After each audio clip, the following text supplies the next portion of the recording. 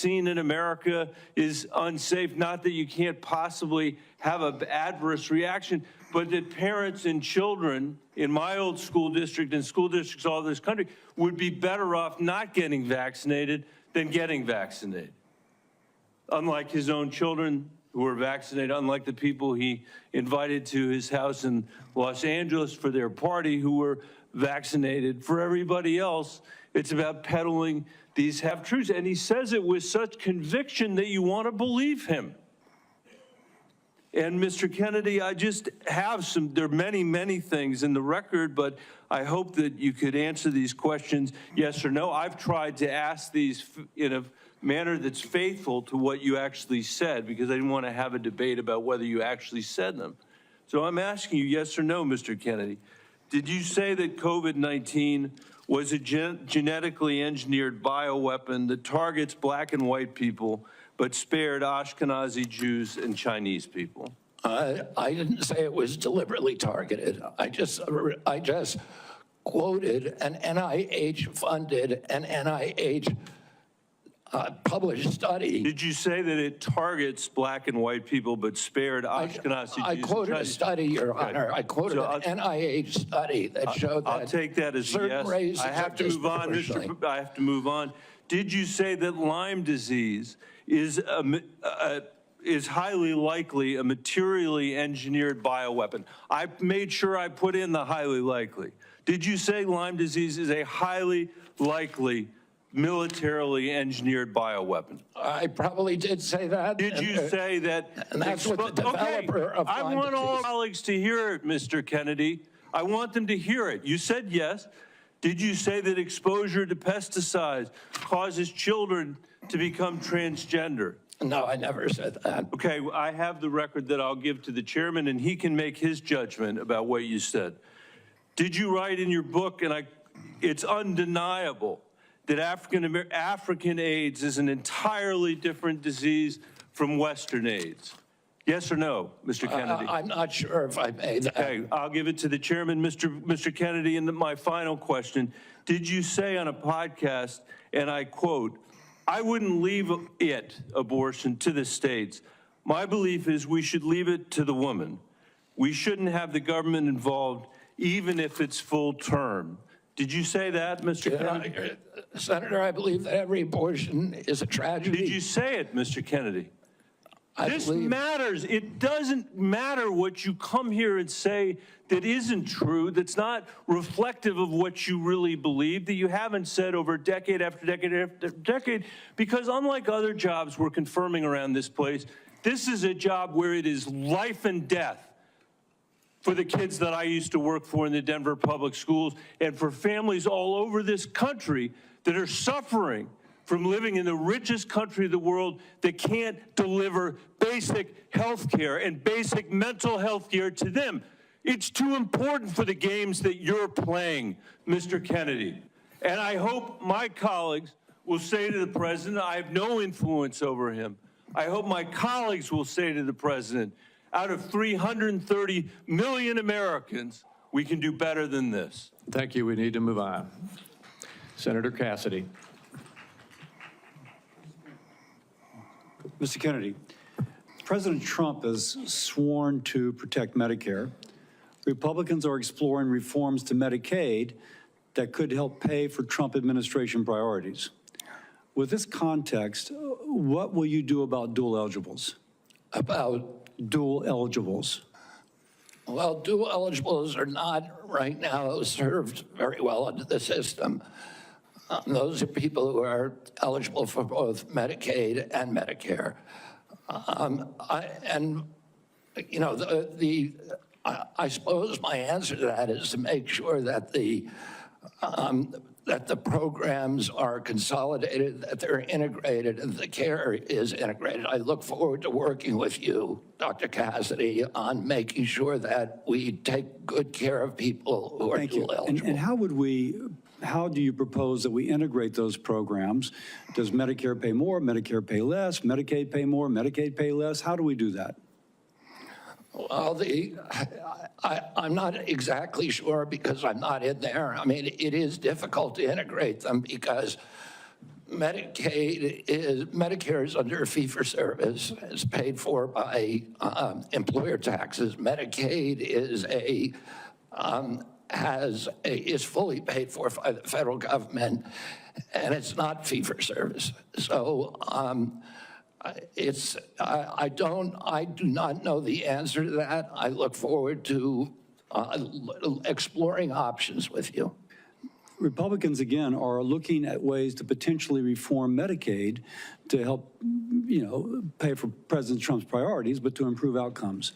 What thoughts do you have regarding Medicaid reform? Well, Medicaid is not working for Americans, and it's specifically not working for the target population. Most Americans, like myself, I'm on Medicare Advantage, and I'm very happy with it. Most people who are on Medicaid are not happy. The premiums are too high. The deductibles are too high. The networks are narrow. The best doctors will not accept it in the best hospitals. And particularly, Medicaid was originally designed for a target population, the poorest Americans. It's now been dramatically expanded.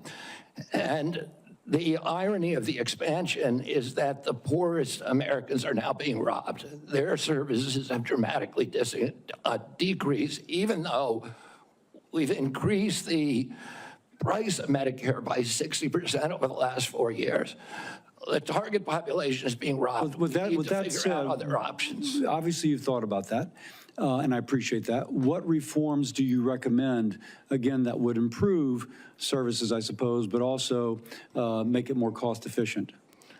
Well, President Trump has given me the charge of improving quality of care and lowering the price of care for all Americans. There are many things that we can do. What we want to, the ultimate outcome, I think, is to increase transparency, to increase accountability, and to transition to a value-based system rather than a fee-based system, So rather than a service-based on system. Medicaid in particular, can you just kind of take those kind of general principles and apply it to the Medicaid program?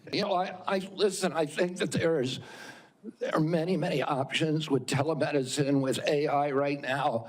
And, there's including direct primary care systems. We're seeing that movement grow across the country. There's one of the largest providers. So going back to Medicaid though, and speaking of these specific advances, what reforms are you proposing with these ideas vis-a-vis Medicaid? Well, I don't have a broad proposal for dismantling the program. Of course not saying that. I think what we need to do is we need to experiment with pilot programs in each state. We need to keep our eye on the ultimate goal, which is value-based care, which is transparency, accountability, access. And one more thing, going back to Medicare, you mentioned you're an MA. You mentioned earlier the Medicare fee-for-service.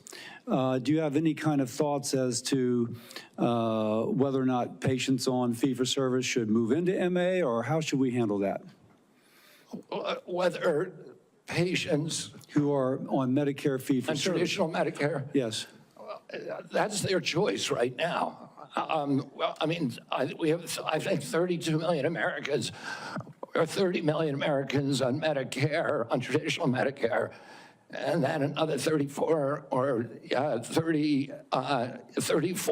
Medicare Advantage, roughly half and half. And I think more people would rather be on Medicare Advantage because it offers very good services. But people can't afford it. It's much more expensive. In answer to your first question, there are all kinds of exciting things that we can be doing, including cooperatives, which President Trump has supported, including health savings accounts, which President Trump has supported. All of these things to make people more accountable for their own health. And so we'd bring the cooperatives and the health savings accounts into Medicare and Medicaid? Exactly. We try to increase those, the use of those, and to direct primary care, to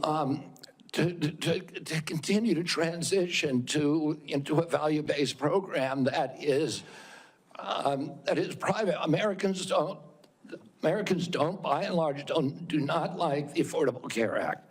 People are on it. They don't like Medicaid. They like Medicare. And they like private insurance. We need to listen to what people, they would prefer to be on private insurance. Most Americans, if they can afford to be, will be on private insurance.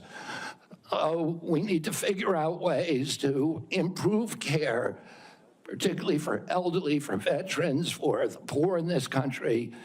And Medicaid, the current model is not doing that. I would ask, any of the Democrats who are chuckling just now, do you think all that money, the $900 billion that we're sending to Medicaid every year, has made Americans healthy? Do we think it's working for anybody? Are the premiums low enough? We do need to move on. Senator Warner. Well, I got to tell you, for literally hundreds of thousands of Virginians, Medicaid is what prevents them from health crises on a daily and weekly basis.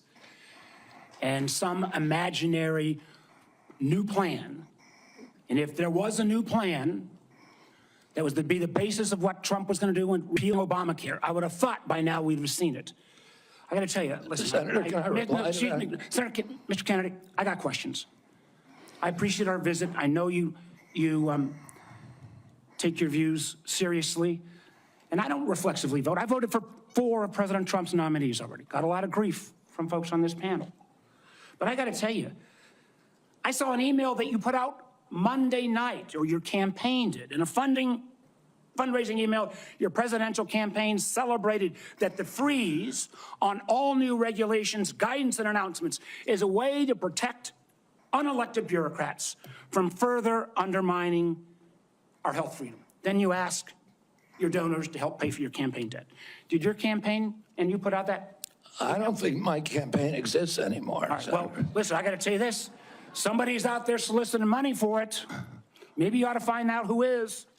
So the fact that you celebrate this freeze, do you think that was a good idea to put all of this on hold for 90 days? Funding and any kind of further work? NIH research?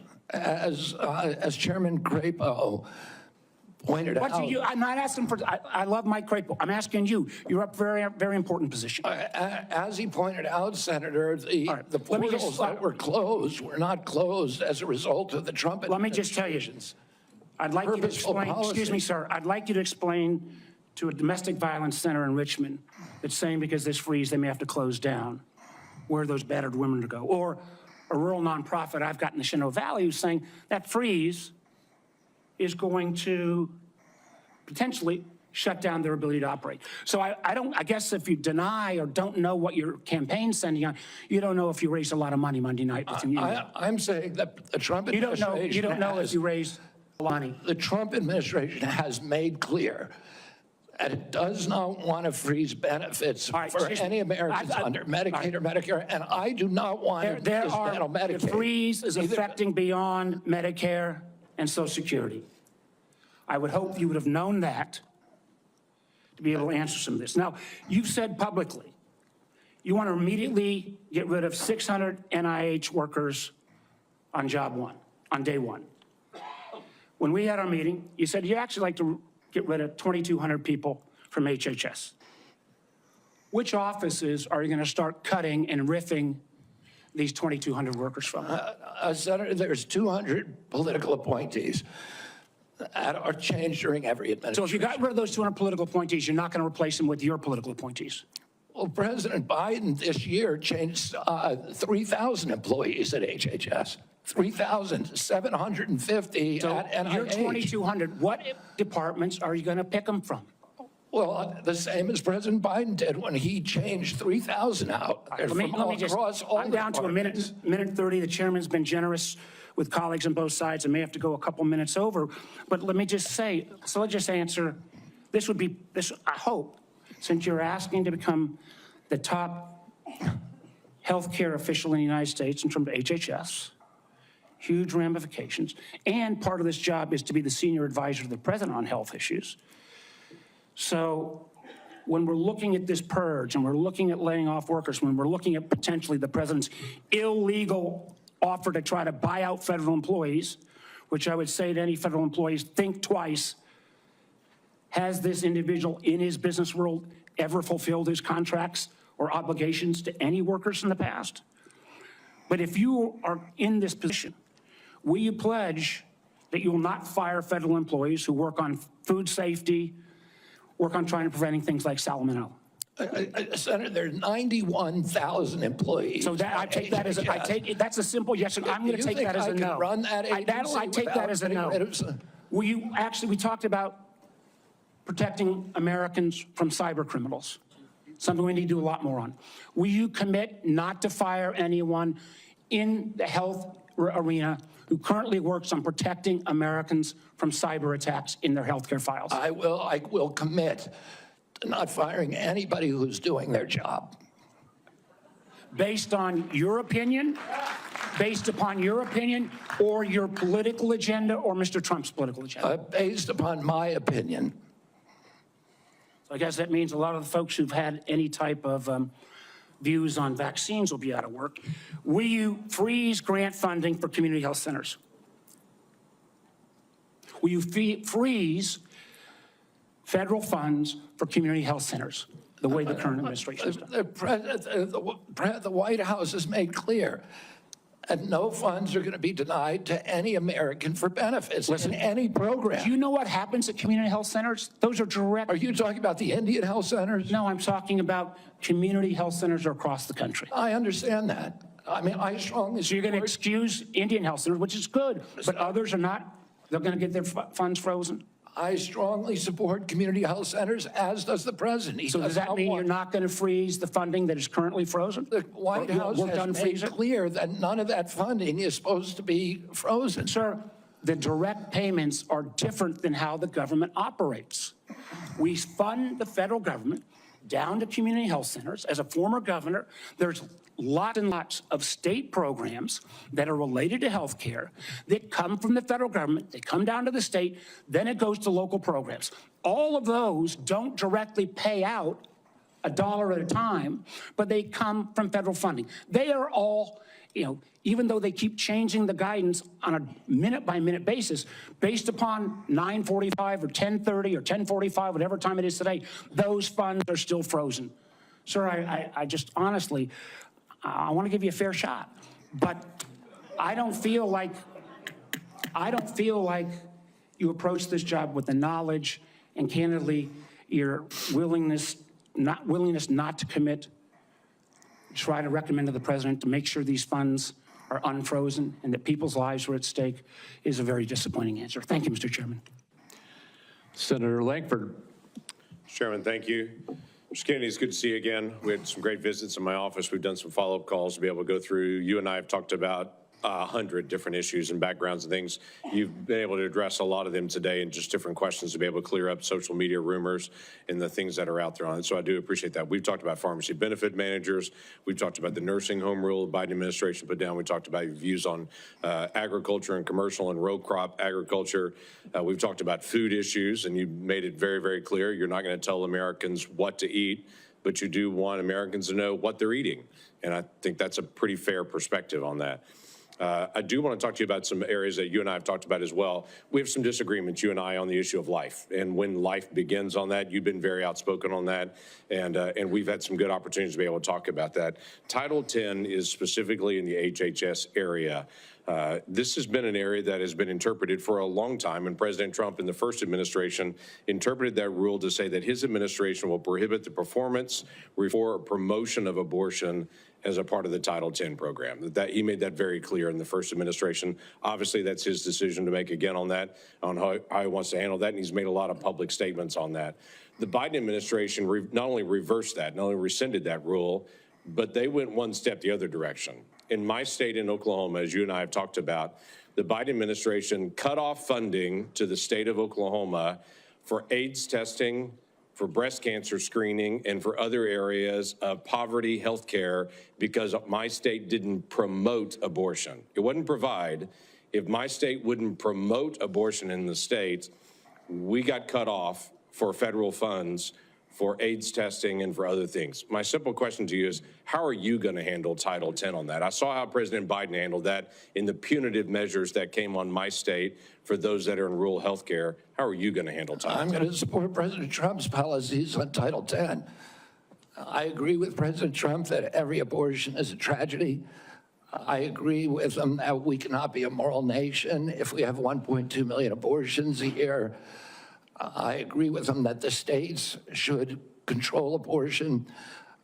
President Trump has told me that he wants to end late-term abortions, and he wants to protect conscience exemptions, and that he wants to end federal funding for abortions here or abroad. That's Title X. I serve at the pleasure of the president. I'm going to implement his policies. Thank you for that. President Biden, when he came in, immediately closed down the Office of Civil Rights and Conscience Protections within HHS. There's a statement that's come out recently that he's going to reopen that office again to be able to protect the civil rights of Americans. One of the things that Javier Becerra did immediately when he came into HHS was conscience protections for medical professionals that were being compelled against their conscience to perform medical procedures that violated their conscience. Javier Becerra stepped in immediately into HHS and withdrew that and said, no, the federal government will tell you what you believe about these issues. You don't have conscience protections anymore, and refuse to protect those folks. Will you step in and say that healthcare individuals have the right of conscience again, as the federal law allows? Yeah, I mean, the first thing that occurs to me when you ask that question is, what patient would want somebody doing a surgery on them that, believes that the surgery is against their conscience being forced to perform that? I don't know anybody who would want to have a doctor performing a surgery that the doctor is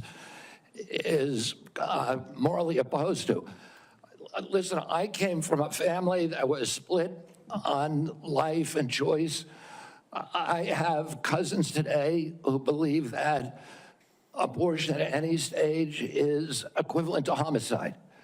Now, there are other people who believe the opposite. But the good thing in my family that I really loved is that we were able to have those conversations and respect each other. And I wish that we could do that nationally. And if forcing somebody to participate in a medical procedure as a provider that they believe is murder does not make any sense to me. We need to welcome diversity in this country. We need to respect diversity, and we need to respect each other when we have different opinions, and not force our opinions on other people. Yeah, thank you for that. The FDA, under the Biden administration, changed the rules for the chemical abortion drug and said you no longer need to see a physician. So if you have an ectopic pregnancy or all kinds of, don't even go anymore to see a physician. But they also changed an area that has been, something that's been very particular, you've talked about a lot, and that's transparency. They changed the position and said, don't tell us if there's a side effect on this drug unless she dies. But other than that, don't tell us anymore. Literally, don't give transparent information to the American people or to the women who take this drug anymore. We don't want that reported. My question to you is, will FDA move to be able to actually give transparency to the American people and to say, this drug is no different than any other drug. We're not going to protect it just because it's political for some folks. People should know side effects on this drug, and there should be reporting. Yeah, I mean, it's against everything we believe in this country that patients or doctors should not be reporting adverse events. We need to know what adverse events are. We need to understand the safety of every drug, mifepristone and every other drug. And President Trump has made it clear to me that one of the things, he is not taking a position yet on mifepristone, a detailed position, but he's made it clear to me that he wants me to look at safety issues. And I'll ask NIH and FDA to do that. Thank you. Senator Whitehouse. Thank you, Chairman. Mr. Kennedy, I only have 5 minutes with you, and I've got a lot of experience with CMS, so you're just going to have to listen. 2 things. One, if you want to move from advocacy to public responsibility, Americans are going to need to hear a clear and trustworthy recation of what you have said on vaccinations, including a promise from you never to say vaccines aren't medically safe when they in fact are, and making indisputably clear that you support mandatory vaccinations against diseases where that will keep people safe. You're in that hole pretty deep. We've just had a measles case in Rhode Island, the first since 2013. And frankly, you frighten people. 2, I want to air harms that Rhode Island has experienced from a remorseless, senseless CMS bureaucracy. CMS has for years maintained a reimbursement system that the bureaucracy could never explain, never justify, that persistently pays Rhode Island providers less than neighboring Massachusetts and Connecticut providers. A differential of 23 and 26% in our regional healthcare market. The Pending Ahead program can begin to remedy this, at least for value-based care, and it must. There has to be payment parity in the region. Rhode Island's healthcare system is bleeding out because we aren't paid what neighboring hospitals and doctors are paid. And the one act CMS took on this years ago was to make it worse. The CMS bureaucracy has also attacked one of the best accountable care organizations in the country, Rhode Island's Integra family doctors. Tried to throw them off the shared savings program because they said Integra years ago briefly fell 137 patients short of the 5,000 patients that ACOs need. CMS wouldn't listen until a court found that to be unjustified, likely illegal, irreparable harm to this high-performing ACO and its patients, and contrary to the public interest. That must stop. Last, CMS has refused to approve waivers granted elsewhere for Rhode Island from rules that are stupid for Medicare patients who are nearing the end of their days.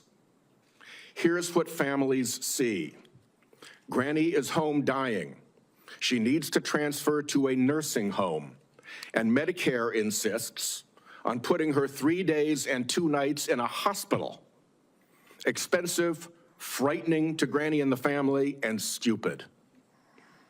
Granny's home dying and can't get palliative and curative care together. Inhumane and stupid. Granny's home dying and can't get home care if she can still get out into the yard or be driven to see the shore, to see Narragansett Beach, say, one more time, to recall childhood memories before she dies. Inhumane and stupid. Granny's home dying and the family's exhausted. And the respite care benefit is not to send a nurse or a caregiver, but to stuff Granny in an ambulance and haul her off to a hospital. Respite.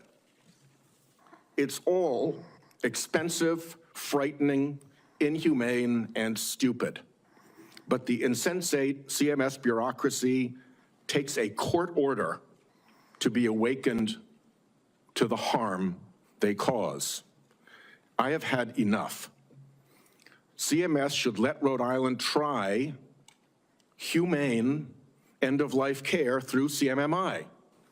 Let's see if it works at a state. I bet it will save money, serve families better at a very, very delicate time, and perhaps even make a model for better health care everywhere. I've said a lot. My time is out. You're welcome to respond in writing. I ask unanimous consent that the order declaring CMS's actions to constitute irreparable and illegal harm be put into the record. Without objection. Let me just respond very briefly, Senator Whitehouse. I'm an implacable enemy of tyrannical, insensate bureaucracies and stupid rules, and I will work with you to make CMS responsive to the needs of Rhode Island and to remedy those disparities that you talk about. I am familiar with the Integra Health plan, and it is the template for what we ought to be doing is a value-based plan. And I look forward to you to making sure that we create pilot programs like this. Unfortunately, that can be Mr. Chairman. reproduced around the country. Unfortunately, Mr. Chairman, one of the things I've learned in my tenure in the Senate is that a nominee saying that they're willing to work with me amounts to exactly zero. We need to get this fixed. Thank you. Well, I guess at that point, then, we will move on to Senator Daines. Mr. Chairman, thank you. Mr. Kennedy, I'm glad to see you here this morning. I listened to your opening remarks, and you mentioned that you want to make HHS the gold standard of science. I have found my engagements with you, both behind closed doors in my office, as well as listening to you publicly, to be very thoughtful and science-based. I applaud that. I thank you for that. And I realize this will likely be a very partisan vote on this committee and on the Senate floor. But let the record state there are 3 medical doctors on this side of the dais. I'm a chemical engineer. We believe in science. I'm thankful that you do too, and you made that comment in your opening remarks. I want to talk about agriculture for a moment. We talked about our common love for Montana. You've been to Montana many times. It's a wonderful state. A lot of folks have discovered it. They watch the show Yellowstone, and people are coming and moving into our state, but it's an amazing place. But as you know, agriculture is our top economic driver in Montana. We produce some of the highest quality crops, the best livestock in the country and the world. Our farmers and our ranchers are truly some of the most effective environmental stewards in ensuring we have a safe food supply chain in the world. I share your view that protecting the integrity and safety of our food supply is of utmost importance. I appreciate the research happening in places like Montana State University to help farmers produce resilient, healthy, and safe crops, as well as their agricultural practices. You mentioned you were a 4-H kid growing up. 4-H kids and our FFA kids are some of the best kids in America. My question for you, Mr. Kennedy, is if confirmed, as I'm listening to my farmers and ranchers talk about the future, will you commit to working collaboratively with partners at USDA, at the relevant federal agencies, as well as our Montana farmers and ranchers before implementing any policy that might affect or impact food supply? Absolutely will make that commitment. I have, as I shared with you, a personal commitment and a long career working with farmers. I want to make sure I understand the very, very narrow margins, the slim margins that American farmers and ranchers are dealing with. And I don't want, under my watch, a single farmer to have to leave his farm for economic reasons or for regulatory or bureaucratic reasons while I serve, if I'm privileged to serve, to be confirmed as HHS Secretary. Even more important, President Trump has a very, very strong commitment to farmers. President Trump is probably historically in modern history the best farm president in our history. Farm income spiked for the first time in decades under his last administration. He got solid support from farmers across the country. Farm country is Trump country. Farmers across the country supported him during this election. He has specifically instructed me that he wants farmers involved in every policy, and that he wants me to work with Brooke Rollins at USDA to make sure that we preserve American farmers, that all of our policies support them. Mr. Kennedy, thank you. And if confirmed, I look forward to having you and Brooke Rollins out to Montana to spend some time with You our have farmers. my commitment to come there anytime, particularly during ski season or hunting season. Deal. I want to shift gears for a moment. As we discussed in the meeting we had in my office, mifepristone was approved in 2000. The FDA has been under scrutiny and brought to court for failure to properly assess this drug, as well as subsequent deregulations Senator Langford described that have occurred over the past 25 years. Some of these deregulations included ending the requirement that these drugs be prescribed by a doctor, ending reporting requirements for adverse events, and allowing these pills to be obtained through the mail. In fact, the FDA's own prescribing label mentioned that 3 to 5% of women taking this drug end up in the emergency room. My question is, if confirmed as Secretary of HHS, will you commit to working with the FDA Commissioner to review these deregulatory actions that are threatening the safety of women? Sorry, Senator. As I said to Senator Langford, I think it's immoral to have a policy where patients are not allowed to report adverse events and where doctors are discouraged from doing that. President Trump has asked me to study the safety of mifepristone. He has not yet taken a stand on how to regulate it.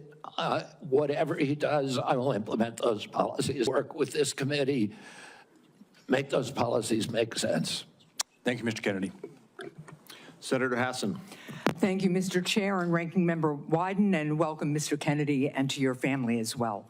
I want to start with a couple of concerns I have, and just briefly, on Medicaid. States share in the funding of Medicaid. Millions of disabled children in this country are alive because of Medicaid. Millions of people with addiction in this country are in recovery because of the services provided to them by Medicaid. And millions of chronically ill people who, until Medicaid expansion was enacted, who couldn't get health care and therefore couldn't work because they were too sick, got health care through Medicaid expansion, then went back to work, and now they're on private insurance. So those are some facts about Medicaid that you might want to brush up on. Now, I'm also extremely concerned about your endorsement of radical fringe conspiracies that, if implemented at HHS, would put American families' lives at risk. Vaccines are one of our greatest public health triumphs. And you don't need, I'm not talking about abstract medical science. One of the people who helped raise me was my grandfather, who was a pediatrician. He practiced medicine in this country from 1921 until the mid-1980s. And I heard details about the difference those vaccines made in saving lives in the children who were under his care.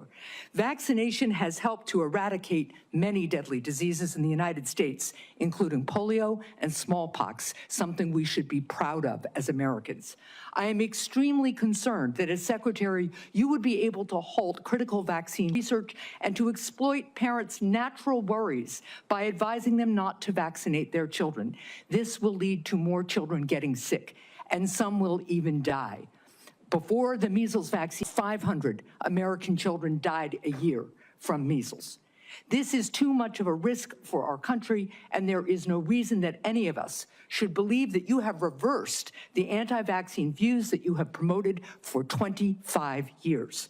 For example, you have previously falsely suggested that the polio vaccine killed many, many, many, many more people than polio ever did by causing fatal cancers, while rigorous safety studies show that to be completely false. Now, let's go to something we agree upon. I am really heartened to see that one area where we agree on is on women's reproductive freedom. In your own words, it's not the government's place to tell people what to do with their bodies. You said that, correct? Yep. Mr. Kennedy, in 2023, you came to New Hampshire and said, quote, "I'm pro-choice. I don't think the government has any business telling people what they can or cannot do with their body." So you said that, right? Yes. Yep. But you also said we need to trust the women to make that choice because I don't trust government to make any choices. You said that too, right? Yes. It is remarkable that you have such a long record of fighting for women's reproductive freedom, and really great that my Republican colleagues are so open to voting for a pro-choice HHS secretary. So, Mr. Kennedy, I'm confused. You have clearly stated in the past that bodily autonomy is one of your core values. The question is, do you stand for that value or not? When was it that you decided to sell out the values you've had your whole life in order to be given power by President Trump? Senator, I agree with President Trump that every abortion is a tragedy, that we can't be a moral authority in this country. Right, so, but that isn't what you said back in New Hampshire in 2023. My question is exactly when did you decide to sell out your life's work and values to get this position? Senator, I agree with President Trump that every abortion is a tragedy. So what you're telling us, just to be clear, because my time is limited, is that regardless of what you believe, regardless of what values you have, if President Trump tells you to do something, you're going to do it. You said just now the discussion about mifepristone. Oh, he's asked me to study the safety of it.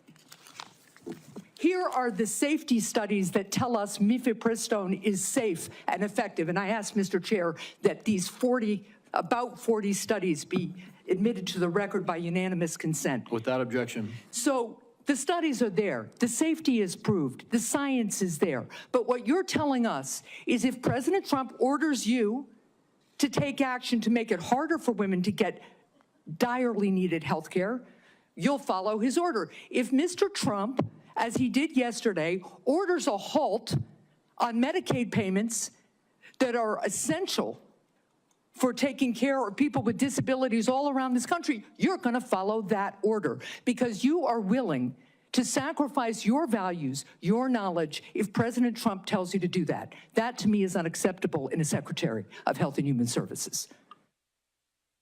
As I explained before, the White House has issued a statement saying that that policy will not deprive any American of benefits. The problem is the White House issued that statement only after we pointed out the damage it would do, and it became politically uncomfortable for them. You know what else that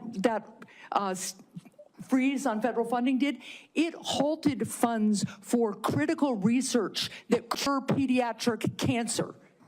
So if the president tells you to do that, you're going to stop that too. That's enough. Thank you. Senator Cortez Masto is next. Thank you. Mr. Kennedy, thank you for coming into my office and having the conversation that we did. I appreciate your passion and your belief, and you've spent years really talking about the issues that matter to you, and I appreciate that. Let me ask you a couple of questions, though I just need some clarification.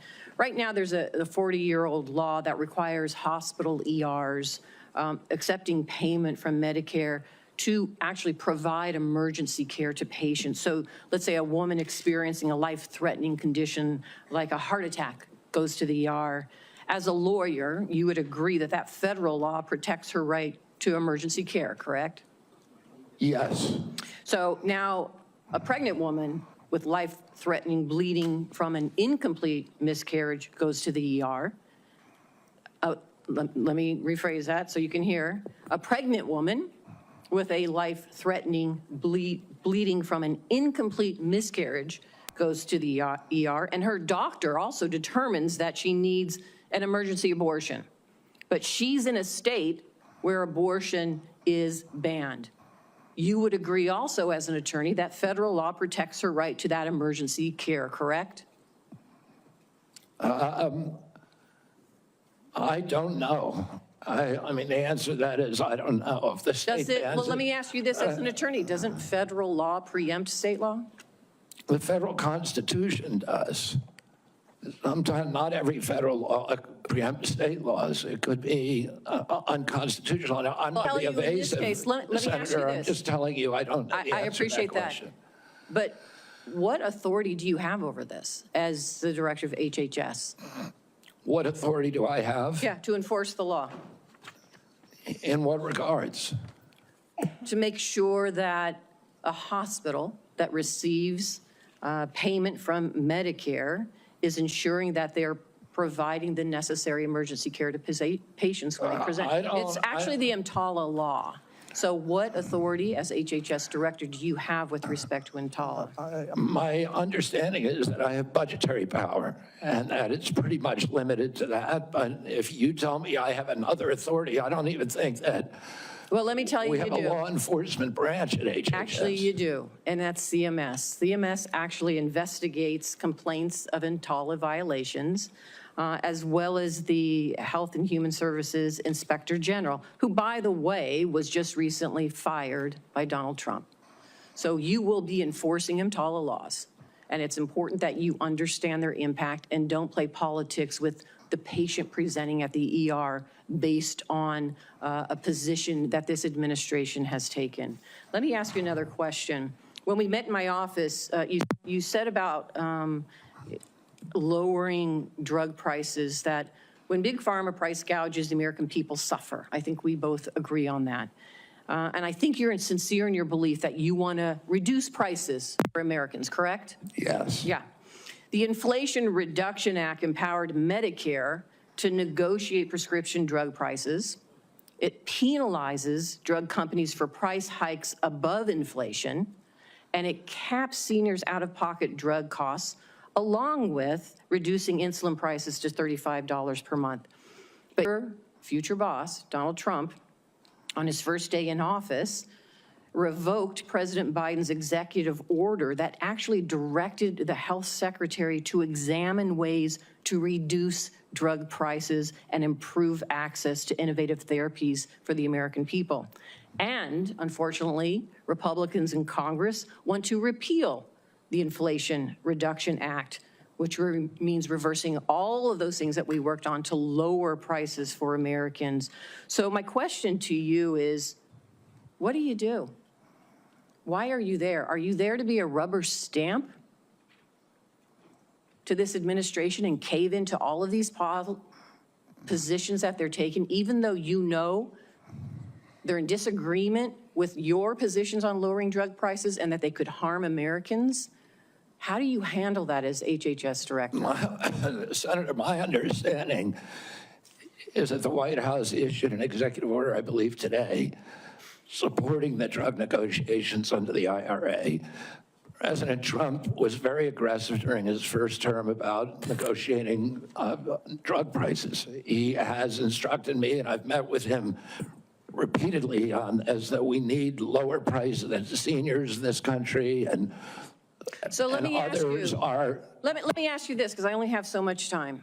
So we've already negotiated lowering prices for 10 drugs with Big Pharma. And Big Pharma, by the way, opposes this. They have not only are asking for a pause, they have filed lawsuits, but we've already negotiated the first 10 drugs. And we want to expand it to the next 10 to 15 that the Biden administration has put forward. Would you agree and continue that path of really mandating that Big Pharma come to the table and negotiate drug prices for Medicare so we can lower those prices for Americans? My understanding is that the executive order that was issued today, which I haven't seen, but I've read a summary. Well, let me ask you this then, because you keep citing the Trump administration and you're just going to follow what they say. Is that what you're doing? You're just a rubber stamp for them in this position? So anybody, Trump. so it doesn't matter that you're before us. It could be anybody coming before us as long as they're a rubber stamp for this administration and disregarding your beliefs and what you think. I guess my question to you is, if it really is fundamental to what you believe, how do you live with that? How do you address those issues as you're moving forward, You want me to knowing answer that the it's going to question, harm Senator? Americans? Yeah. You want me to answer the question? No, I'm asking you. Okay. President Trump has asked me to end the chronic disease epidemic and make America healthy again. And I'm So in a is that the unique only reason why position. you're at HHS? Is that the Excuse only me? reason why then you're at the HHS to address that one issue? President Trump has asked me, because I'm in a unique position, to end that. And that is what I'm doing.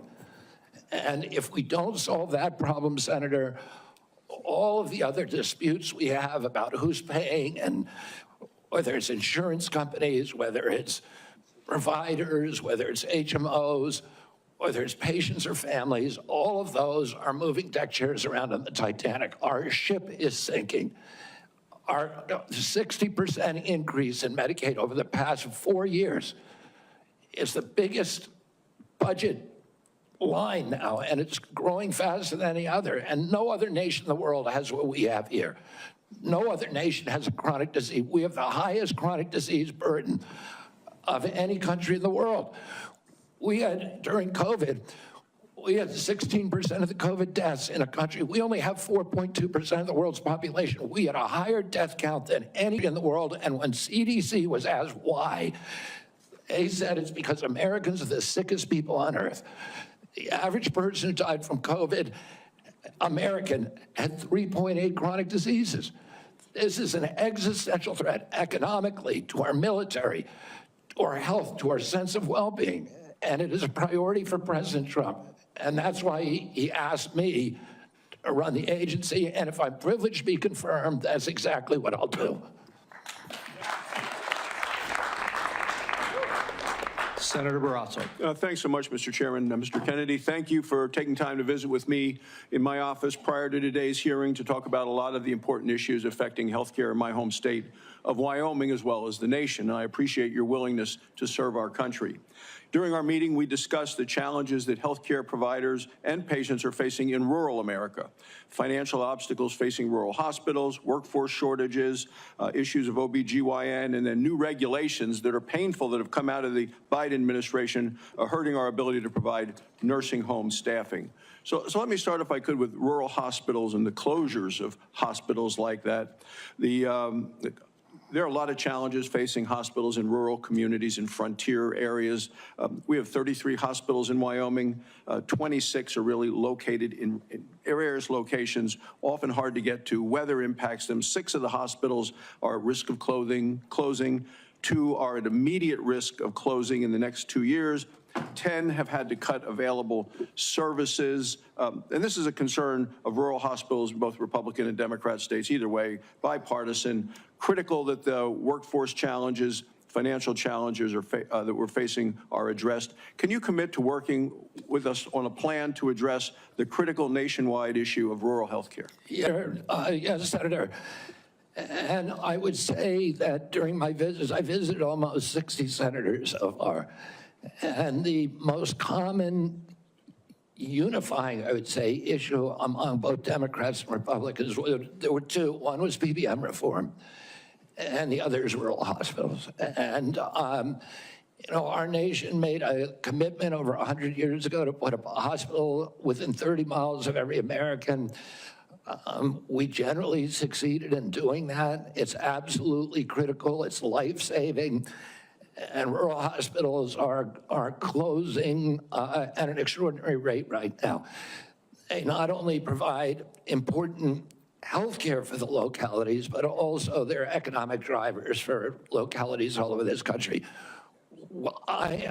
President Trump is determined to end the hemorrhage of rural hospitals, and he's asked me to do that through the use of AI, through telemedicine, which these are innovations that I saw the other day. A Cleveland clinic has developed an AI nurse that you cannot distinguish from a human being, that has diagnostics as good as any doctor. And we can provide concierge care to every American in this country, even those, the remote parts of Wyoming, Montana, Alaska, et cetera. We also have opportunities at HRSA and at the GME to finally live up to GME's mission of providing personnel to rural hospitals. And I intend to use all of my power, because I've seen the priority that is given by Democrats and Republicans on this committee I intend to make that a priority if I'm privileged to be confirmed. Well, I appreciate it, because often with financial strains on a local hospital, one of the common services to be cut in rural hospitals is maternity services. And now we have women in Wyoming having to drive over 100 miles to access care. 13 counties in Wyoming don't have access to OB. And we're talking counties larger than the states of Vermont, New Hampshire, Rhode Island, Connecticut, New Jersey, Delaware, counties larger than those whole states. So will you commit to working with my office to find solutions to help address these specific maternal health challenges in rural America? Yes, Senator, I look forward to it. Another issue we specifically spoke about with this harmful Biden administration rule that have really been bad for our rural nursing homes. And it's a rule that would triple the registered nurse requirements in nursing homes. This is going to lead, there just aren't enough registered nurses in our state to be able to comply with this. This would lead to nursing home closures across our state. Will you commit to working with me to fix this serious problem that it was a result of a rule that came out by the Biden administration, who clearly doesn't understand rural America? Yes, Senator, I think the rule was well-intentioned, but as you've said, and I've heard from many rural senators, it will be a disaster for their states. Some of the nursing homes, these are staffing rules that require 24-hour staffing by medical professionals. Some of the nursing homes in rural areas simply do not have the available personnel or the economics to be able to do that. It will mean the closure of nursing homes in rural areas across our country, which means the parents, the elderly parent, will be moved a great distance from the local community and their family. And we know that the single greatest driver of high-quality nursing home care is the involvement, the proximity of family members. When you move that nursing facility away from the community where the kids live, you're going to get much worse care. So the intention, although it was noble, was in reality, for rural areas at least, it is going to be a disaster. Thank you. Thank you, Mr. Chairman. Thank you. Senator Johnson. Mr. Kennedy, welcome. Thank you for being here. Thank you for your decades-long advocacy for a clean environment, for children's health. I can't say as I'm surprised by the hostility on the other side. I'm highly disappointed in it. I don't know if you remember when you called me up and you were contemplating setting your political differences aside, joining forces with President Trump on an area of agreement, addressing chronic illness, trying to find the root cause of all these problems facing this nation.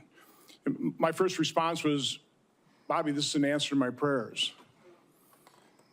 We need to get to the answers of this, but even more, we need to heal and unify this divided nation. I'm not necessarily the most optimistic guy because we've got enormous challenges facing this nation, but I thought, wow, here's somebody from the left, somebody I don't agree with on many issues politically, coming together with President Trump and focusing on an area of agreement, something that the American people desperately want. Finding out the answers. What has caused autism? What is causing chronic illness? Ms. Kennedy, I think I've come to know what's in your heart. I think I know the personal and political price you've paid for this decision. I want to say publicly, I thank you for that. I truly appreciate what you're doing here. Can't we come together as a nation and do this? Can we do? Aren't you getting tired of this? I'm getting tired of this. So again, Mr. Kennedy, I need to enter in the record. These are just 11 letters of support signed by 63,000 people, thousands of doctors. From the American Association of American Physicians and Surgeons, Independent Medical Alliance, the North Carolina Physicians and Freedom Group, Governor Jeff Landry from Louisiana. These are Americans, nonpartisan, A lot of these people, I know because I've advocated with you, a lot of them are Democrats.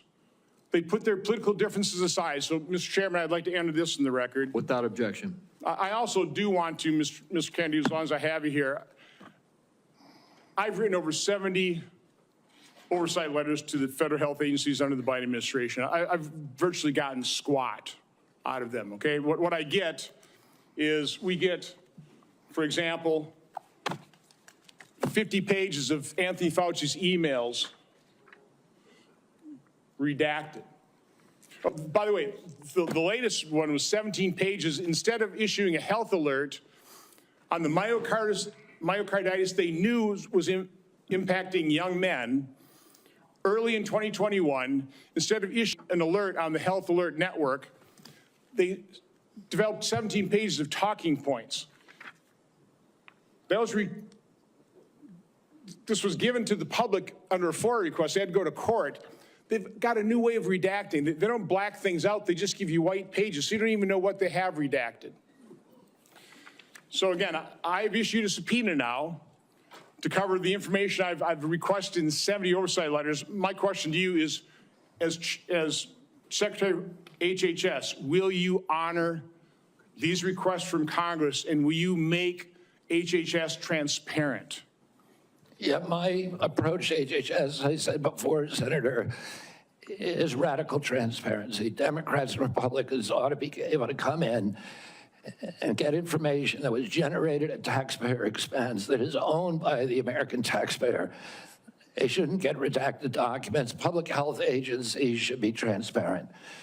And if we want Americans to restore trust in the public health agencies, we need transparency. I want to say something about what you first said. When I launched my campaign, it was about uniting Americans, Democrats and Republicans. There's no issue that should unite us more than this chronic health epidemic. There's no such thing as Republican children or Democratic children. These are our kids. 66% of them are damaged. I know what a healthy kid looks like because I had so many of them in my family. I didn't know anybody with a food allergy growing up, peanut allergy. Why do 5 of my kids have allergies? Why are we seeing these explosions in diabetes, rheumatoid arthritis, neurological diseases, depression, all of these things that are related to toxics in the environment? Why can't we just agree with each other to put differences about so many issues, intractable issues aside, and say, we're going to end this? I don't think anybody is going to be able to do this like I have because of my peculiar experience, because I've litigated against these agencies. When you litigate against them, you get a PhD in corporate capture and how to unravel it. I've written 6 books about these agencies. I know a lot about them and I know how to fix it. And there's nobody who will fix it the way that I do because I'm not scared of vested interests. I don't care. I'm not here because I want a position or a job. I have a very good life and a happy family. This is something I don't need. I want to do this because we're going to fix it. And the other thing is we are attracting now a caliber of people to HHS like never before in history. And they're entrepreneurs, they're disruptors, they're innovators of immense talent that are walking away, many of them from growing concerns. They're not coming there for position. They're coming there because they want to save our country. And they're from across the political spectrum. And all these Democrats are opposed to me for partisan issues. They used to be my friends, agreed with me on all the environmental issues that I've been working on for my whole career. Now they're against me because anything that President Trump does, any decision he makes, has to be lampooned, derided, discredited, marginalized, vilified. We need to move on. Senator Warren. Thank you, Mr. Chairman. So, Mr. Kennedy, I want to start with something that I think you and I agree on, and that Big Pharma has too much power in Washington. You've said that President Trump asked you to, quote, clean up corruption and conflicts. sounds great. You've said that you will, quote, slam shut the revolving door between government agencies and the companies they regulate. That also sounds great. So here's an easy question. Will you commit that when you leave this job, you will not accept compensation from a drug company, a medical device company, a hospital system, or a health insurer for at least 4 years, including as a lobbyist or a board member? Can you just repeat the last part of the question? Can I commit You're to not going what? to take money from drug companies in any way, shape, or form. Who? Me? Yes, you. Oh. Yeah, I'm You're the happy one- to commit to that. Okay, good. That's what I figured. I said it's an easy question to start with. And I think you're right on this I don't question. think any of them want to give me money, by the way. Right. Let's keep going. You're right, because to say yes, because every American has the right to know that every decision you make as our #1 health officer is to help them and not to make money for yourself in the future. So I want to talk more about money. I'm looking at your paperwork right now. In the past 2 years, you've raked in $2.5 million from a law firm called Wisner Baum. You go online, you do commercials to encourage people to sign up with Wisner Baum to join lawsuits against vaccine makers. And for everyone who signs up, you personally get paid. And if they win their case, you get 10% of what they win. So if you bring in somebody who gets $10 million, you walk away with $1 million. Now, you just said that you want the American people to know you can't be bought. Your decisions won't depend on how much money you could make in the future. You won't go to work for a drug company after you leave HHS. But you and I both know there's another way to make money. So, Mr. Kennedy, will you also agree that you won't take any compensation from any lawsuits against drug companies while you are secretary and for 4 years afterwards? Well, I'll certainly commit to that while I'm secretary. But I do want to clarify something, because you're making me sound like a shill. I put You're the together one who that got- case. I did the Science Day presentation to the judge on that case to get it into court, the Mr. downward Kennedy, hearing. Mr. Kennedy, it's just a really simple question. Yeah, You've taken in $2.5 million. I want to know if you will commit right now that not only will you not go to work for drug companies, you won't go to work suing the drug companies and taking your rake out of that while you're secretary and for 4 years after. It's just... I'll commit to not taking any fees from drug companies while I'm secretary. No. I'm asking about fees from suing drug companies. Will you agree not to do that? You're asking me to not sue drug companies, No, and I'm not going to agree to you can that, sue drug Senator. companies as much as you want. I'm not going to agree to not sue drug companies or anybody. So let's do a quick count here of how, as Secretary of HHS, if you get confirmed, you could influence every one of those lawsuits. Well, let me start the list. You could publish your anti-vaccine conspiracies, but this time on U.S. government letterhead, something a jury might be impressed by. You could appoint I people don't to the understand that. CDC vaccine panel who share your anti-vax views and let them do your dirty work. You could tell the CDC vaccine panel to remove a particular vaccine from the vaccine schedule. You could remove vaccines from special compensation programs, which would open up manufacturers to mass torts. You could make more injuries eligible for compensation, even if there is no causal evidence. You could change vaccine court processes to make it easier to bring junk lawsuits. You could turn over FDA data to your friends at the law firm, and they could use it however it benefited them. You could change vaccine labeling. You could change vaccine information rules. You could change which claims are compensated in the vaccine injury compensation program. There's a lot of ways that you can influence those future lawsuits and pending lawsuits while you are Secretary of HHS. And I'm asking you to commit right now that you will not take a financial stake in every one of those lawsuits so that what you do as secretary will also benefit you financially down the line? I'll comply with all the ethical guidelines. That's not the question. You have said You're asking me, Senator, you're asking me not to sue vaccine pharmaceutical companies. Yeah, you are. That's exactly what you're doing. Look, no one should be fooled here. As Secretary of HHS, Robert Kennedy will have the power to undercut vaccines and vaccine manufacturing across our country.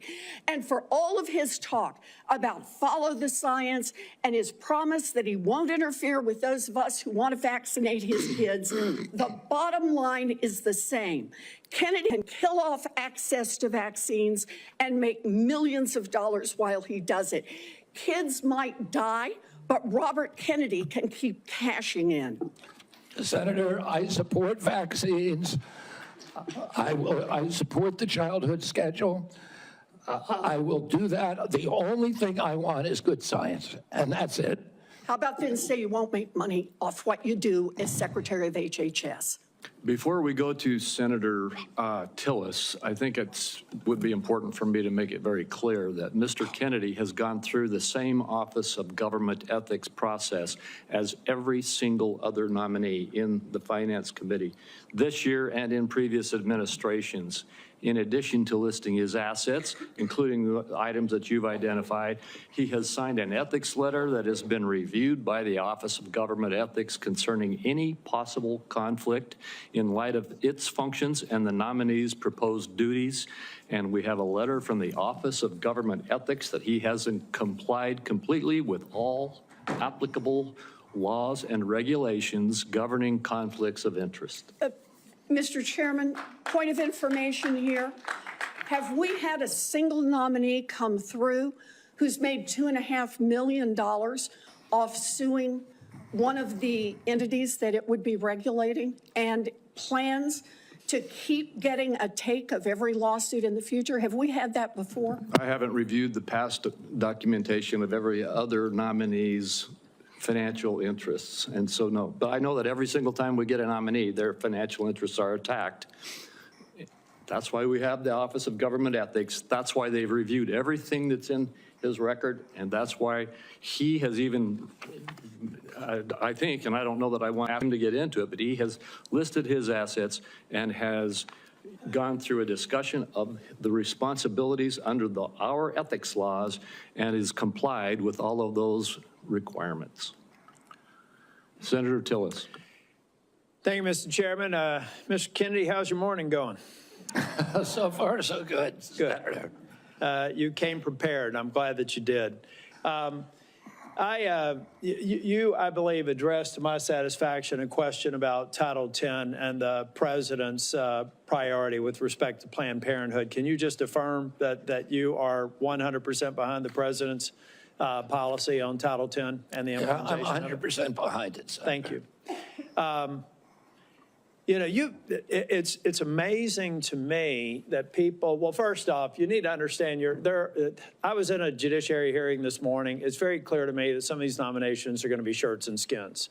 So no matter what you answer in the affirmative, they're going to ask you one more question so that you won't be able to answer in the affirmative. That's just the way the game gets played when we have nominees like yourself. So I think you're handling yourself well. I got a real quick question for you. Are you a conspiracy theorist? That is a pejorative, Senator, that's applied to me, mainly to keep me from asking difficult questions of powerful interests. I was told that I was a conspiracy theorist. That label was applied to me because I said that the vaccines, the COVID vaccine, didn't prevent transmission and it wouldn't prevent infection, when the government was telling people, Americans, that it would. I was saying that because I was looking at the monkey studies in May of 2020. I was called a conspiracy. Now everybody admits it. I was called a conspiracy theorist because I said red dye caused cancer. And now FDA has acknowledged that and banned it. I was called a conspiracy theorist because I said fluoride lowered IQ. Last week, JAMA published a meta-review of 87 studies saying that there's a direct inverse correlation between IQ loss. All right, so I'm going to assume a I could lot of go on those- for about a so week. is there any one of them that you can say, you got me? That really was a conspiracy theory, or are you in a Not yet. position to submit for the record? I think it'd just be helpful for every one of these narratives for you to submit that maybe for the record. You said something about SNAP lunch. I was in the State House in North Carolina before I came here, and anytime I'd go visit an elementary school, the first thing I would do is go to the trash cans in the cafeteria. And what we have now are kids that are not eating the food because the dictates of the federal government have made it something that they don't want. But they say, well, it's a healthy alternative. It has processed materials in it, and it's not particularly attractive to them. So they throw it away. Trash cans full of food that these kids didn't eat. So then what do? They go eat snacks, or they go eat or they drink a sugared drink. The SNAP program, everything you've said about the SNAP program, I agree with. I think that we should be very, very strict about that, and it's going to make some people uncomfortable in the food manufacturing segment, produce healthy foods that we can put in the SNAP program. That's the way to address it. But we also need to look at the school health program. I was PTA president 21, 22 years ago at my daughter's high school, and I feel like we've got these kids that need help. We've got to guide them through a process. Many of them are probably on Medicaid, and Medicaid's failing them. Everybody here says Medicaid is sacrosanct. Nobody's admitted that Medicaid is producing positive health outcomes. Is that your problem in Medicaid right now, the program or the outcomes? Is the outcomes. We're spending $900 billion, and our people are getting sicker every single year. Yeah, so And anybody who's President Trump building wants people to have it, Americans to have high-quality insurance. That's what Anybody he's- who's building a case for the status quo of Medicaid is by extension saying that they're happy with the outcomes. I think it's unacceptable. I do have a question for you on Project Warp Speed. We supported the CARES Act. We had 97 people in the U.S. Senate vote for it. Everybody here. There was only one member of Congress that voted against it, I believe. And Project Warp Speed had CDC, FDA, NIH, and BARDA very much in the mix. Now, some people think that you're going to come in here and insert yourself into those agencies in a way that's never been done before. Let's say that they're a part of a future Project Warp Speed. Is it your intent to go in and do something that's never been done before based on my staff's research and insert yourself in a discussion that the scientists are dealing with in those different agencies? No, Senator, what I want to do is, I'm not a scientist. I want to empower scientists. I want to make sure that science is unobstructed by vested or economic interests. That's good. Or by bad culture. And I'll just say about Operation Warp Speed, it was an extraordinary accomplishment, demonstration of leadership by President Trump. When he promoted Operation Warp Speed, he was looking at all of the different remedies, including vaccines. Therapeutics, everything. Therapeutic, ivermectin, hydroxychloroquine, famotidine, even chlorine dioxide. And he was not looking at shutting down our country for the year, forcing people to wear masks for a year, forcing all social distancing that did not have any scientific base, which Dr. Fauci has now acknowledged. He said, we took it out of thin air. But all of those changed during the Biden administration. And it became very narrowly focused. We ended up with the worst, the highest death count of any country in the world. Mr. Chair, if I can just ask one final question, and I think it's a one-word answer. I've heard a lot of people complaining about health care delivery, Medicaid, on the other side of the dais here. Who's been responsible for health care policies over the last 4 years? The Biden administration. I mean, the president, the Biden, okay. Yeah. So that, I'd like to have heard more of those in oversight hearings over the last 4 years. I haven't, but I'm glad that there's an acknowledgement that you're inheriting a problem that needs to be fixed. Thank you. Thank you, Senator. Senator Sanders. Thank you, Mr. Chairman. Mr. Kennedy, thanks for being with us. I very much like the slogan that you coined, Make America Healthy Again. And I strongly agree with that effort. Despite spending, as you indicated, 2 or 3 times as much per capita on healthcare as other nations, we have 85 million people who are uninsured, underinsured. We have all kinds of chronic illnesses. Our life expectancy is lower than other countries. And for working class people in this country, they are living 6, 7 years shorter lives than the top 1%. We got a problem, okay? And I'm going to suggest some ideas that I think can remedy that. Last year, the insurance industry in this country made over $70 billion, while at the same time, 85 million Americans are uninsured or underinsured. Do you agree with me that the United States should join every other major country on earth and guarantee health care to all people as a human right? Yes? No? Senator, I can't give you a yes or no answer to that question. Health care a human right? Is health care a human right? In the way that free speech is a human right, yeah. I would say it's different because with free speech doesn't cost anybody anything, but in healthcare, if you smoke cigarettes for 20 years and you get cancer, you are now taking from the pool. Well, and so are you guaranteed the same right, or is there also a duty? I'm sorry, I'd love to talk for an hour with you. We got a few minutes left here. All right. Every other country on earth says healthcare, whether you're poor or rich, young or old, is a human right. I'm not hearing you say that. All right, you've talked about the drug companies, and maybe we agree on this one.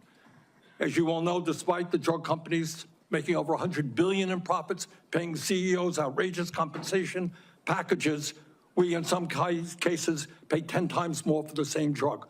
Will you support legislation that I will introduce which says that in America we should not be paying a nickel more for prescription drugs than people around the rest of the world? Yes, no?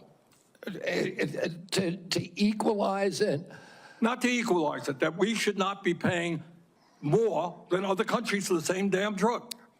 President Trump has asked me, in fact, I had a meeting with President Trump a week ago where we showed him the charts.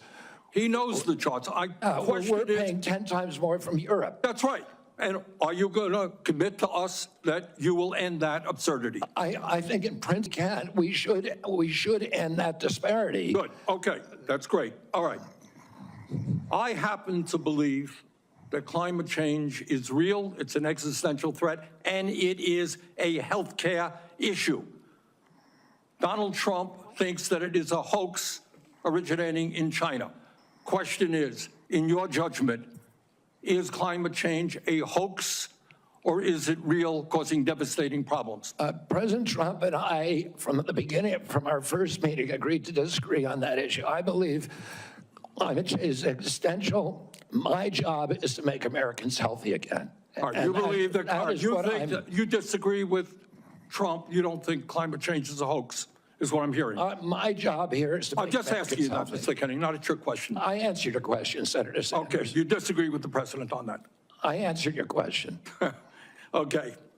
I'm going to pick up on a point that Senator Hassan made. Look, there is no question that abortion is a divisive issue in this country. I would say a majority of the people are pro-choice. There's a strong minority who are pro-life. A year and a half ago, you went to New Hampshire, running for president, gave a speech, and you talked about government should not tell a woman what she can do with her own body. That's her choice. Now, I think everybody on that side is pro-life. I think everybody here is pro-choice. I have never seen any major politician flip on that issue quite as quickly as you did when Trump asked you to become HHS secretary. Tell me why you think people should have confidence in your consistency and in your word when you really made a major U-turn on an issue of that importance in a short time. Senator, I believe, and I've always believed, that every abortion is a tragedy. But you told the people of New Hampshire that it was their right. All right, let me do a last question here because I'm running out of time. I think the gist of what you're trying to say today is you're really pro-vaccine, you want to ask questions. You have started a group called the Children's Health Defense. You're the originator. Right now, as I understand it, on their website, they are selling what's called onesies. These are little things, clothing for babies. One of them is titled Unvaxxed, Unafraid. Next one, and they're sold for $26 a piece, by the way. Next one is No Vax, No Problem. Now, you're coming before this committee and you say you're pro-vaccine. Just want to ask some questions. And yet your organization is making money selling a child's product to parents for $26, which casts fundamental doubt on the usefulness of vaccines. Can you tell us now that you will, now that you are pro-vaccine, that you're going to have your organization take these products off the market? Senator, I have no power over that organization. I'm not part of it. I resigned from the board. Yeah, that was just a few months ago. You founded that. You certainly have power. You can make that call. Are you supportive of this? I've had nothing to do with leadership. Are you supportive of these onesies? I'm supportive of vaccines. Are you supportive of this clothing, which is militantly anti-vaccine? I am supportive of vaccines. I will. I want good science, and I want to protect. But you will not tell the organization you founded not to continue selling that product. Thank you, Mr. Chairman. Senator Blackburn. Thank you so much, Mr. Chairman, and thank you so much for being with us today. And I have no doubt that you will be confirmed and you are going to do such a solid job for the people of this country. And I do have several issues I wanted to talk with you about and didn't have time to cover them all when we met prior to the meeting, but rural health care is very important to me and the people of Tennessee. 78 of our 95 counties are rural counties. Now, over the last few years, we've seen hospital closures. So we have focused on access in rural areas. And my rural health agenda, which is bipartisan, focuses on innovation, telehealth, access points. It focuses on work shortages, and also Senator Warner and I have together focused on making certain that we address the area wage index and do that fairly for our citizens that are in rural communities. So I would like a commitment from you that when confirmed, you and your CMS administrator will work with us to make certain that the area wage index is balanced and that it is fair to rural areas. Senator, both Dr. Oz and myself recognize that rural health care is in crisis in this country, and that is catastrophic for our entire country. And I talked a little bit about my commitment to rural health earlier in this hearing. The regional price points, as you know, are set by Congress and not by HHS. I will certainly, and I know Dr. Oz will certainly work with you to make them sensible. We look forward to that. Also, you and I, before you came forward as the secretary, the nominee, we had talked in years past about over-medicating youth and concerns over that. And I was looking at a report from TennCare, which is our Medicaid program in Tennessee. And I was concerned when I saw a number that TennCare had spent $90 million in 2024 alone on ADHD. This was 417,000 of our children. And $90 million. To me, that is heartbreaking, what is happening there. So how will you prioritize oversight of prescribing practices while promoting alternative solutions such as counseling, behavioral therapies, community-based interventions for our youth? Exactly, and that's the solution. 15% of American youth are now on Adderall or some other ADHD medication. Even higher percentages are on SSRIs and benzos. We are not just over-medicating our children, we're over-medicating our entire population. Half the pharmaceutical drugs on Earth are now sold here. 70% of the profits from pharmaceutical companies are from the United States, even though we only have 4.2% of the world's population. Not only that, but a recent study by Cochrane Collaboration founder Peter Doge found that pharmaceutical drugs are the third largest cause of death in our country after heart attacks and cancers. Oh, they're not making us healthier. We need community health initiatives. We need access to treatment. We need exercise. We need better food. Okay, let me talk to you about one of those access points in treatment. And this highlights a problem we have in the federal Medicaid law. Since Medicaid's enactment, states have been prohibited from using Medicaid funds for care provided by institutions for mental disease. We refer to them as IMDs. These are psychiatric hospitals, residential treatment facilities with more than 16 beds. This is a discriminatory exclusion, and it denies payment for medically necessary care based on the illness that is being treated, and it has perpetuated unequal coverage in mental health care. So if you're confirmed, when you're confirmed, will you commit to working with me on repealing this discriminatory exclusion and ensuring equal access to mental health care for Medicaid beneficiaries? Yes, Senator. Thank you so much. I've got a question on PBM reform, one on artificial intelligence in healthcare. In the interest of time, I will yield back. I look forward to seeing you help make us healthy again. Thank you, Senator.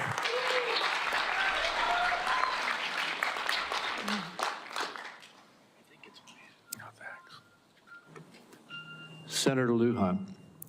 What? No. You're next. I'm next. Excuse me,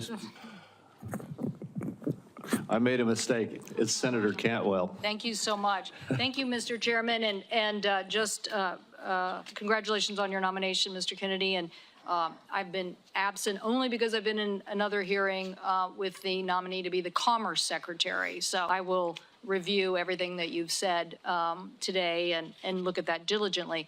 But one of the things that I wanted to discuss with you is I represent a very big innovation state, and innovation in healthcare specifically. Innovation like NIH funding to the Fred Hutch Cancer Center that helped develop the HPV vaccine, which has the potential to eliminate over 95% of cervical cancer. NIH also funds a lot of jobs and grants, nearly 11,000 people in the state of Washington, and over $1.2 billion worth of grants. So while I agree with you on healthy foods, I definitely am troubled by the medical research side of innovation and some of the things that you have said. In fact, this issue about laying off 600 employees at NIH, or giving the fact that, to quote, give infectious disease a break for 8 years. So we've had a chance to talk about this a little bit, but the most striking example of this is when COVID hit. And we were the first in the nation. We had the first case, and it really was the fast response by the University of Washington that really helped save lives. So I just want to know that, are you aware of how harmful these issues could be for public health? That public health in and of itself could be affected by these kind of anti-science views? Senator, I have always been a science person, a pro-science person. I believe in evidence-based medicine, in gold standard science. When I said, and I've explained this before you came in, that 600 people out of a workforce of 91,000 is pretty typical. Last year alone, President Biden replaced 3,000 people at HHS and 700 at NIH. I want to say this. I said give infectious disease a break because that's been the principal preoccupation. Infectious disease, chronic disease is 92%, accounts for 92% of deaths in this country, and almost nothing is studied at NIH about the etiology of our chronic disease epidemic. But right now, the money is going to infectious disease. But I get your point. It's an interesting point. The problem is we had to respond, and it's actually the Gates Foundation and a flu cohort that figured out what was wrong and that we had an outbreak of COVID that was going beyond the very first case. And so we had to build a very fast response. So I take this too. The University of Washington has conducted groundbreaking stem cell research on fetal tissue. To me, I know there's probably a lot of people that may not agree with this, but we're making regenerative heart tissue now at the University of Washington. So yes or no, do you commit to protecting stem cell research for scientific agencies if confirmed? I will protect stem cell research. Stem cell research today can be done on umbilical cords, and you don't need fetal tissue. You'll protect the laws that are on the books today and the research that's done. My job is, Senator, to enforce the laws. Okay, so I want to move to PBMs because PBMs are driving up drug prices. And one of the biggest things that we need to do here, I think, in a new administration is get a handle on everything that is driving up prices and lower them. The report found that PBMs generated $1.4 billion from spread pricing. That is where they are able to basically set the price, not reimburse pharmacies, and then pocket the rest. We've had bipartisan legislation in several different committees now to get at this. What do you think the solution is? I think one of the really notable achievements of this panel was the PBM legislation that they put together in a bipartisan way. I haven't met a single senator, well, actually one only, but of the 60-odd senators that I talked to, all of them talked about PBMs and how important it was, and President Trump, during his first administration, pushed through a law pushed a law to give transparency to PBMs. It got overruled during the Biden administration. Luckily, this panel is resuscitating that. President Trump is absolutely committed to fixing the PBMs. My time is running out, so I just want to clarify. You believe that we should pass these laws that now have been proposed in the Senate? I haven't read the entire law, so I don't know, but I think that we need to reform the PBMs. I think we need to get rid of all of these vested interests that are draining money from the system. Okay, somebody suggested, though, that you thought you should convene the PBMs and talk to them about some sort of self-regulation. So I am trying to distinguish between these people who basically are doing illegal activities and ripping off, really, they're creating pharmacy deserts in my state. So I'm asking you whether you believe that we have to legislate in this area. Again, I'm not being evasive. I just don't know exactly what the law says. I met with the PBMs. I met with pharma. My job is to meet with all the stakeholders. I've been meeting with stakeholders for 40 years. People I was suing, people I was here from the other side. Well, that doesn't mean I would let the PBMs write their own ticket. I think I support the efforts of this committee to come up with bipartisan legislation. President Trump wants to get the excess profits away from the PBMs and send it back to primary care, to patients in this country, to high-quality health care. I'll ask you for the record, since my time's expired, to look at the legislation that came out of the Commerce Committee that defines the legal activities that they are doing to drive up prices, and get us an answer for the record. Thank you, Mr. Chairman. In principle, I support that legislation. Thank you. And let me just tell you the list as we have to move forward to the ending here. Senator Lujan will be next, followed by Senator Marshall, Senator Warnock, Senator Smith, Senator Young, and Senator Welch. And let me say again, Mr. Chairman, this is a matter of such importance. A number of my colleagues would like a second round, and I think it would be important to offer, say, flooded with jobs. What should consumers expect? Are prices going to go up short-term, Well, long-term? not necessarily. I mean, not necessarily, but I'll tell you what will go up is jobs. The jobs will go up tremendously. We're going to have great jobs for everybody. This is something that should have been done many years ago. China did it. I mean, China did it at a level that probably nobody's ever seen before. If you manufactured a car, you couldn't send it into China. The tariff was so high. So everybody went and they built in China. It was no big secret. So we're going to see, but it's going to mean tremendous amounts of jobs. And ultimately, prices will stay the same, go down.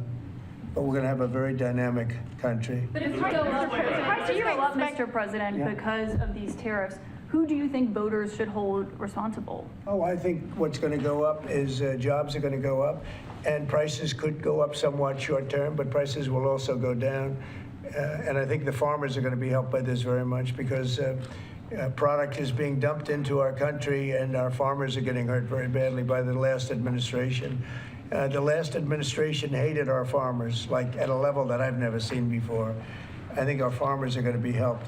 Jobs are going to be helped, but our farmers are going to be helped. Our manufacturers are going to be helped. And again, if somebody wants to come in, including the car companies, if they want to come in and build car plants, they'll do it without tariffs, and therefore prices won't go up. There could be some short-term disturbance, but long-term, it's gonna make our country a fortune. So Americans should prepare for some short-term pain. No, you said that. I didn't say that. Well, if the prices go up. Let's see what happens. Nobody really knows what is going to happen other than we know that jobs are going to be produced at levels that we haven't seen before. We know that we think interest rates are going to ultimately be coming down because of things that happen, and they go hand in hand with the tariffs. But we think that the prices for some things, many things, it could be all things, will go down. Ultimately, will go down. Mr. President, can you explain the timeline here, sir? There's a period of time for a review, a report, 180 days. Sure. What's the earliest date that you think tariffs will actually be implemented and executed? Well, I would say, maybe I'll ask Howard to answer that, because he's going to be the one that's implementing. What do you think? Our studies should be all complete by April 1st. So we'll hand the president the opportunity to start on April 2nd if he wants. So I think we'll be ready to go on April 1st, and we'll hand it to the president, and he'll make his decisions. But remember, if they drop their tariffs, prices for Americans are coming down. Our production's going up, and our costs are going down. Remember, it's a two-way street. That's why it's called reciprocal. Have you spoken to any American CEOs directly about this? Are they calling you and asking for I've spoken to many, and many love it. And they say this is going to be the thing that makes our country really prosperous again. And this is going to be what pays down to $36 trillion in debt and all the other things. And this is going to be, this is an amazing day. I think this is going to be a very big day and in a very positive way for our country. Yes, please. Mr. President, you've talked about the VAT and the EU before and your concerns with how the EU treats you. Do you have a number in mind on the European Union? Do you have an idea where that number is going to land? Well, what they are now is they have a 20% VAT tax, which we're considering to be similar or the same as the tariff. Plus, they charge lots of fees, and they're doing something else. European Union's been very tough on our companies. They sued Apple, they sued Google, they sued Facebook, they sued many other companies, and they're American companies, and the kind of numbers are staggering. And the court system over there is not very good to our companies. If you know that Apple had to pay, I think, $16 billion in a penalty, a court case that was really shocking because most people thought they would have won that court case, people that watched it. So they've been very tough. Airlines have called me up and they said, could you help us with Europe because they're charging us so many different fees. I got a call from the head of American, United, and other airlines saying, every time we land a plane, we get just absolutely killed by the European Union. And so they haven't been treated as good. We think the European Union is wonderful. We all love Europe, love the countries in Europe, but European Union has been absolutely brutal on trade. Canada has been very bad to us on trade, but now Canada is going to have to start paying up. And Canada's been tough on the military because they have a very low military cost. They think we're going to, protect them with our military, which is unfair. So Canada is going to be a very interesting situation because, we just don't need their product. And yet they survive off the fact that we do 95% of what they do. And Canada is just absolutely, I say it, and sometimes people smile and sometimes they say great idea, but Canada, their taxes would come down greatly, their security would go up greatly, amazing things happen to Canada, and really Canada in this particular. Why would we pay $200 billion a year in subsidies to Canada when they're not a state? You do that for a state, but you don't do that for somebody else's country. So I think Canada is going to be a very serious contender to be our 51st state. Mr. President, how are negotiations going with Canada? There was obviously a delay in implementing those tariffs. I spoke to Governor Trudeau on numerous occasions, and we'll see what happens. But it just sets up so good for them. Look, the people would pay much less tax than they're paying right now. They'd have perfect military protection. They don't have any military protection because and you take a look at what's going on out there. You have Russian ships, you have China ships, you have Chinese ships, you have a lot of ships out there, and you know, people are in danger. This is a different world today. It's a different world. They need our protection, yes. You mentioned Elon Musk and the efforts that he's undertaking with your Yeah. authority. You granted him new authority this week. Will he have any new government contracts while he is working on Doge? No, for not you? if there's a conflict. If there's no conflict, I guess what difference does it make? But we won't let him do anything having to do with the conflict. Are you personally checking to make sure there's no conflicts of interest? Yeah, I am. He answers to you. Sure, he does. First of all, he wouldn't do it. And second of all, we're not going to let him do anything where there's a conflict of interest. Mr. President, your negotiations with the EU are there's discussions ongoing already. How quickly do you expect that you'll hear back from them about any of these other measures? I can't tell you, yeah. The EU's been very nasty. It's just been, they haven't treated us properly. Look, we were great to them on NATO. Essentially, it's a similar group of countries. When I came in, my first term, I raised their fees. I mean, they were not paying. We were paying for, in my opinion, almost all of NATO. And now, you know, I had the bad moment with the press where the press said, well, does this mean you won't protect them? And I said, I won't protect them if they're not paying. But because I said that, the Secretary General, as you know, said it was the greatest thing he's ever seen because the money came pouring in. But they don't treat us right on trade. They don't treat us right on the military either. I mean, if you look at Ukraine, we're in for probably $200 billion more than Europe. Why are we in for more than Europe? We're in for more than Europe. I mean, think of it, or NATO. I mean, let's call it NATO because Canada's in. By the way, Canada is just about the lowest payer. Also, they shouldn't be.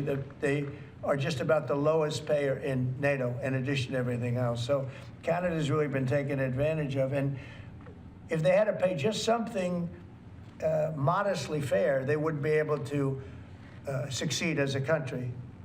And that's why I feel they have to become a state. Yes, ma'am. Thank you, President. Is it your expectation that partners will offer major concessions and that you actually don't end up applying those tariffs? No, I think that a lot of them will stay the same, and whatever they pay, I'll pay. I mean, we'll have a lot of them stay the same. I think some. Look, I heard as an example, EU lowered their tax on cars down to the exact same amount that they were much higher. They were approximately 5 times higher, and they lowered them down to the exact tax that we're charging. That took place like yesterday or the day before. Is that a correct statement? I think so, yeah. Do you expect any exemptions or waivers? I don't expect that, no. This is a simple system. I mean, there wouldn't be any. And in the case of Apple, I gave them a waiver, an exemption in my first term because Samsung was in South Korea. And Samsung didn't have to pay the tax because it was a tax on China. And Apple makes a lot of their product in China. So I did that because it wouldn't have been fair. But now this applies to everybody across the board. This is a much simpler way of doing it, much better way. You had that major call yesterday with President Putin of Yeah. Russia. President Zelensky responded today basically saying any agreements they won't accept unless they're made with Ukraine. Will Ukraine have a seat at that table for those negotiations? Of course they would. I mean, they're part of it. We would have Ukraine, we'd have Russia, and we'll have other people involved too. A lot of people, a lot of forks in this game. I'll tell you what, this is a very interesting situation, but the Ukraine war has to end. The young people are being killed at levels that nobody's seen since World War II. And it's a ridiculous war, and it has to end. We had a good talk with President Putin. I had a good talk with President Zelensky, very good talk. And somebody said, oh, I should have called Zelensky first. I don't think so. I mean, we have to find out whether or not Russia wants to make a deal. I know that Zelensky wants to make a deal because he told me that. But I now know that Russia wants to make a deal. Did you ask Secretary Hegseth to walk back his comments yesterday saying Ukraine won't join NATO and won't go back to pre-2014 borders because those are bargaining chips you could use? No, I didn't. Somebody told me to, but I thought his comments were good yesterday, and they're probably good today. They're a little bit softer, perhaps, but I thought his comments yesterday were pretty accurate. I don't see any way that a country in Russia's position could allow them, just in their position, could allow them to join NATO. I don't see that happening. And long before President Putin, Russia was very strong on the fact that I believe that's the reason the war started, because Biden went out and said that they could join NATO, and he shouldn't have said that. As soon as he said that, I said, you know what? You're going to have a war now, and I was right about that. This is a war that would have never happened if I were president. But you don't think it's President Biden's fault, not President Putin? I mean, he's the one. I think Biden is incompetent, and I think when he said that they could join NATO, I thought that was a very stupid thing to say. I thought when he said, well, it depends if it's a minor incursion. In other words, it's okay if Russia does a minor incursion. I thought that was a very foolish thing to say. What do we expect on auto? The other thing that got it started was how badly Milley and these stupid people, bad generals, how badly they did with Afghanistan. I was going to pull out, but we were pulling out with dignity and strength, and we were going to take our equipment with us and everything else.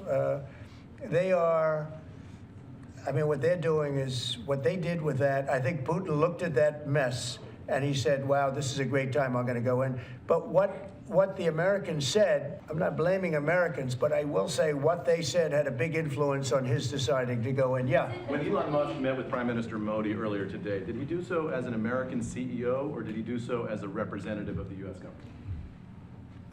Are you talking about me? No, Elon Musk. Elon, I don't know. They met, and I assume he wants to do business in India. But India is a very hard place to do business in because of the tariffs. They have the highest tariffs just about in the world, and it's a hard place to do business. No, I would imagine he met possibly because, you know, he's running a company. He's doing this as something that he's felt strongly about for a long time because he sees what's happening, and he sees how the country is really being hurt badly by all of the fraud, waste, and abuse. Yeah. So how does Modi know whether he's meeting with a CEO or meeting with a representative of your government? Well, he's meeting with me in a little while, so I'm going to ask him that question. All right? I'll ask him that question. Yeah. On auto tariffs, what should we expect, sir? You mentioned obviously steel and aluminum and pharmaceuticals. What are you thinking about auto tariffs? We haven't talked about that much. I think autos are coming soon. I think they're all coming more or less at the same time. And it's not going to be a big shock to the system. But what it's going to do is it's going to bring pharmaceuticals back to our country. Much more important than the money. It's a lot of money, but it's going to bring pharmaceuticals back to our country. It's going to bring chips back to our country. It's going to bring automobile. We're going to do a lot more automobile manufacturing in our country. You know, when I did this, when I announced this during the campaign, they were going to build the largest car plant in the world in Mexico. It was almost under construction. It was just starting. And when they heard me make that statement, and they thought I was going to win the election, actually, it was a few months before the election itself. China was building the car plant. It was the largest in the world. They immediately stopped construction. You can see the foundations there. They immediately stopped. When they heard I was doing this, that would have destroyed Detroit. It would have destroyed Michigan. This plant would have taken up more than almost the whole state built. And it would have been very destructive. When they heard me speak, and they said, wow, if he gets in, we're gonna lose our shirt. So they stopped building. That's the impact that tariffs have. Again, you know, I say it, and I say it loudly. It's the most beautiful word, but now I say religion, love, and a couple of other things are more beautiful because I got in a lot of problem with the fake news when they said, oh, other things are more important. God is more important, but these are the words. But I would say it's number 4 or 5. To me, it's the most beautiful. And I'll tell you what, I think really reciprocal tariffs, those 2 words, reciprocal makes tariffs really fair. There'd be no exemptions, right? It would be all auto imports? Any exemptions now because You don't need to. With reciprocal, you don't need to. Mr. President, is Gavin Clegg just arrived at the IRS? Fox Radio. Do you have a update on the TikTok negotiations? And Yeah, kind of- we have a lot of that people. Timeline's running out, isn't it? Sure, well, I have 90 days from about 2 weeks ago, right? And I'm sure it can be extended, but let's see, I don't think you'll need to. We have a lot of people interested in TikTok, and I hope to be able to make a deal. I think it would be good. You know, people have learned it's very popular, and we'll have to probably get approval from China to do it, but we have a lot of people that are interested, and a lot of people, I think China will be interested because it's to their benefit too. So I look forward to that, but we have a lot of people that are interested in TikTok, quite a few. Mr. President, Doge workers arrived today, Gavin Clegg and others arrived today at the IRS. Do you expect to close the IRS, or what are you expecting? No, I don't expect it, but I think that the Internal Revenue Service will be looked at like everybody else. Just about everybody's going to be looked at. So it's they're doing a hell of a job. It's an amazing job they're doing. And you know, that force is building these, I call it the force of super geniuses, but it's building. And you know, they go up and they talk to some of the people about certain deals, and the people get all tongue-tied. They can't talk because these people get it. They're very smart people. We need smart people. Yes. Brian? On tariffs, sir. Yeah, Brian? Yes, sir. Mr. President, I know that during the campaign, it was huge in Pennsylvania as far as bringing back manufacturing. Have you talked to any CEOs since the tariffs were announced on steel and aluminum? What's the feedback from those guys? They are in love with it. As you know, in Pennsylvania, U.S. Steel is through the roof. They're all through the roof. That's why I didn't want U.S. Steel to make a deal with Japan or anybody else. I think it's going to do great. But I think maybe more than anybody else, the steel companies and aluminum companies, they're in love with what's happened. And this will eventually be the car companies and chip companies. We have to have chips made in this country. Right now, everything's made in Taiwan practically, almost all of it, a little bit in South Korea. But everything, almost all of it is made in Taiwan. And we want it to be made. We want those companies to come to our country, in all due respect. You know, they took the business away. Taiwan took our chip business away. We had Intel, we had these great companies that did so well, and it was taken from us, and we want that business back. We want it back in the United States, and if they don't bring it back, we're not going to be very happy. And you Sir, on mentioned tariffs, are you- pharmaceuticals as well in China. That's national security to bring that back. Yeah, China and other places. We want to get the pharmaceutical and drug business back into the United States, where it should be. Right? Sir, on tariffs, are you concerned that the countries that would be most affected, like India, would just shift their trading to China? No, I'm not concerned about anything, really. I mean, I'm just doing what's fair. This is a very fair thing. This should have been done a long time ago. I would have done it, but then COVID hit.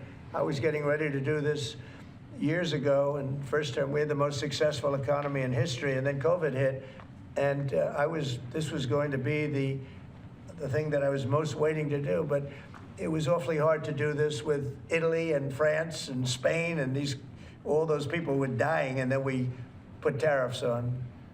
See, I have a big heart. Sir, on Ukraine, when Putin says that he really wants peace, do you believe him? Yeah, I do. I believe he wants peace. I believe that President Putin, when I spoke to him yesterday, I mean, I know him very well. Yeah, I think he wants peace. I think he would tell me if he didn't. I'd like to see peace. Do you trust President Putin? I believe that, I believe that he would like to see something happen. I trust him on this subject. I think he'd like to see something happen. I think it could have happened a long time ago. I think Biden, number one, it shouldn't have started, but it did. And now all those cities are knocked down, like demolition sites. All those beautiful golden towers are knocked down. There's nothing going to replace them. But much more importantly, you lost millions of people. A lot of soldiers, but you lost millions of people. When they knocked down those cities, and they're all laying down on the side, they're laying down just in ashes and all crumbled up concrete. They literally look like a world-class demolition site.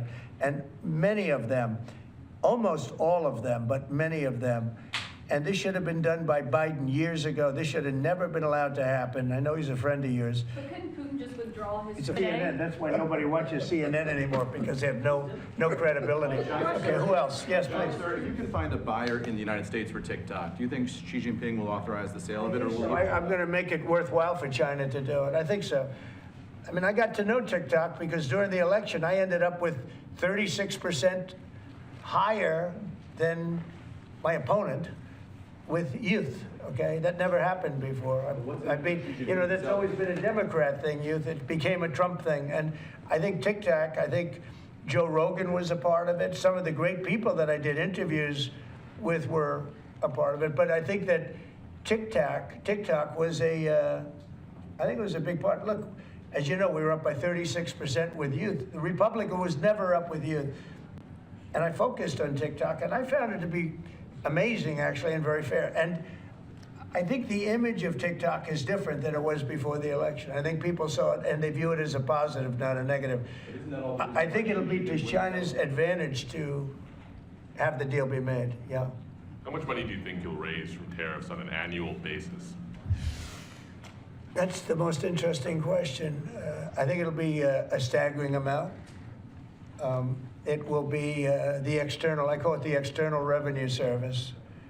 That was a name that was devised by a few of us, but I think it's going to be a staggering amount. We've heard the number $1 trillion floated in meetings with senators. Is that a number you thought of? I don't know, but already the Senate's saying, well, wait a minute, you know, they're looking at some of the numbers and they're saying, whoa, look, we want to, I say America first, I say make America great again. That's what we're doing. I think it's the most important thing I've signed. I've signed some very important things. Right to try was so important. I mean, a lot of important things. Space Force, the biggest tax, you know, this could be one of the most important things that we've ever signed. Do you expect the Russians and President Putin to attend the summit in Saudi Arabia? Eventually, yeah. Not quite yet. It's a little early. They're having a meeting in Munich tomorrow. Russia is going to be there with our people. Ukraine is also invited, by the way. Not sure exactly who's going to be there from any country, but high-level people from Russia, from Ukraine, and from the United States. Do you want to have Russia back to the G7, sir? I'd love to have them back. I think it was a mistake to throw them out. Look, it's not a question of liking Russia or not liking Russia. It was the G8, and you know, I said, what are you doing? You guys, all you talk about is Russia, and they should be sitting at the table. I think Putin would love to be back. Obama and a couple of other people made a mistake and they got Russia out. It's very possible that if that was the G8, you wouldn't have had the problem with Ukraine. And if I was president, you definitely wouldn't have had the problem with Ukraine. Russia would have never attacked Ukraine. But you ask a very good question, the G8. It used to be the G8 and then these people threw them out. And I was arguing with Trudeau and with numerous of the people. Actually, Prime Minister Abe, a great man from Japan, agreed with me 100%, and some of the others did too. But I got there, it was the G7, as you know. They had already been terminated. I think it would have been very helpful, and it still would be helpful to have Russia be a part of that mix. And I think if they were, I don't think you would have had the problem that you have right now. Russia is part of the G20. They kicked them out, of course, because they illegally annexed Crimea. I mean, how would you have responded if Russia invaded or took over? They took Crimea during Obama. They took, now they're looking to take the whole thing. Then they took a big chunk of land and people, as you know, during Bush. And now they're trying to take the whole thing during Biden. You know, the only one that didn't give them anything is Trump. They never took anything with Trump, nothing, not 2 inches of property of land. But Crimea was Obama. And then Bush gave him a lot, if you remember. And then, in fact, it's a sort of a standard little phrase, and Biden's giving them everything because this is a war that shouldn't have been had. And the only one that didn't give him anything is Trump. It's just the way it is. What's the message from Wall Street about these tariffs? So there's been some nervousness on Wall Street about the impact. So. I mean, there hasn't been very much, and I think it's going to make the United States stronger, and in many ways it could make other countries stronger too. You know, other countries want to have a strong United States. They want to have a strong America. And I think it's going to make us very, very strong, much stronger. And we have a lot of work we're doing on the military. Our military already, I've authorized some contracts to be built that are very substantial. We're building the greatest equipment in the world. We have the greatest military equipment in the world. We're building it. At some point, when things settle down, I'm going to meet with China, and I'm going to meet with Russia, in particular, those two, and I'm going to say, there's no reason for us to be spending almost $1 trillion on military. There's no reason for you to be spending $400 billion. China's going to be at 400 billion. We're at $1 trillion. We're going to be at close to $1 trillion. And I'm going to say, we can settle this on, we can spend this on other things. We don't have to spend this on military because, and I'm going to be meeting with China. You know, we were trying to de-escalate nuclear, and I was in a position where Russia had agreed and China had agreed we were going to start, and then we had a rigged election, so that never took place. This one was too big to rig. We won by so much that it was too big to rig. You want to do the China meeting in the United States, or would you travel to China for that? For what? The China meeting. Would you do that here or I there? tell people all the time, you know, the question is who's going to have the first meeting, where are you going to, I say this to Putin, to President Xi, I say to everybody, never bothered me, you know, I'm willing to say I'll go first. It doesn't matter. It's the end result that counts. So it doesn't make any difference. When do you want to have a conversation about global defense spending, you, China, Well, I'd Russia? like to have that, as soon as things settle down, I'm going to have that conference, primarily with China and Russia, because those are the two that really are out there. And we're going to have them spend a lot less money, and we're going to spend a lot less money. And I know they're going to do it. They agreed to it. We were talking about denuking, and President Putin and I agreed that we were going to do it in a very big way. There's no reason for us to be building brand new nuclear weapons. We already have so many. You could destroy the world 50 times over, 100 times over. And here we are building new nuclear weapons, and they're building nuclear weapons, and China's building new nuclear weapons, and China's trying to catch up because, you know, they're very substantially behind, but within 5 or 6 years, they'll be even. And we're all spending a lot of money that we could be spending on other things that are actually, hopefully, much more productive. Hopefully, there'll never be a time when we need those weapons. If there's ever a time when we need nuclear weapons, like the kind of weapons that we're building and that Russia has and that China has to a lesser extent, but will have, that's going to be a very sad day. That's going to be probably oblivion. Do you see that as separate conversations, or do you see one giant summit with you, Xi Jinping, and Vladimir Putin? Yeah, I could do that. Let things calm down a little bit. You know, when I left, we had no Middle East problem. We had no Russia going into Ukraine. They never would have done it. Putin never would have done it. And I came back, and we got like the whole world is blowing up. So when we straighten it all out, then I want to have one of the first meetings I want to have is with President Xi of China, President Putin of Russia, and I want to say, let's cut our military budget in half. And we can do that. And I think we'll be able to do it. If Elon Musk identifies wasteful spending in the Defense Department, defense contractors and the like, are you willing to go after that spending as well? We have to go waste, fraud, and abuse. Yeah, and we're doing that. Could we, you know, I'm just wondering about your conversations on defense spending. Would you want to do that as a trilateral, or would you use the existing body that also already includes China and Russia, the G20? No, it's the people. It's President Putin, President Xi. I don't need bodies. I don't need anything. It's people. It's all about people. It's about relationship and people. And, you know, I've had a good relationship with President Putin. I've had a good relationship with President Xi. It's about people. And I think when things straighten out, which I hope will be in the not too distant future, the meeting I want to have first is a meeting with China and a meeting with Russia on slowing down, stopping, and reducing nuclear weapons in particular, and also on not having to spend the kind of money we're all spending on weapons, military weapons generally. I think my question is, would you have those meetings separately with each of those leaders, or would you try to bring them all together? Both. You start off separately, and that's what was happening. I was dealing with President Putin. We had really an understanding where we were going to denuclearize.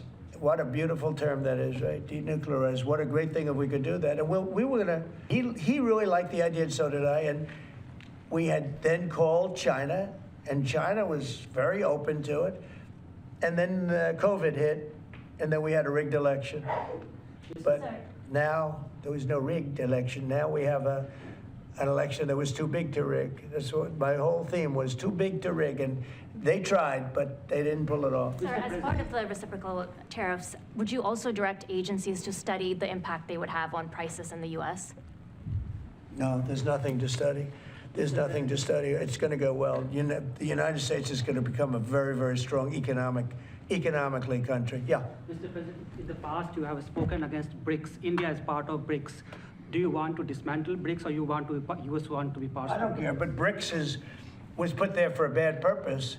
And most of those people they don't even want to talk about it now. They're afraid to talk about it because I told them if they want to play games with the dollar, then they're going to be hit with a 100% tariff the day they mention that they want to do it. And they will come back and say, we beg you not to do this. BRICS is dead since I mentioned that. BRICS died the minute I mentioned that.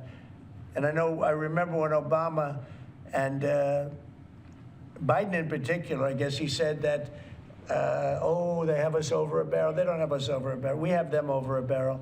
If BRICS wants to play games, those countries won't trade with us. We won't trade with them. And if any trading gets through, it'll be 100% tariff at least. On your cabinet, You know what? When they hear that, what do you think they're going to do? They're going to say, look what happened to BRICS. They didn't want to talk about it. They don't even want to admit that they were a member of BRICS. That's what's happened. On your cabinet, sir, we saw Robert F. Kennedy Jr. get confirmed. He's going to come in here and be sworn in. Mitch McConnell has now voted against several nominees. He voted against RFK Jr. as the next health secretary, citing conspiracy theories. What's your reaction to that? Well, I feel sorry for Mitch. And I was one of the people that he wanted to go to the end and he wanted to stay leader. He's not equipped mentally. He wasn't equipped 10 years ago mentally, in my opinion. He'd let the Republican Party go to hell. If I didn't come along, the Republican Party wouldn't even exist right now. Mitch McConnell never really had it. He had an ability to raise money because of his position as leader, which anybody could do. You could do it even, and that's saying a lot. But the fact is that he raised money and he gave a lot of money to senators, and so he had a little loyalty based on the fact that as leader you could raise a lot of money. Senators would call me and they say, he wants to give me 20, 25 million, can I take it? I'd say, take the money, take the money. But he engendered a certain amount of, I don't even call it loyalty, he was able to get votes. But I was the one that got him to drop out of the leadership position, so he can't love me. But he's not voting against Bobby, he's voting against me, but that's all right. He endorsed me. Do you know that Mitch endorsed me, right? Well, he did. You think that was easy? What? He had polio, obviously, and his. I don't know anything about he had polio. He had polio. Are you doubting that he had polio? I have no idea if he had polio. All I can tell you about him is that he shouldn't have been leader. He knows that. He voted against Bobby. He votes against almost everything now. He's a very bitter guy, and we have a very strong party, and he's almost not even really a very powerful member. I'd say he's not he's lost his power, and it's affected his vote. And it's one of those things. But in the meantime, Bobby did great, got more votes than anybody thought, and I think he's going to do phenomenally, just phenomenally in that position. And everybody else likewise did well. Not only well, they got more votes than anybody thought. Tulsi, look at how she did. She did great. Marco got 99 votes. How about that? And Marco got 99 votes. And Marco, by the way, I have to tell you, Marco Rubio's done a fantastic job. He's been a great Secretary of State. They're all doing great. But we're going to have a swearing in today, and maybe we're going to have a second one because I hear we have a couple of them coming up. And the man behind me is doing a fantastic job, Secretary of Commerce. And I think you're going to see something very big come from today's signing. This is going to be a very important signing. Okay? On U.S. Steel, sir, can I ask very quickly? You said you'd meet with the head of that company and the Japanese company. U.S. Steel is going to be here, and a lot of the steel companies are coming. I think steel companies, they love what's happening to them. We saved it. If I didn't do the tariffs from my first term, you wouldn't have one steel company here. You wouldn't have one steel. There wouldn't be a steel company alive in the United States. And right now, they're going to be thriving. They're doing very well, but they're going to be thriving. They're going to be coming out. People are going to want to buy those steel companies like crazy. Are you still planning to mediate talks between Nippon Steel and U.S. Steel? Yeah, I don't know. I think U.S. Steel right now has all the power. The tariffs have given U.S. Steel a new lease on life. Okay? Thank you all very much. Thank you. Thank you. Thank you. Let's go.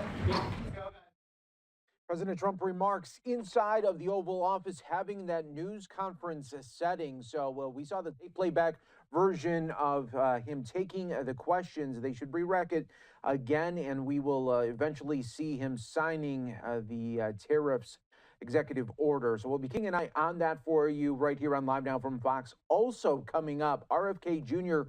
playout will be happening with the swearing-in ceremony at the White House inside of the Oval Office. Busy day already. We're also waiting for the Prime Minister of India to arrive. So we got you covered here as always right here on Live Now from Fox. And it looks like everyone here, we are getting that tape playback. So I was going to take a break, but it looks like we are going to have the playback coming here of RFK Jr. His family is also in the Oval Office. Again, this happened just moments ago, and we want to play that for you right now.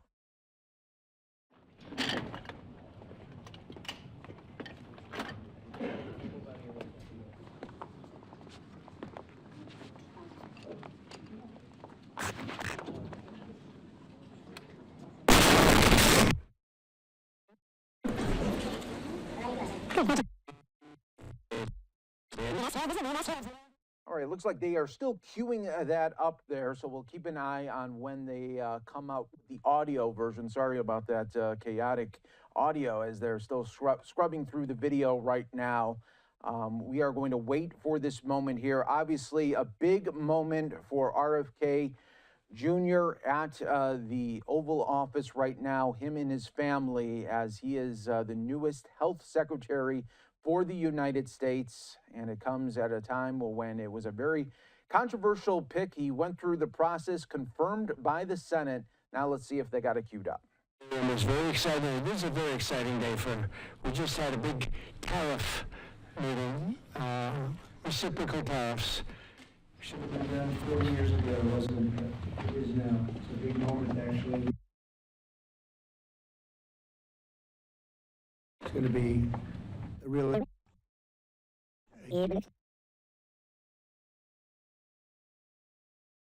All right, everyone. We'll let them settle that up right now, and we will take a 2-minute break here on Live Now from Fox, and when we come back, we will play out the version here of the tape playback when it gets a little bit better on the audio. So we'll listen to that in just moments on Live Now from Fox.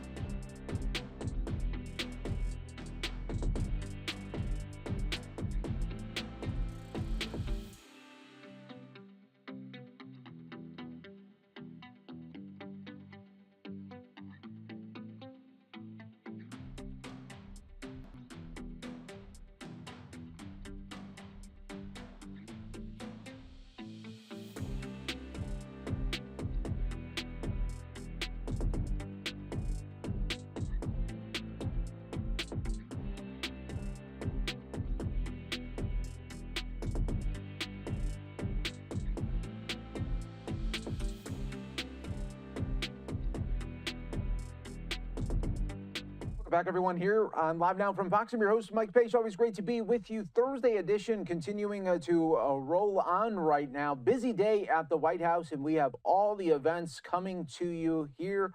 And as always, they are live, raw, and unfiltered when we do get them. And then when they are in the tape playback, we do try to bring it to you all in full here on Live Now from Fox. All right, coming up, everyone, in moments, we will be getting that tape playback of President Trump and RFK Jr., the special swearing-in ceremony for America's newest health secretary, RFK Jr., at the White House there. You see the shot there. We are just waiting for them to play that out. As soon as it happens, we'll have it for you, just like we had the tape playback of President Trump signing some executive orders on tariffs. Live look right now in Florida, where we are expecting Florida Governor Ron DeSantis to talk about a new immigration bill in Florida that was just passed. So again, we'll have that for you after all of the busy White House events today. And we're also expecting the Prime Minister of India to be joined by President Trump at the White House. They will meet inside the Oval Office. And then a little bit later, they will also have a news conference in the East Room there. So busy day for President Trump, and we bring you all events like if you were right there inside at the White House. Do want to show you how the Dow is shaking up big time green, 381 points in the positive right now, as you see the spike going up at the time of when the new tariffs would be issued on April 1st. So basically, it is a tariff situation that if any country has tariffs on us, we will put him on them there. That is how the president explained that one. So we will be keeping an eye on all of those events rolling in right here. And it looks like maybe now we do have the playback. Let's listen. It's going to be a real honor for me to introduce Robert F. Kennedy Jr., take the oath of office and officially become our Secretary of Health and Human Services. Just as I promised last year, Bobby is going to lead a great national mission to make America healthy again, and he's going to do it. I think he's going to do things that will really make us very proud of this day. Like his father, Senator Robert F. Kennedy, and his uncle, President John F. Kennedy, Bobby has devoted much of his life to serving his fellow Americans in his campaign for president, and he was a very tough competitor. I did not like it at all. I said, let's get him on my side. But in his campaign for president in 2024, Bobby brought together a coalition of supporters across party lines, and he really worked very hard, and he had tremendous support, unbelievable support, and I think a lot of that support came my way when we decided to do a little merger, and it was really great, and it was very loyal, incredible people. They believe in him so strongly because he's a fierce advocate for the health of our children, for the values of free speech, democracy, and peace. And people are going to be very impressed, I have no doubt. I've known him a long time. He's been a friend of mine a long time. Perhaps most importantly, though, Bobby created a nationwide movement made up of millions and millions of mothers and fathers and young people and concerned citizens of every background who want to end and this horrible chronic disease crisis that exists in America. He's absolutely committed to getting dangerous chemicals out of our environment and out of our food supply and getting the American people the facts and the answers that we deserve. After years in which our public health system has squandered the trust of our citizens, and they really have, they don't trust us, they don't trust anybody, frankly. They've gone through hell. There's no better person to lead our campaign of historic reforms and restore faith in American health care. And Bobby's going to do it. The United States spends more money in health than any other country on earth, but we're growing sicker every year. We're not as healthy as countries that spend just a fraction of what we spend, so there's something wrong. He's going to figure it out. In recent decades, we've seen staggering increases in cancer rates across all age demographics, including more than 40% increase in childhood cancer since 1975. Who can believe that? And an explosion in other chronic childhood illnesses. Not long ago, 1 in 10,000 people, children, had autism. Now it's 1 in 36. Think of that, 1 in 10,000. 1 in 10,000, now it's 1 in 36. Who can believe that? There's something wrong. There's something wrong, and I think it's something that can be found out. In 2022, more than 40% of children had at least one health condition, and today nearly 80% of young adults do not qualify for military service, in large part for health reasons. Think of that, 80%. Something is wrong, and that's why immediately after Bobby is sworn in, I will be signing an executive order establishing the President's Commission to Make America Healthy Again. We have some great people on that commission. Chaired by our new secretary, this groundbreaking commission will be charged with investigating what is causing the decades-long increase in chronic illness, reporting its findings, and delivering an action plan to the American people. And it's going to be a plan that people are really waiting to hear. Bobby, I want to thank you. You've gone through a lot. It's taken great courage. You've been amazing, actually. I'd call him and say, "You're going to be okay." And he said, "I know, I really do." He's really been supported amazingly by Cheryl and his family. And it was very tough. It was a very nasty group of people that were after him, but he was tougher and he was smarter than they are. And that's why he's here today. There are very few people that could have withstood the assault, but he was able to. So I just want to congratulate you, and we have a very special person here to swear you in, a man that I think has done just, I think he's just an amazing man.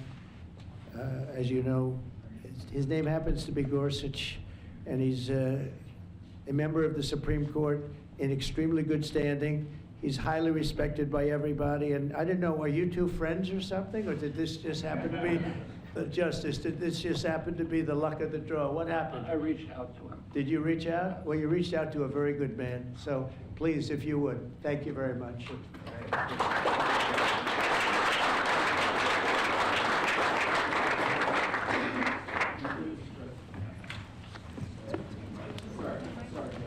Oh, this has to be done first. I'm going to make this a good one, right?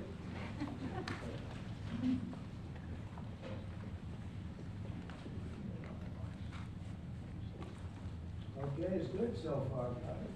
Good. It's a 10.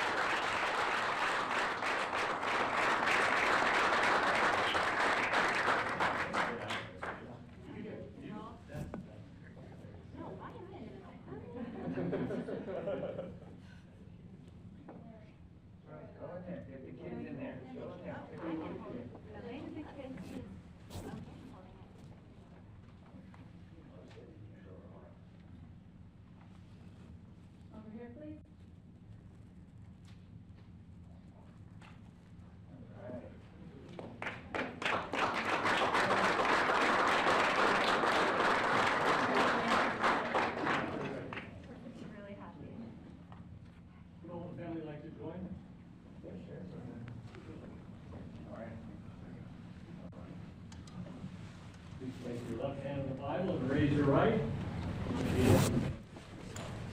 I, Robert F. Kennedy Jr. I, Robert F. Kennedy Jr. Do solemnly swear. Do solemnly swear. That I will support and defend. That I will support and defend. The Constitution of the United States. The Constitution of the United States. Against all enemies. Against all enemies. Foreign and domestic. Foreign and domestic. I will bear true faith and allegiance to the same. That I will bear true faith and allegiance to the same. That I take this obligation freely. That I take this obligation freely. Without any mental reservation. Without any mental reservation. Or purpose of evasion. Or purpose of evasion.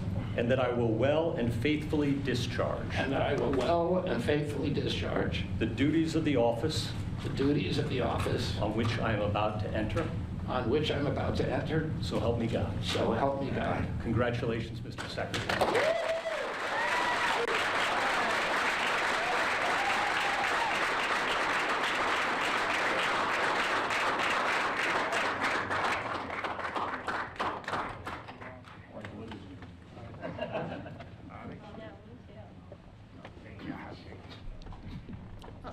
I want to begin by thanking President Trump for giving me this extraordinary opportunity. And I want to introduce my family and thank them for being here. My wife, Cheryl, my cousin, Anthony Shriver, my daughter, Kik, my other daughter, Kira, Carolina Shriver, Joey Shriver, Jackson Hines, and Amaryllis Kennedy. And I want to thank all of you for your support and throughout this whole 2.5-year journey. My first time in this Oval Office was in 1961, and I came here to meet or 1962. I came here and I had a meeting with my uncle, who was president then, where we talked about the environment. He was involved deeply, as we all know, in restoring physical fitness to this country. He challenged at one point during his administration, he challenged Americans to do a 50-mile walk, which I ultimately did, but I remember the day that my father completed his walk. We were staying up at Camp David, and my father came in after 18 hours walking on the C&O towpath with his feet bleeding and blisters on them. My father had one of his best friends was Al Lowenstein. And Al Lowenstein ultimately was a congressman from New York who was assassinated himself in 1980. But Al Lowenstein had started the Dump Johnson movement to get rid of President Johnson and end the Vietnam War. And at the time that he started it, people just thought it was a fool's errand. And ultimately, he asked my father to run for president against Johnson. My father wouldn't do it at that time, and he asked Gene McCarthy. McCarthy did it, and he joined that campaign. And my father ultimately ran, and Johnson then dropped out. So Al Lowenstein succeeded. And although Al Lowenstein was on the other side now, running against my father with Gene McCarthy, my father wrote him a note, a quote from Emerson, where he said, "If a single man plant himself firmly on his own ideal and there abide, the whole wide world will come round to him." For 20 years, I've gotten up every morning on my knees and prayed that God would put me in a position where I can end the childhood chronic disease epidemic in this country. On August 23rd of last year, God sent me President Trump. All right. And he gave me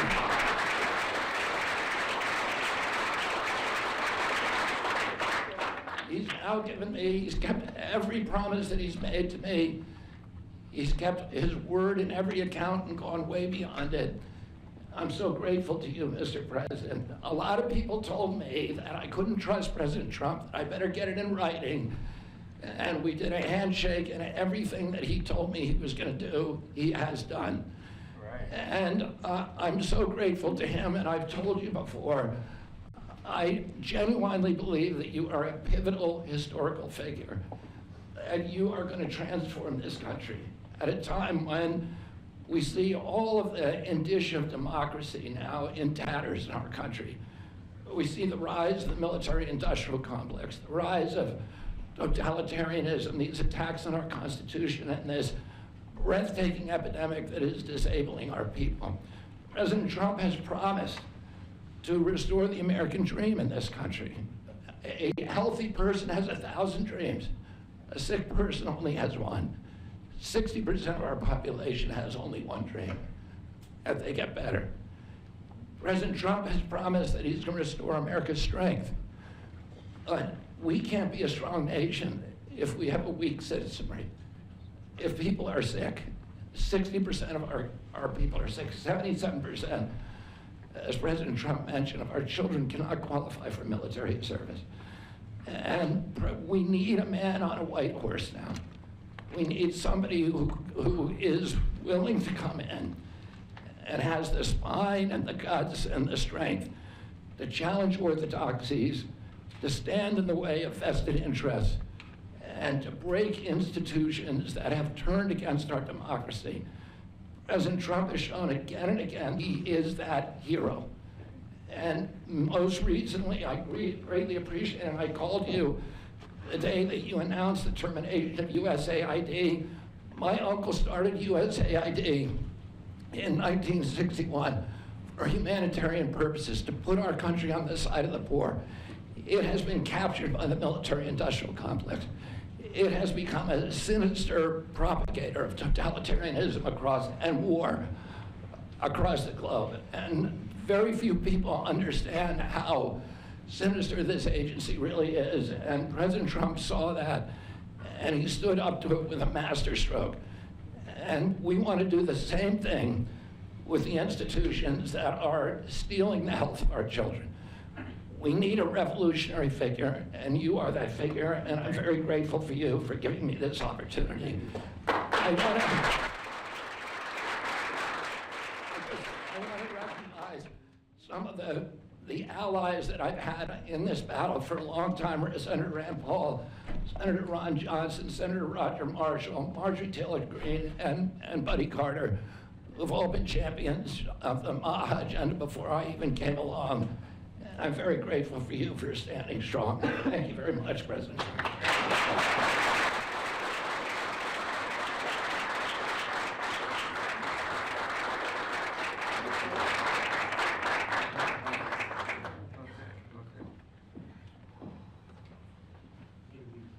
Mr. Secretary, I'd like to ask, what plans do you have immediately at HHS now that you're sworn in? He's going to be running it. He's going to do a great job. What would you like to That's my see plan. first? We're going to find out a lot of secrets that have been maybe kept from us, but he's going to come up with some solutions to some big problems, solve problems. I think he's going to go down in the record books. I really have confidence. This group has great, even Rand has confidence.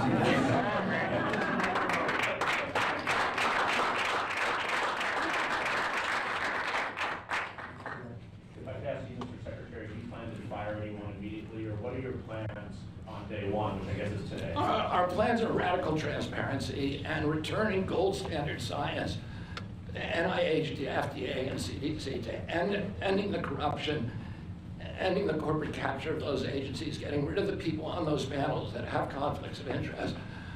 So we can do unadored and unimpeded science rather than the kind of product that is coming out of those agencies today. Mr. Secretary, may I ask, how do you address concerns that some Americans may have about the stance on vaccine? When people actually hear what I think about vaccines, which is common sense, which is vaccines should be tested, they should be safe, everybody should have informed consent, people are reacting because they hear things about me that aren't true. They hear characterizations of things that I've said that are simply not true. When they hear what I have to say actually about vaccines, everybody supports it. Mr. Kennedy, Kara Kashinova from Lindell TV. What's your message to Democrats in the Senate that fought so hard to keep you from taking this position? And congratulations, by the way. President Trump has promised to be the president for all Americans, and he has said to me that he understands that there's no such thing as Republican children or Democratic children. All of our children need to be protected, and whether you're in a blue state or red state, I'm going to do everything I can to work with you, whether you're Democrat or Republican, to restore child's health in this country. Mr. Secretary. Great job. Great job. Thank you all very much.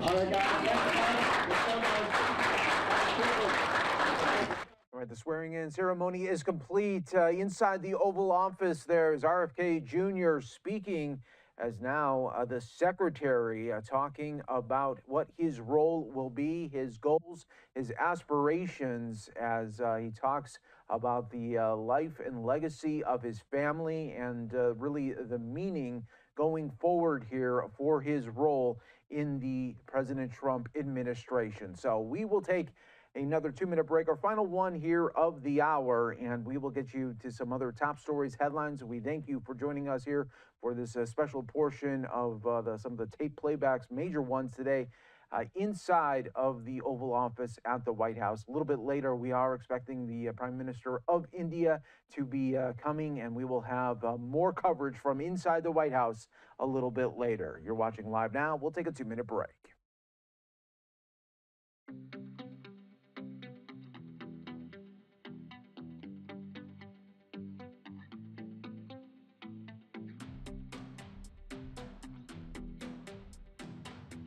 Are expecting the Prime Minister of India to be coming, and we will have more coverage from inside the White House a little bit later. You're watching Live Now. We'll take a 2-minute break.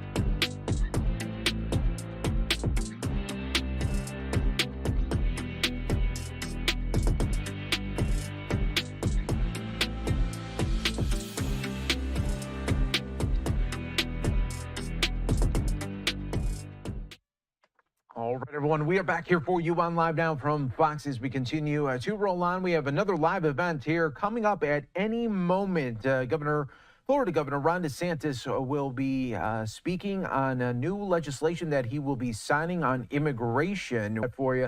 Looks like it could be happening really at any moment there. And then we are also keeping an eye on the White House, a busy, busy day there where we will soon see the Prime Minister of India, and we will have that for you once it does get going. While we do wait for this live event to happen out in Florida, let's go out to NATO from earlier this morning where we had Defense Secretary Pete Hegseth speaking. With my wife Jenny, who's been meeting with families of U.S. troops both here in Germany, and we're heading to Poland right after this as well. That's what this is all about for me, for President Trump, and the Defense Department. I also want to express a special thanks to the Secretary General Ruta, for your boldness, for your friendship, for your leadership, and most especially for your urgency of the matter at hand, which is great to see from the leader of NATO. Look forward to working very closely with him and his team. And before we're talking about what we've done at the ministerial, I want to reaffirm a few things from this podium. First, as we see it, NATO's strategic objectives are to prevent great power conflict in Europe, deter nuclear and non-nuclear aggression, and defeat threats to treaty allies should deterrence fail. Second, the U.S. is committed to building a stronger, more lethal NATO. However, we must ensure that European and Canadian commitment to Article 3 of this treaty is just as strong. Article 3 says that allies, and I quote, by means of continuous and effective self-help and mutual aid, will maintain and develop their individual and collective capacity to resist armed attack. Leaders of our European allies should take primary responsibility for defense of the continent, which means security ownership by all allies, guided by a clear understanding of strategic realities, and it's an imperative given the strategic realities that we face. And that begins with increasing defense spending. 2% is a start, as President Trump has said, but it's not enough. nor is 3%, nor is 4%, more like 5%. Real investment, real urgency. We can talk all we want about values. Values are important. But you can't shoot values. You can't shoot flags, and you can't shoot strong speeches. There is no replacement for hard power. As much as we may not want to like the world we live in some cases, there's nothing like hard power. It should be obvious that increasing allied European defense spending is critical, as the President of the United States has said. Also critical is expanding our defense industrial base capacity on both sides of the Atlantic. Our dollars, our euros, our pounds must become real capabilities. The U.S. is fully committed under President Trump's leadership to pursue these objectives in the face of today's threats.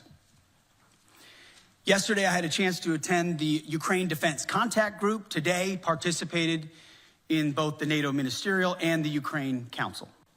In both, we discussed Russia's war of aggression against Ukraine.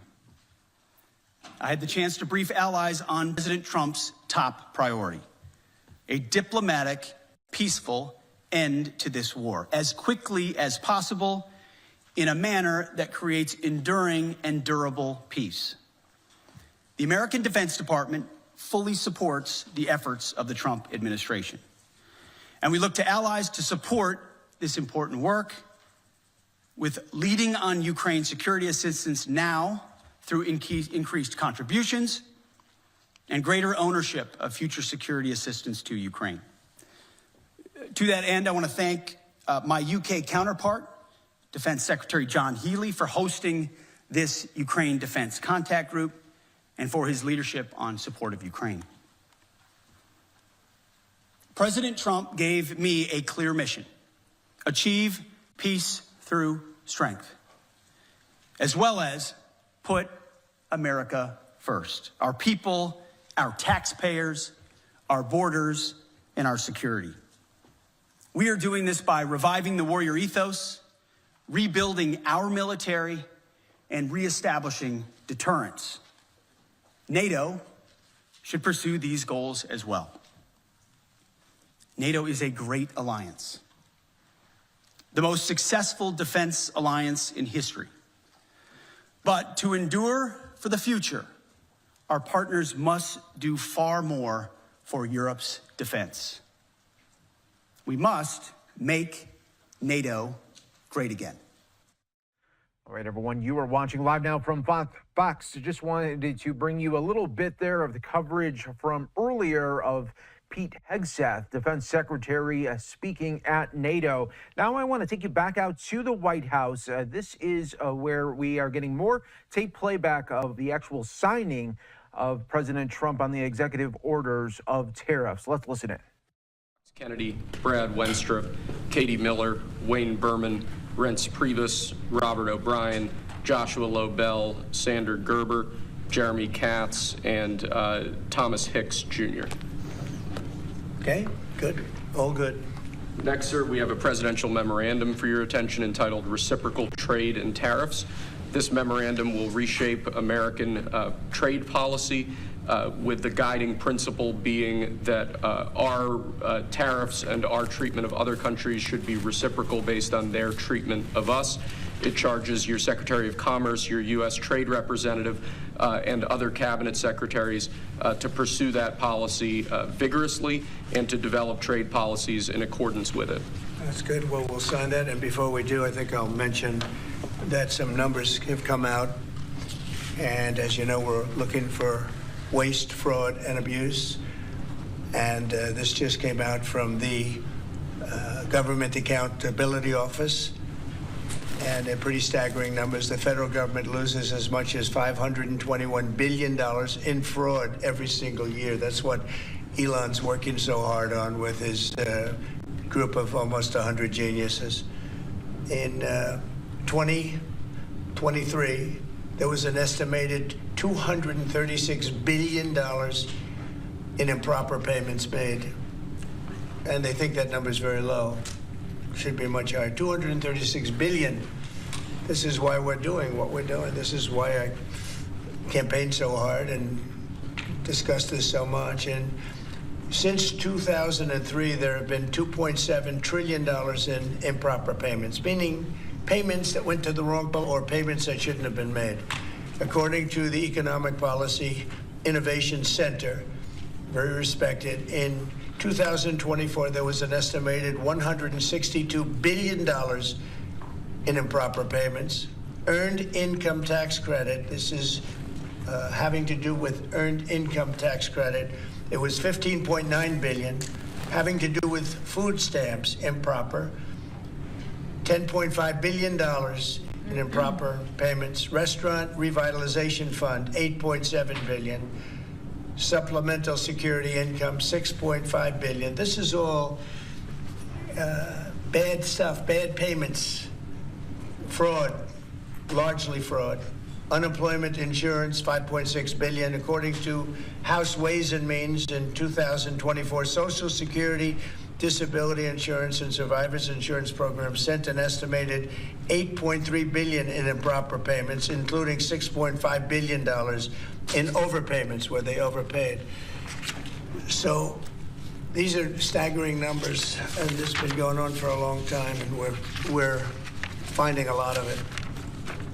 And those numbers are minimal. They're really minimal. Those are numbers that have been proven. So you can imagine what the real number is. But we're going to make America rich again, and that's a good place to start. But here's really the place to start, because we're talking now about reciprocal tariffs. And on trade, I have decided, for purposes of fairness, that I will charge a reciprocal tariff, meaning whatever countries charge the United States of America, we will charge them, no more, no less. In other words, they charge us a tax or tariff, and we charge them the exact same tax or tariff. Very simple. Nobody knows what that number is unless you go by the individual country. You can see what it is if you go to the individual country and you look at what they're charging us.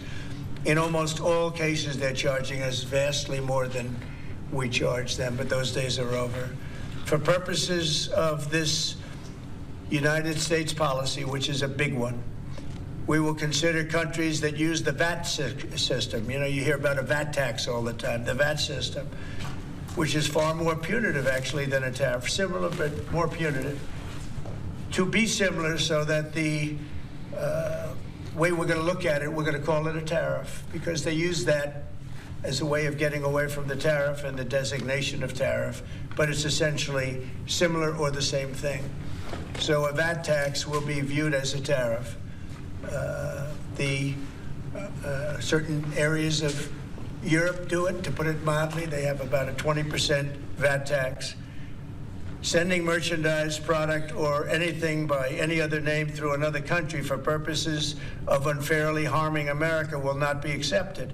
In addition, we will make a provision for subsidies provided by countries in order to take economic advantage of the United States, which a lot of countries do, including our allies. Our allies, in many cases, are worse than our enemies in this, having to do with trade.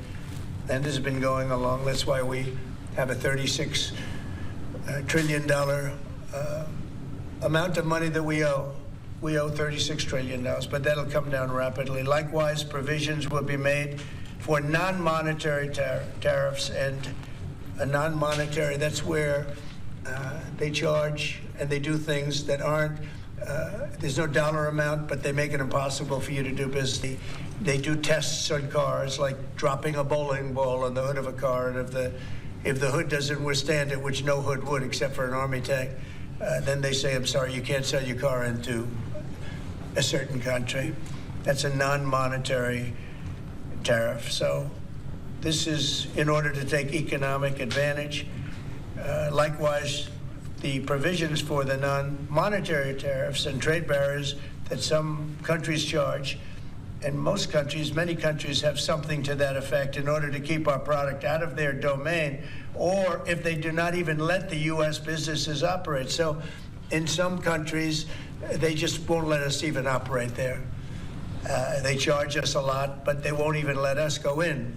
And we have many of them.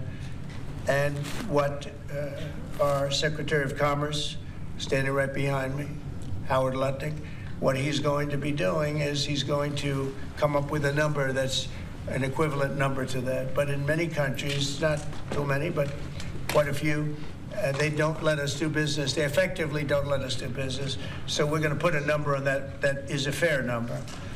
We're able to accurately determine the cost of these non-monetary trade barriers, and we'll be able to do that very accurately, I think. It's fair to all. No other country can complain, and in some cases, if a country feels that the United States would be getting too high a tariff, all they have to do is reduce or terminate their tariff against us, in which case we're going to pay the same thing. There is no tariff. So if they have a tariff and then they complain that this is too high, all they have to do is reduce their tariff or not charge it. I think there'll be certain countries, it's already happened. I believe I heard that the EU today or yesterday lowered the tariff on their cars to 2.5% because that's what we charge.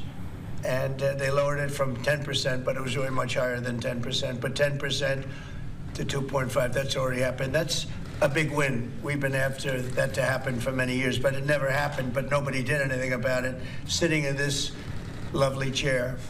So there are no tariffs if you manufacture or build your product in the United States. So if you build your product in the United States, there are no tariffs, nothing. You don't have to worry about it.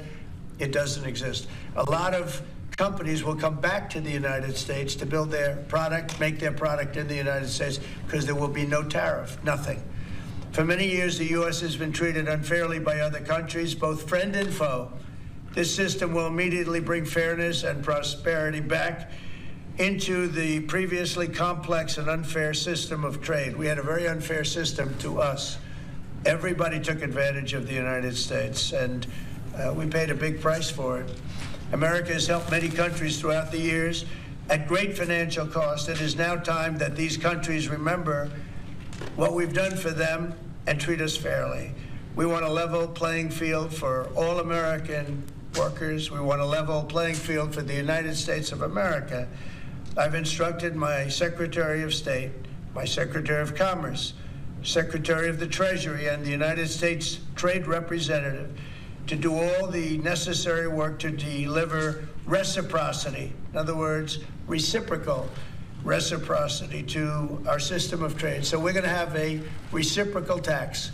Whatever they charge, we charge. If they don't let us in, we're going to determine a value for that. But overall, it's going to be a very simple system. Whatever they charge, we charge. So nobody can complain. I don't think anybody can complain. And I'm going to sign this. And the numbers are going to be very fair, but staggering. They're going to be large, but very fair.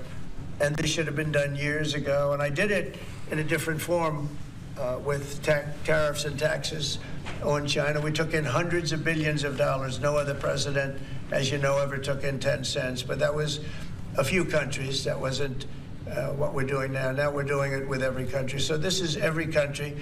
And essentially, when they treat us fairly, we treat them fairly. It's a very fair way of doing it.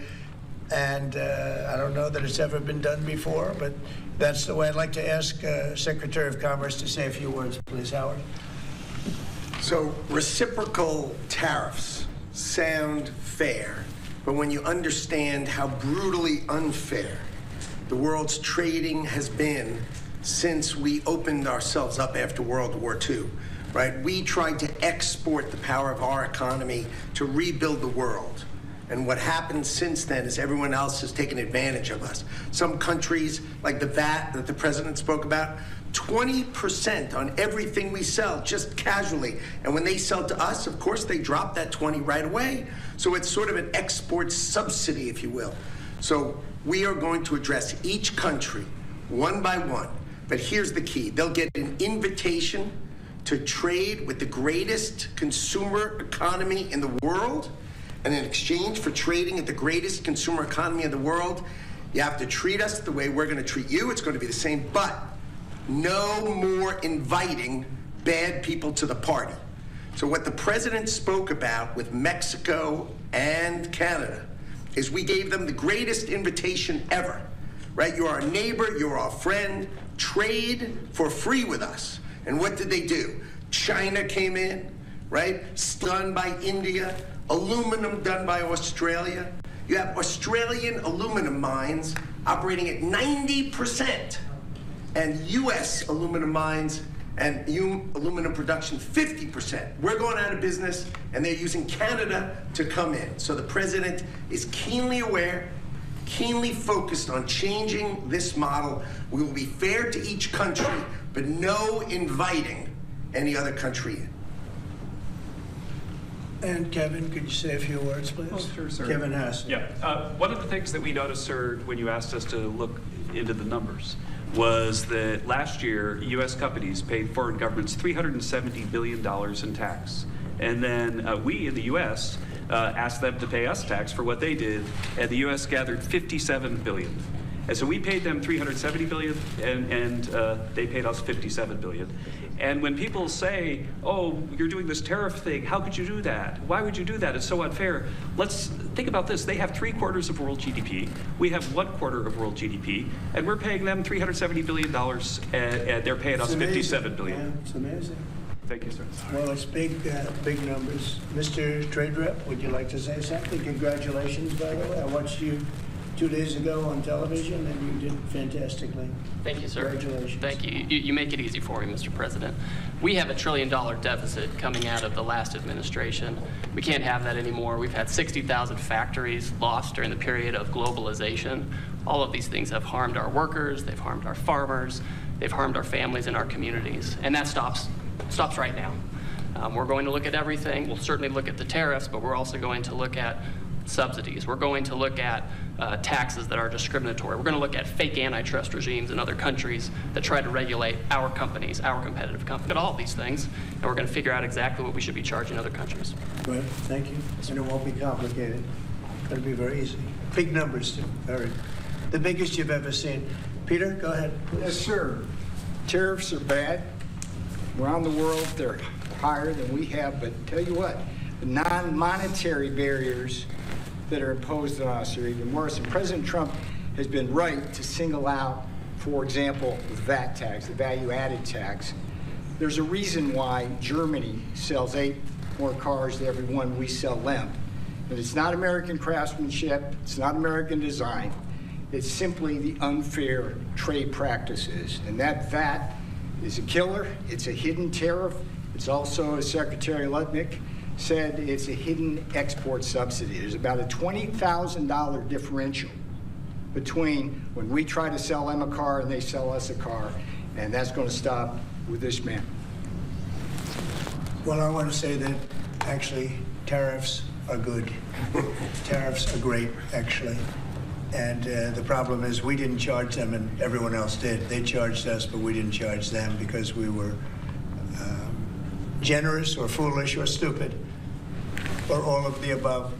So this is one of the biggest, I think, economic bills ever signed. I think it's probably the biggest in terms of what it represents. Now, this doesn't include what we did a few days ago with steel and aluminum. That's over and above this. Cars will be over and above this. Look at what's coming shortly. If you take a look at the chips and various things in that world, that universe, that'll be over and above it. Also, pharmaceuticals will be over and above. So those elements will be over and above. Otherwise, this is covering pretty much everything. And it's going to be great for the United States and fair for the world. I mean, it's the most fair you can do.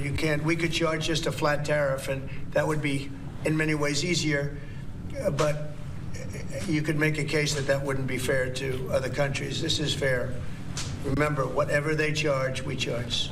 Whatever they charge us, we charge them. And if they charge us nothing, we charge them nothing. And it really works out well. And we'd be very happy to have nothing and nothing. We wouldn't have any tariffs at all. But to me, it's something that I'm very proudly doing. It should have been done many, many years ago. And we're doing it now. We're doing it very late because we were very foolish, as a country, very foolish. And we're doing it now.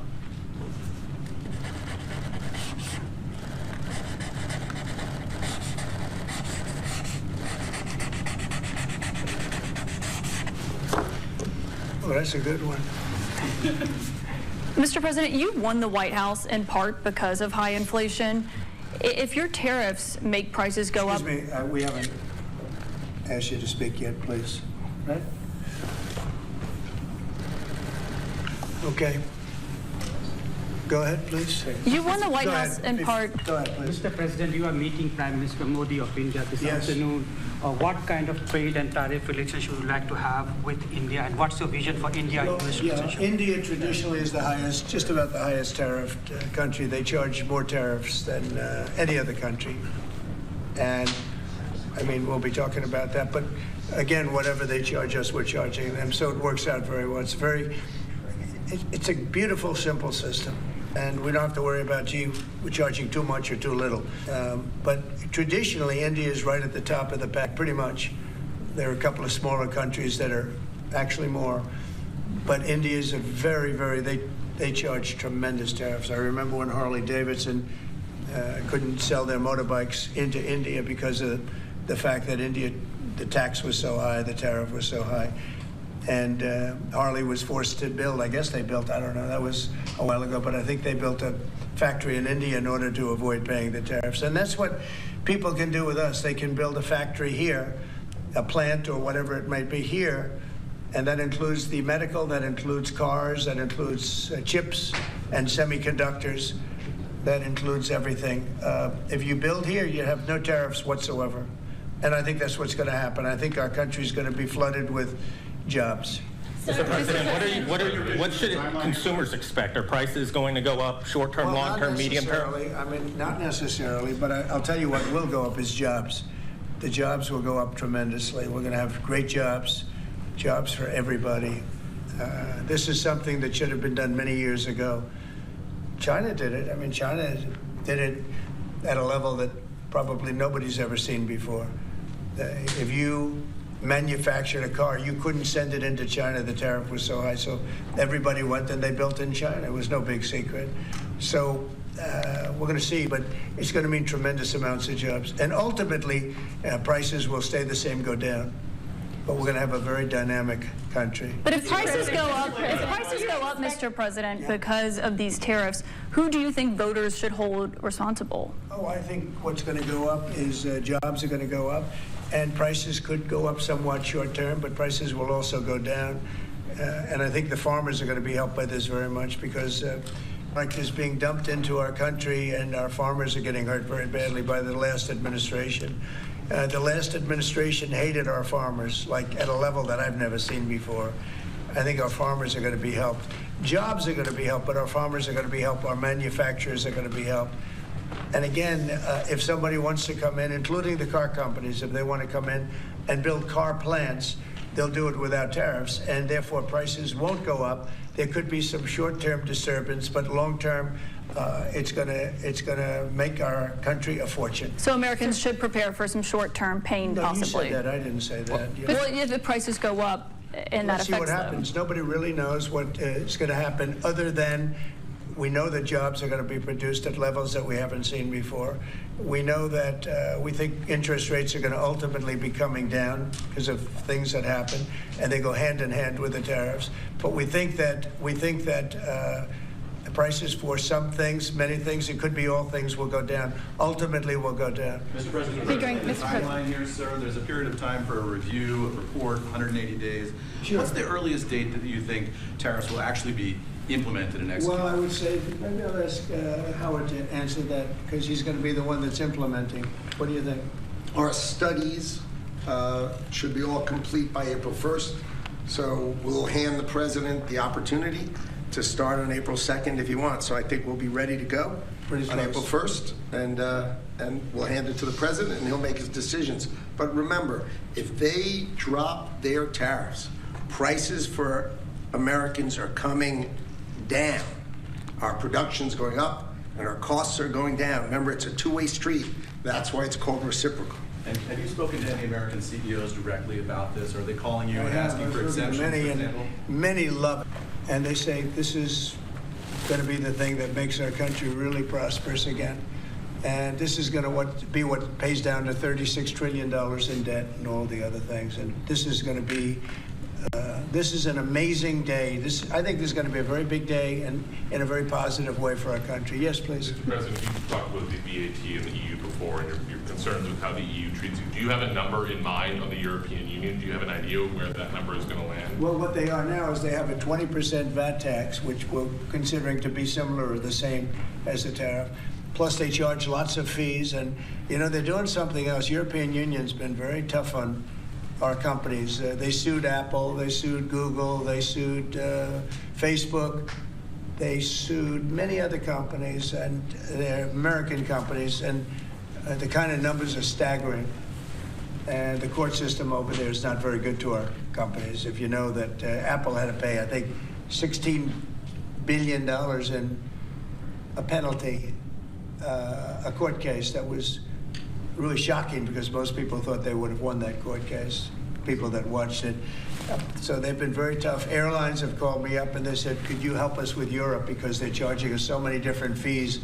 I got a call from the head of American, United, and other airlines saying, every time we land a plane, we get just absolutely killed by the European Union.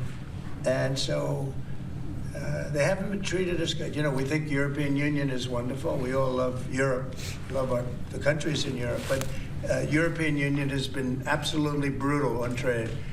Canada's been very bad to us on trade, but now Canada's going to have to start paying up. And Canada's been tough on the military because they have a very low military cost. They think we're going to, you know, protect with our military, which is unfair. So Canada's going to be a very interesting situation because, you know, we just don't need their product. And yet they survive off the fact that we do 95% of what they do. And Canada is just absolutely, I say it, and sometimes people smile and sometimes they say great idea, but Canada, their taxes would come down greatly, their security would go up greatly. Amazing things happen to Canada. And really Canada in this particular, why would we pay $200 billion a year in subsidies to Canada when they're not a state? You do that for a state, but you don't do that for somebody else's country. So I think Canada is going to be a very serious contender to be our 51st state. Mr. President, how are those negotiations going with Canada? There was obviously a delay in implementing those tariffs. I spoke to Governor Trudeau on numerous occasions, and we'll see what happens. But it just sets up so good for them. Look, the people would pay much less tax than they're paying right now. They'd have perfect military protection. They don't have any military protection because and you take a look at what's going on out there. You have Russian ships, you have China ships, you have Chinese ships, you have a lot of ships out there. And, you know, people are in danger. This is a different world today. It's a different world. They need our protection. You just mentioned Elon Musk and the efforts that he's undertaking with your authority. You granted him new authority this week. Will he secure any new government contracts while he is working on Doge for you? Not if there's a conflict. If there's no conflict, I guess what difference does it make? But we won't let him do anything having to do with the conflict. Are you personally checking to make sure there's no conflicts of interest? Yeah, I am. He answers to you. Sure, he does. First of all, do it, and second of all, we're not going to let him do anything where there's a conflict of interest. Mr. President, your negotiations with the EU are you know, there's discussions ongoing already. How quickly do you expect that you'll hear back from them about any of these other measures? The EU's been very nasty. It's just been, they haven't treated us properly. Look, we were great to them on NATO. Essentially, it's a similar group of countries.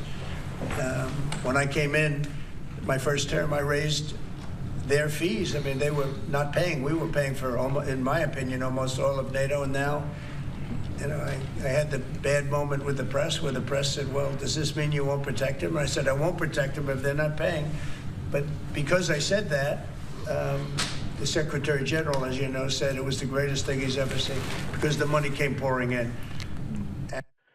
Right, that was tape playback from earlier, President Trump inside the Oval Office. Now what we want to do is take you out live right outside of the Oval Office. This is where we are now seeing Prime Minister of India, Modi, coming to greet with President Trump. They will be having a conversation inside of the Oval Office, and then they will do a joint news conference as well. So there is the Prime Minister now going in to make his way into the Oval Office to be greeted by President Trump. We are expecting some tape playback from inside of the Oval from their early part of their conversation. We'll have that for you and much more coming up on Live Now from Fox when we come back.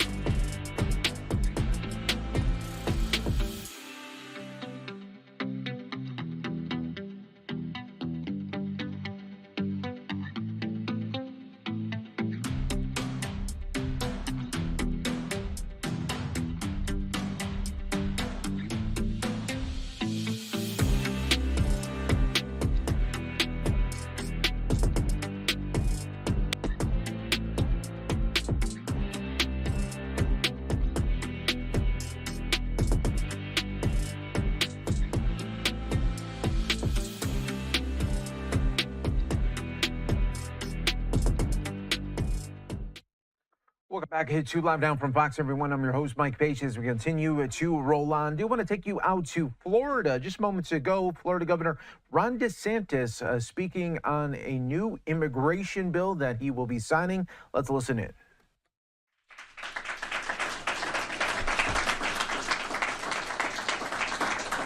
I want to thank President Albritton and Speaker Perez for meeting this moment, rising to the occasion, and for producing a product that reflects the values and aspirations of the voters who sent us here in the first place. Now, Florida has been leading on these issues, particularly when Biden administration took hold. They opened the border and created chaos, not just in those border communities, but all across the country.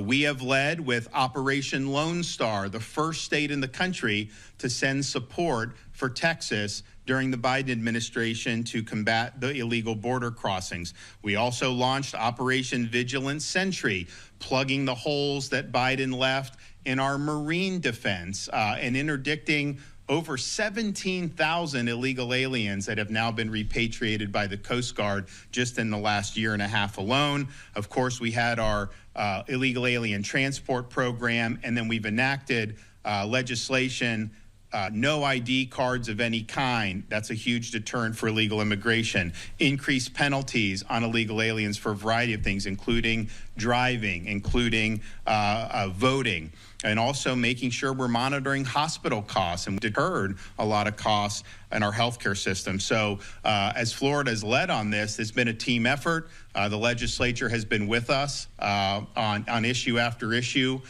for really the last 4 or 5 years, really all the way going back to the ban on sanctuary cities 4 or 5 years ago. So I want to thank them for their partnership on that. And we've been moving forward even as this legislation has been debated. And, I know there was a lot of twists and turns, but I like to tell people is like, when you're on an airplane, sometimes you have turbulence, and like in the moment, you kind of think of it. The minute you land safely, you just kind of forget about it and you move on with your day. And this plane landed safely and securely and soundly. We're going to continue to do our part. Even as this was going on, we executed a so-called 287G agreement with the Department of Homeland Security and Florida Highway Patrol. So they have been out.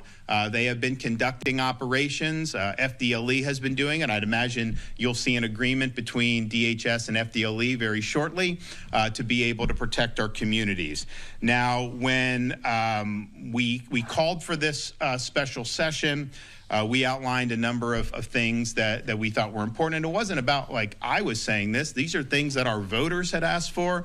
These are things that people who are smart in this space have talked about for many years. And now with the Trump administration at that time preparing to take power, now in power, this was our time to act.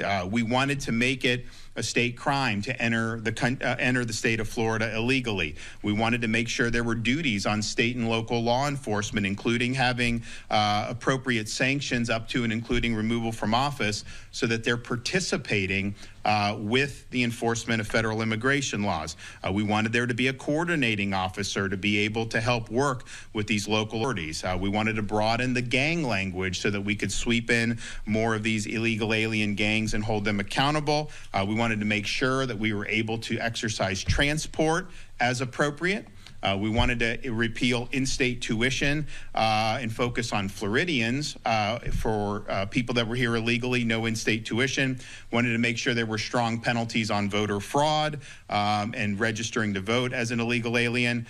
We wanted to police and deter the remittances, and we wanted to end the practice of catch and release, where you have a dangerous criminal alien get arrested and then immediately released back onto the street by our justice system. And I'm happy to say that of those key policies, virtually all of them are reflected in the legislation that was passed by the legislature today. So the voters who have been talking to me about this for many, many years, who wanted to see very swift action, just know that what the legislature did today, that answers the call. This is what you asked for. This is what you expected for us. And this really is kind of just the ticket to the dance. We're going to be implementing it. There's going to be a lot of things that happen, but I can tell you the state of Florida will be safer and secure as a result of this legislation. And again, I want to say this is a team effort. We got folks in both houses of the legislature. Obviously, our office, we were working very hard on this for many weeks, and we've produced a really, really strong product. I absolutely anticipate other states will follow what Florida has done as we move forward in the weeks and months ahead. We are ahead of the curve on ending the illegal immigration crisis. We didn't just sit on our hands. We got to work. We hashed it out. And we've got a great product going forward. So we are the model that a lot of these states do. This is another big issue that we're leading on. And I want to thank everybody involved. And I look forward to momentarily putting my John Hancock on the pieces of legislation here. But before I do that, I want to give the presiding officers a chance to come up and say a few words. And so we'll start with our man from Wauchula, Senate President Ben Albritton.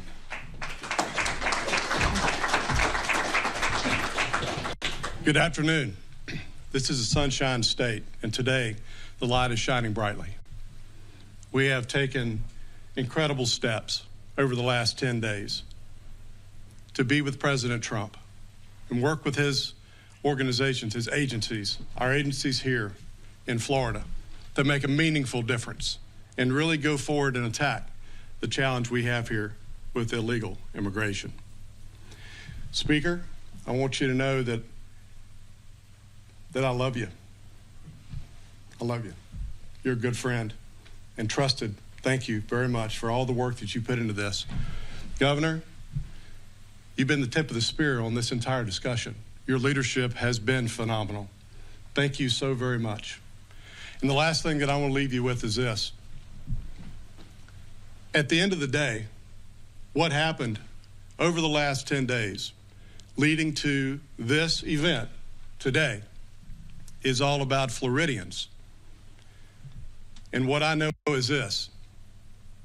Going forward, once this is implemented, Florida families, Florida children, Florida grandchildren, fathers, mothers are going to be safer. They're going to be safer. That is a high calling for us. And for me, that is the number one reason why I was willing to, and with these two gentlemen, to lean in and run to this fight, because it matters that much. My wife, Misty, and I have 3 kids of our own. We have 2 grandkids, and a couple within about 5 weeks will go from 2 to 4. And it's important for me to make sure that they have the best chance possible going forward to be safe here in the state and not be plagued with many of the challenges we've seen because of this crisis. So please bear that in mind as you write about this. It's about Floridians, and it's about their safety. Thank you. Okay, Mr. Speaker. Thank you, President Albritton and Governor. Thank you for your hard work, and thank you to all of you for being here, and to all the Floridians that have been patient over the last several weeks. We all had one common goal, and the goal was to solve for the crisis of illegal immigration through the vision of President Trump. We may have had different ways on how to get there, but at the end of the day, those are discussions that were healthy, were necessary, and make democracy way better after the conversation has been had. And so I want to thank the governor for being a great partner in this, and of course President Albritton from the beginning in the trenches in order for us to put forth the best product that we could. I also want to make sure that we thank the senators and the House members that had their input in this bill. There was a lot of discussion. There were multiple committees. In the House, we had 3 select committees, which were some of the biggest committees we've ever had in the House. And then we had the Budget Committee yesterday in order to bring the discussion forward with Q&A and debate to make sure that the product that we produced was the best, the brightest, and the most conservative in the country. And so the governor's absolutely right when he says that Florida leads, and I do expect many other states to follow.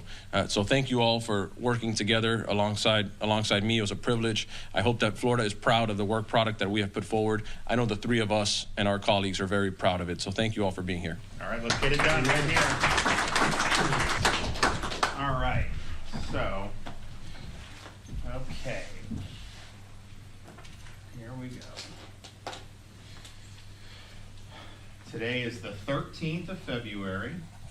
I know that because I'm monitoring Valentine's Day. I'm ready for that, so.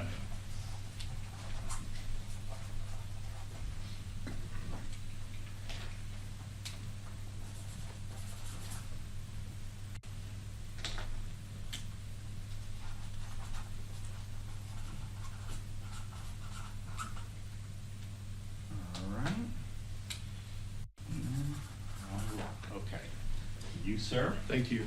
You, sir? Peanut Gallery, anybody? Oh, yeah, okay.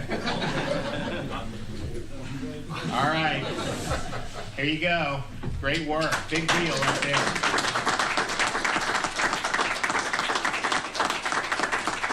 All right.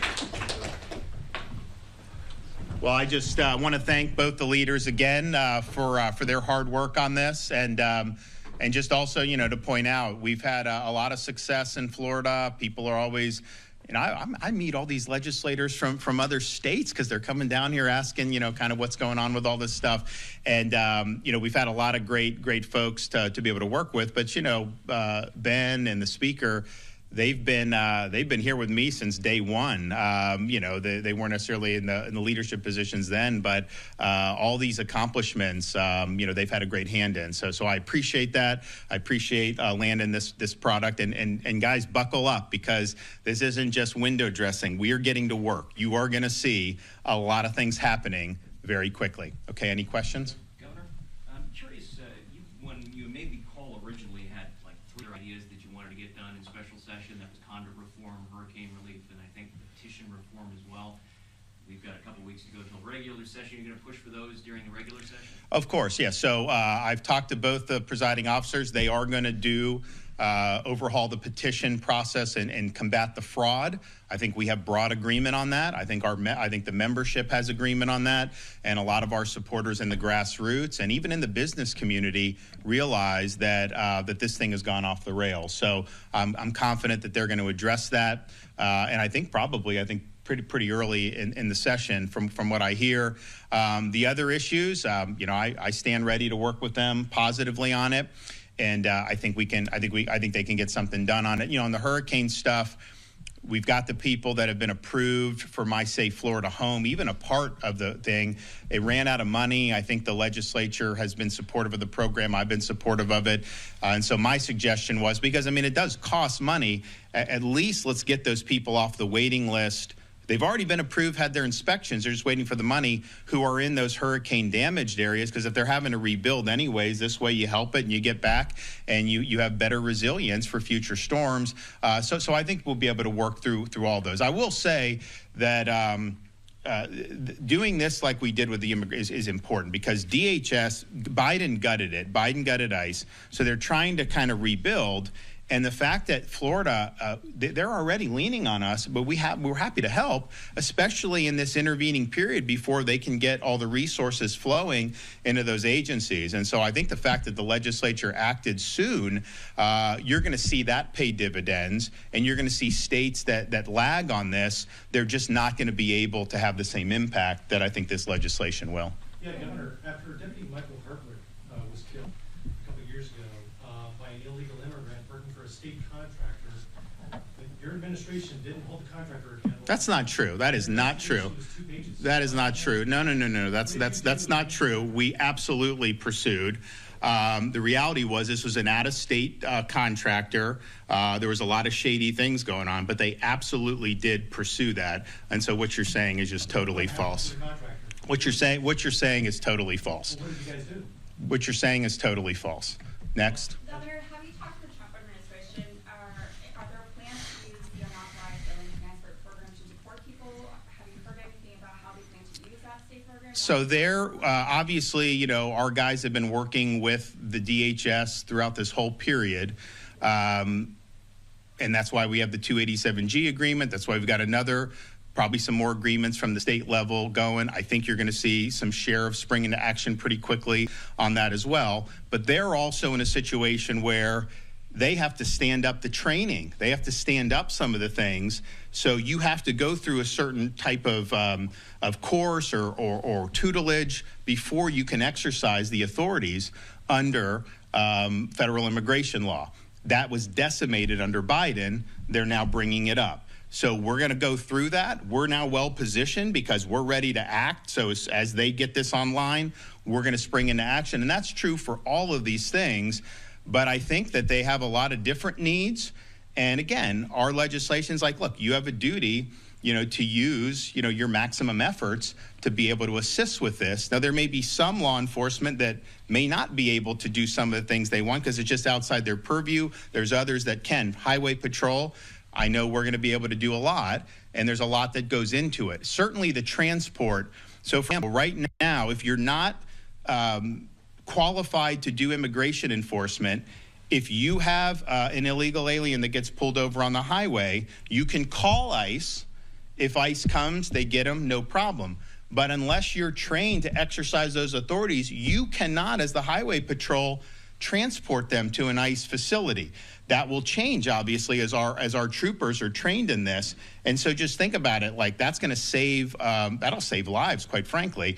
If you get somebody that's driving drunk illegally here, even if ICE doesn't have anyone available to come get them, you can then just take them and get them in detention. That's a huge thing. And there's a whole host of permutations. But I think we're ahead of the curve as a state.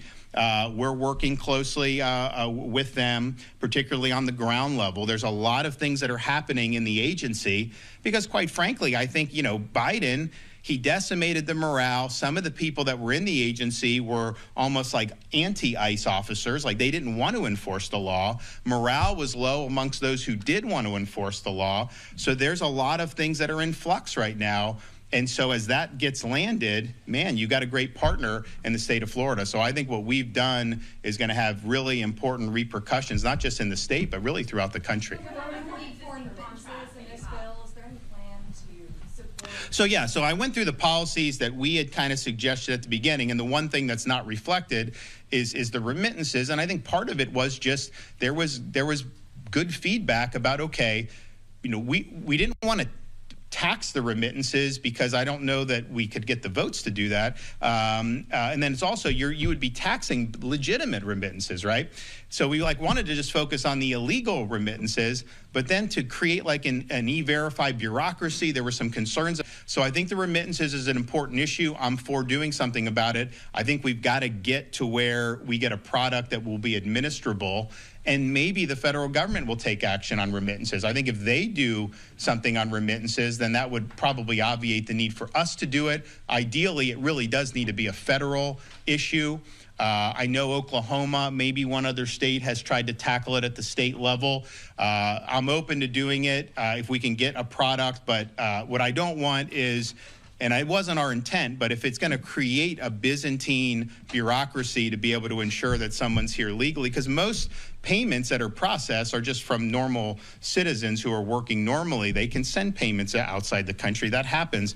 So you really got to check the employment status, and it ends up just being, I think, something that's that can get too convoluted. So there was good feedback on that from people not only in the legislature but also in different industries. And so we want to make sure if we do it, we get it right. So if we get a product that would work, you know, I would work with the legislature, see if we can do it. But I do think you could see some action on remittances federally. I mean, it seems to me it'd be a pretty low-hanging fruit. I know they've got a lot of different irons in the fire right now and some of the things that they're looking to do, but people have been talking about these remittances for a long time. You may even be able to do it administratively through the bureaucratic process, but at a minimum, you could throw that into the reconciliation bill that they're going to do and do it. So hopefully they will do it, but we'll be watching and seeing. But we got to do it. We got to do it right. And people had some ideas. You know, I looked at some of them. I think we got good constructive feedback on it. Governor, speaking of E-Verify, would you approve a measure to expand E-Verify to employers who employ less than 25 people? Of course. When I proposed E-Verify originally, I wanted it for all employees. The legislature wanted to do 500 employees. I'm like, what? Then 250, and we got it down to 25. But I wanted it to be for all new hires, and I think that that's something that's appropriate, so I would absolutely support it. And I would also support funding for that. You know, we haven't really gotten funding. I know there were some comments saying that we weren't doing as much as we could, but we also didn't have the funding to do it. And so if they do it to just say, hey, this is going to be a requirement for everybody, make it very quick and easy, and then provide funding, I think that would be a home run. So yeah, I'd be supportive of that 100%. Why was it not intense debate between you and legislative leaders? Some have said there's still hurt feelings through this process. And I wonder, how will this change how you work with legislative leaders going forward? Well, I can tell you that's not on my part. I mean, you know, what we're doing here, when you get sent to office, you know, this is business. It's not personal. I don't take the stuff personally. In fact, I mean, when people hit me personally, I think that probably benefits my position because, you know, a lot of the voters that sent us here don't agree with those attacks. And so it's fine. To me, this is business, and you get the job done and you move on. And politics is weird because, you know, you can skirmish, but then, you know, you come to an agreement, and you may have fought 2 weeks ago, but then you may be strong allies on something going forward. So you always got to be willing to work constructively to get the job done for the people that sent you here. So I have no hard feelings at all. You know, these are not easy issues. There were differences of opinion about, you know, how to go about it, the timing, the substance, and we brought it all in for a landing. And we're better off as a result of having done that. So I think you're going to see a very productive next 2 years. I know both Ben and Danny, you know, they've worked hard to get in their pins. You know, they want to leave a mark. They want to leave a legacy of success. And So they're going to have a good partner with me as governor as they work through different policies through their respective chambers. But this was, I think, a healthy exercise. And I don't think you're going to see any lingering feelings at all. Certainly not from me. I'm happy with what we got. The people wanted us to act. We have policies. I said at the beginning of this, it's a pass-fail exercise. You either get policies that are going to do the job or they won't. And if they don't do the job, then we shouldn't do it. If they do the job, it doesn't have to be dictated by me. If they do the job, then let's move forward on it. And I think the legislation today does the job. President Albritton, in the House, they're looking at doing some budget veto overrides, and I was curious what your thoughts are, or what you're potentially going to do with that when it gets to your chamber. Thank you. The first thing I want to say is I want to go back to the previous question. I suspect everybody in here has a sibling. Sometimes siblings squabble. It happens that way. That's how families work. But I want you to know that I'm incredibly proud of the partnership that we have built with the House and that we have built with the governor. And this right here is a prime example of how when we put our heads together and we run toward the same fight, that we bring results. And I believe that matters. That matters. And I certainly won't speak for the speaker. He does a good job of doing that on his own.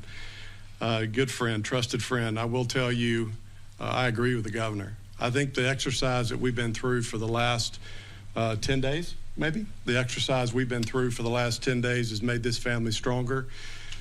We've grown from this. I, for one, have learned a huge amount about the immigration process altogether. I don't mind admitting that. It's very complex. It's very complicated.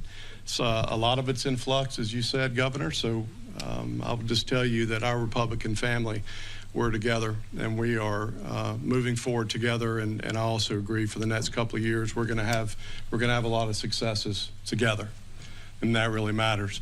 As it relates to veto overrides, the Florida law gives the governor the ability to provide veto overrides, and here's what's fantastic. It's literally magical about the political process in Florida. It's okay if we have different opinions. It's actually healthy. So if he vetoes something that I would disagree with, I'd like to have a conversation about that, right? I think what the House has done, and I can't speak for the speaker. He had to run for a Valentine's dinner tonight, that's important. But they put together this process to take a look at previous vetoes and the substance of those and how they feel about it. That's certainly something the House is looking at. I'm open-minded to that as much as anything else, because this is the way I view it. You have a House, you have the Senate, and you have a governor. And if anything, that's not a divide. If we disagree on a veto, that's not a divide.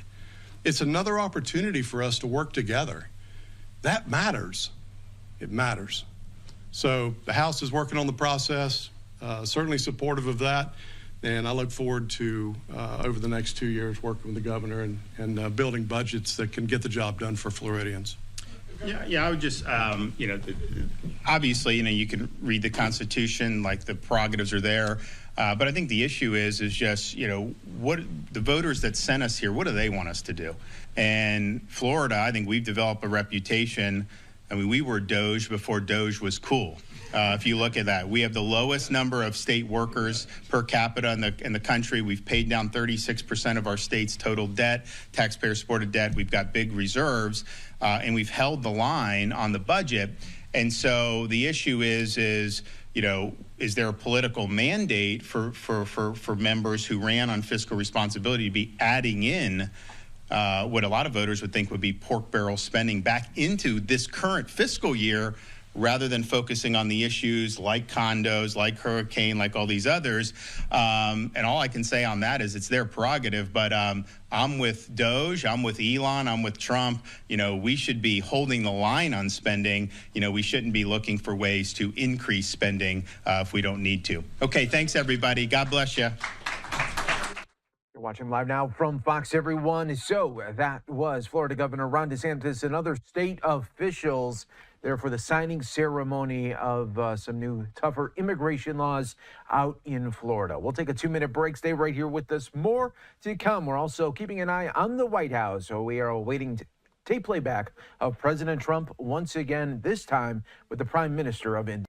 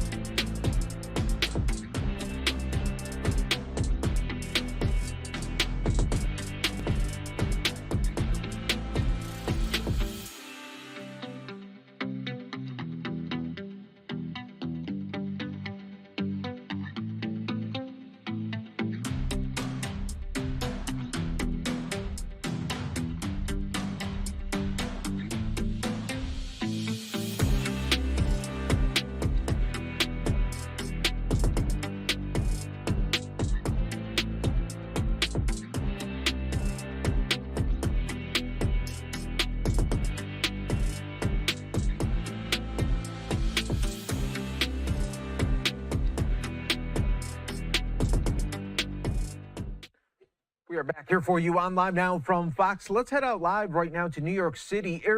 Mayor Eric Adams is speaking now. Let's listen.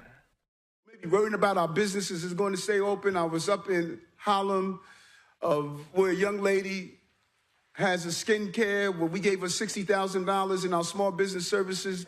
Commissioner Gross, if she's here, to keep her business open. We have stories after stories from the Adams administration, stories of people telling us how much we were there for them. And we're going to continue to do that. And I want your businesses to grow and to thrive. Over $30 million, we stopped our city agencies from fining you and finding ways to tax you through citations. We want to make sure that agencies are responding to you when you call so you can get your doors open. We're going to do the businesses on the go so that we can go out and meet you where you are. I need you to thrive and grow. This is the empire states. There was a day when we made empires instead of destroying them. It got in the way of the empires. We need to make more empires. We need to allow you to hire more, employ more, mentor more, train more.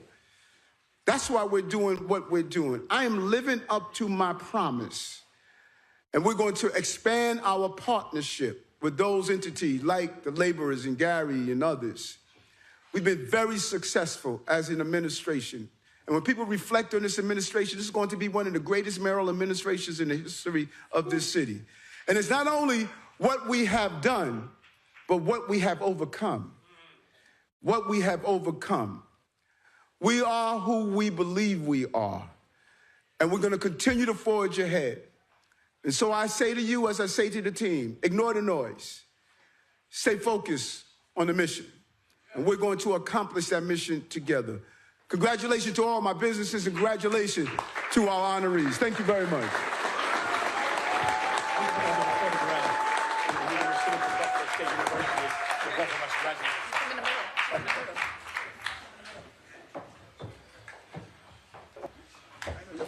All right, you're just listening in there to New York City Mayor Eric Adams as he's making remarks there saying they've overcome a lot at this ceremony. No real distinct comments on some of the most recent developments with him that have transpired over the last several weeks. Of course, as the DOJ ordering prosecutors to drop a case against him. So we're following that very closely here on Live Now from Fox, and the top federal prosecutor resigning today. So those are some big developments in terms of what we've heard from New York City Mayor Eric Adams. All right, I'm Andy Mack now here in the anchor chair, and we're also talking about President Trump's immigration policies. I want to put up a post from Bill Maluzhin talking about New York City Mayor Eric Adams saying, following his meeting with Tom Homan, the border czar, and local law enforcement, we are now working on implementing an executive order that will reestablish the ability for ICE agents to operate on Rikers Island. All right, we're also seeing right now here Live Now from Fox, inside of the Oval Office, President Trump meeting with Indian Prime Minister Modi. Let's listen in to some of these comments here on Live Now. And we kept the relationship during the 4-year period. The period that was a very interesting period indeed. I got to see how not to do things. And we've just started up again, and we have, I think, some very big things to talk about. Number one is they're going to be purchasing a lot of our oil and gas. We have more oil and gas than any other country in the world by far. And they need it, and we have it. And we're going to talk about trade. We're going to talk about many things, but it's really an honor to see you, and you've been my friend for a long time, and congratulations on having done a great job. Thank you. Thank you very much. Dharmendra ji, आपको मिलकर बहुत सम्मान महसूस हो रहा है कि मुझे बहुत खुशी कि आज फिर आप यहाँ पर आए हैं और हम पिछले 4 साल आपसे हमारी बात हुई है और हम रिश्ते को आगे बढ़ा रहे हैं जो 4 साल में पहले बढ़ाया है और ये बहुत ही महत्वपूर्ण और रुचिकर समय आने वाला है हमारे साथ दोनों देशों के लिए।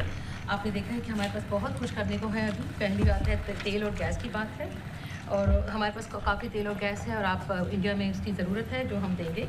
बाद में बात आती है ट्रेड की, व्यापार की और इसके अलावा हमें बहुत खुशी है और बहुत ही हमारे लिए एक सम्मान की बात है कि मेरे एक मित्र आज वापस यहाँ आए हैं और उनसे मिलकर मुझे बहुत खुशी है। Would you like to say anything more? No, I'm okay. Excellency, मैं सबसे पहले तो फिर एक बार आपको यहाँ पर देख करके और आपको यहाँ पर मिल करके बहुत प्रसन्नता हो रही है। मैं आपके इस भव्य विजय के लिए आपको बहुत बहुत बधाई देता हूँ। न सिर्फ मेरी तरफ से 140 करोड़ भारतवासियों की तरफ से आपको मैं बहुत बहुत बधाई देता हूँ और बहुत बहुत शुभकामनाएं देता हूँ। Your Excellency, I'm delighted to see you back in the White House and to meet with you today in this room. On behalf of 1.4 billion people of India, let me convey my heartiest congratulations to you on your grand and historic victory. ये बहुत ही सुखद संयोग है कि भारत की जनता ने 60 साल के बाद किसी प्रधानमंत्री को तीसरी बार लगातार देश की सेवा करने का अवसर दिया है और मेरे लिए खुशी की बात है कि मुझे इस कार्यकाल में राष्ट्रपति ट्रंप के साथ फिर एक बार कार्य करने का अवसर मिला है। मैं कह सकता हूं कि राष्ट्रपति ट्रंप के पहले 4 वर्ष का मेरा जो अनुभव था, जो गर्मजोशी थी, जो विश्वास था, वही गर्मजोशी, वही उत्साह, वही विश्वास के साथ हम फिर एक बार साथ मिलकर के आगे बढ़ेंगे। Last year, the people of India gave me the opportunity to serve them for the 3rd consecutive time, and it has happened in the history of India in the last 60 years for the first time. And in this term, I will have an opportunity to work with you over the next 4 years, and it's a great pleasure to see the two coincide. And I can say from my past experience of working with you in your first term that we will continue to advance the India-US strategic partnership with the same warmth, with the same trust, and with the same excitement. और मेरे लिए खुशी की बात है कि आते ही राष्ट्रपति ट्रंप ने एक मित्र की तरह मुझे पुराने अहमदाबाद के स्टेडियम की याद दिलाई। ये बात सही है कि ह्यूस्टन में हाउडी मोदी और गुजरात में अहमदाबाद में नमस्ते ट्रंप, वो दो एक ऐसी बहुत बड़े विशाल कार्यक्रम रहे जिसकी गूंज आज भी भारत के हर कोने में सुनाई दे रही है। I'm happy that as soon as I entered this room, my friend reminded me of Ahmedabad and the cricket stadium where we held the big rally, and the events that we did, the mega events that we did in Ahmedabad, Namaste Trump, or the Howdy Modi in Houston. We had conveyed a very strong message of our friendship through those events, and the resounding echo of those events can be heard even today in India and the world. Bharat America संबंधों को प्रगाढ़ बनाने में, उसको एक नई ऊंचाई देने में और व्यापकता देने में राष्ट्रपति ट्रंप की पहली टर्म की बहुत बड़ी भूमिका रही है, और मुझे विश्वास है कि दूसरे टर्म में भी हम उसी गति से आगे बढ़ेंगे।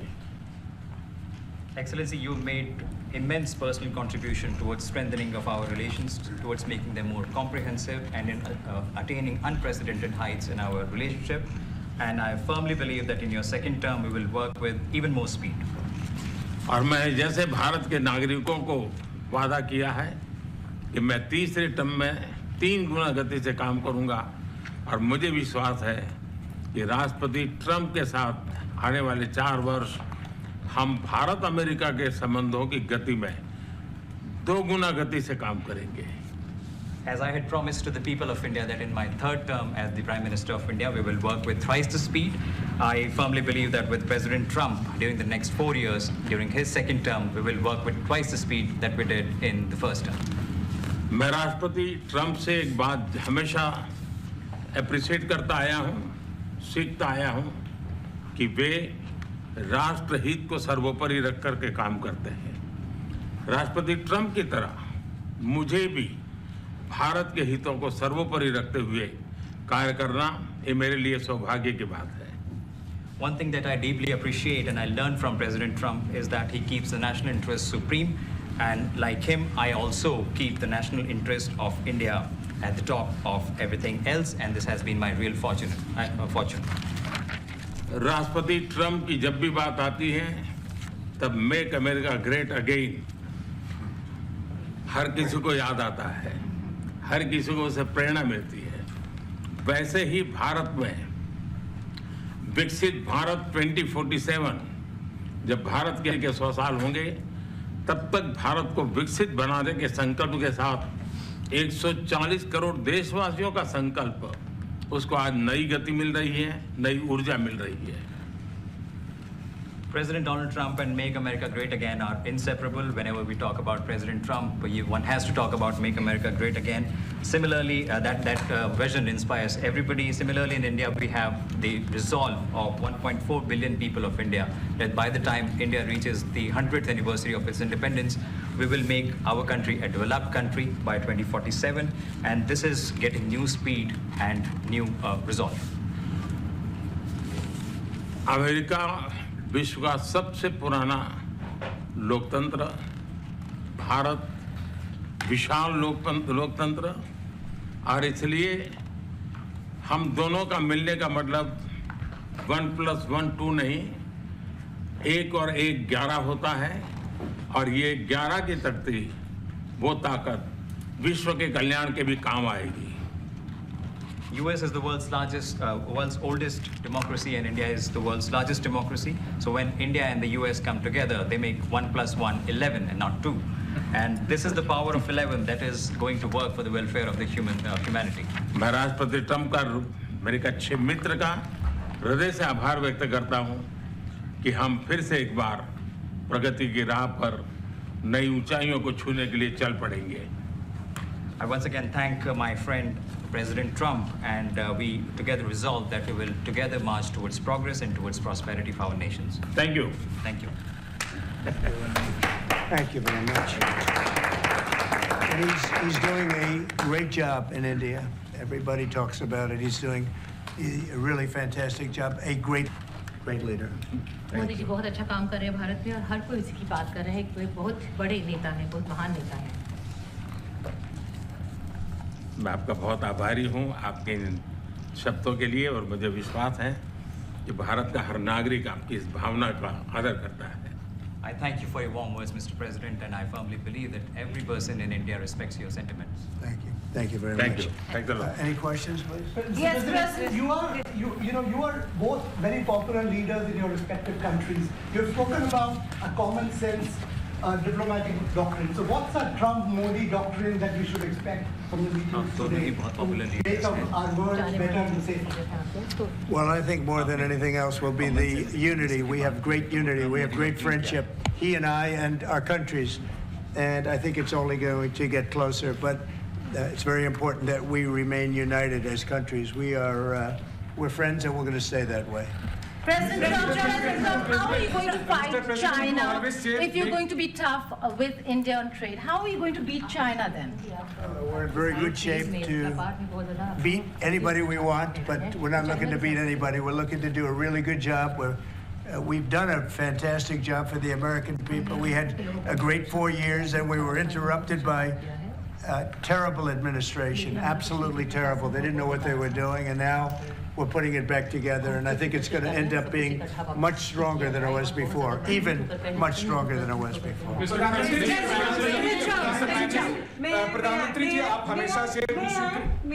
Yeah. President Trump, first of all, congratulations for the fantastic 24 days of your presidency.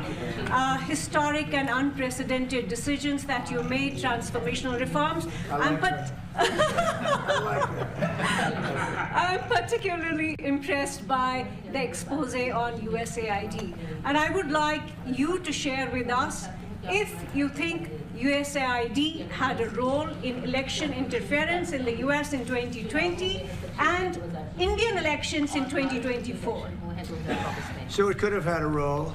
There were a lot of bad things that happened in 2020. I think bad things happened in 2024, but it was too big to rig. We won by a tremendous margin.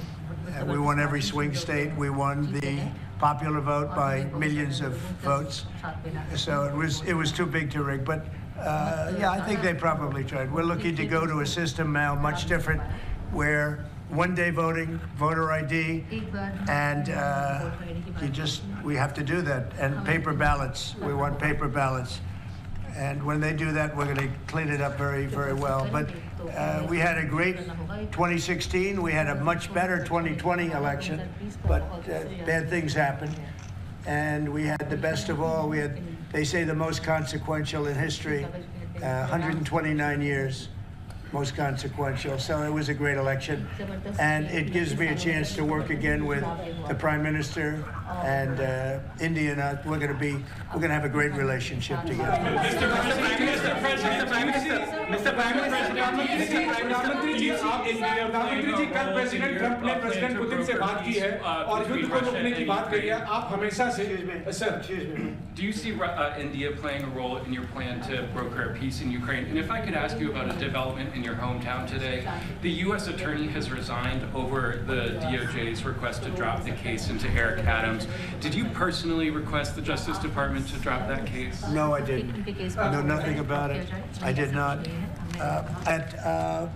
Just to answer your other question, we're just going to get along well. We're going to get along with all countries. We're going to do very well. We're going to be doing, I think, record business, record numbers. And we're going to work with India also. We have some very big trade deals to announce in the very near future. प्रधानमंत्री जी, कल president Trump ने president Putin से बात की है. आप दुनिया के अकेले ऐसे लीडर हैं जिन्होंने प्रेसिडेंट पुतिन से मीटिंग की है, प्रेसिडेंट जेलेंस्की से मीटिंग की है, पहले प्रेसिडेंट बाइडेन से मिले और अब प्रेसिडेंट ट्रंप से मिले.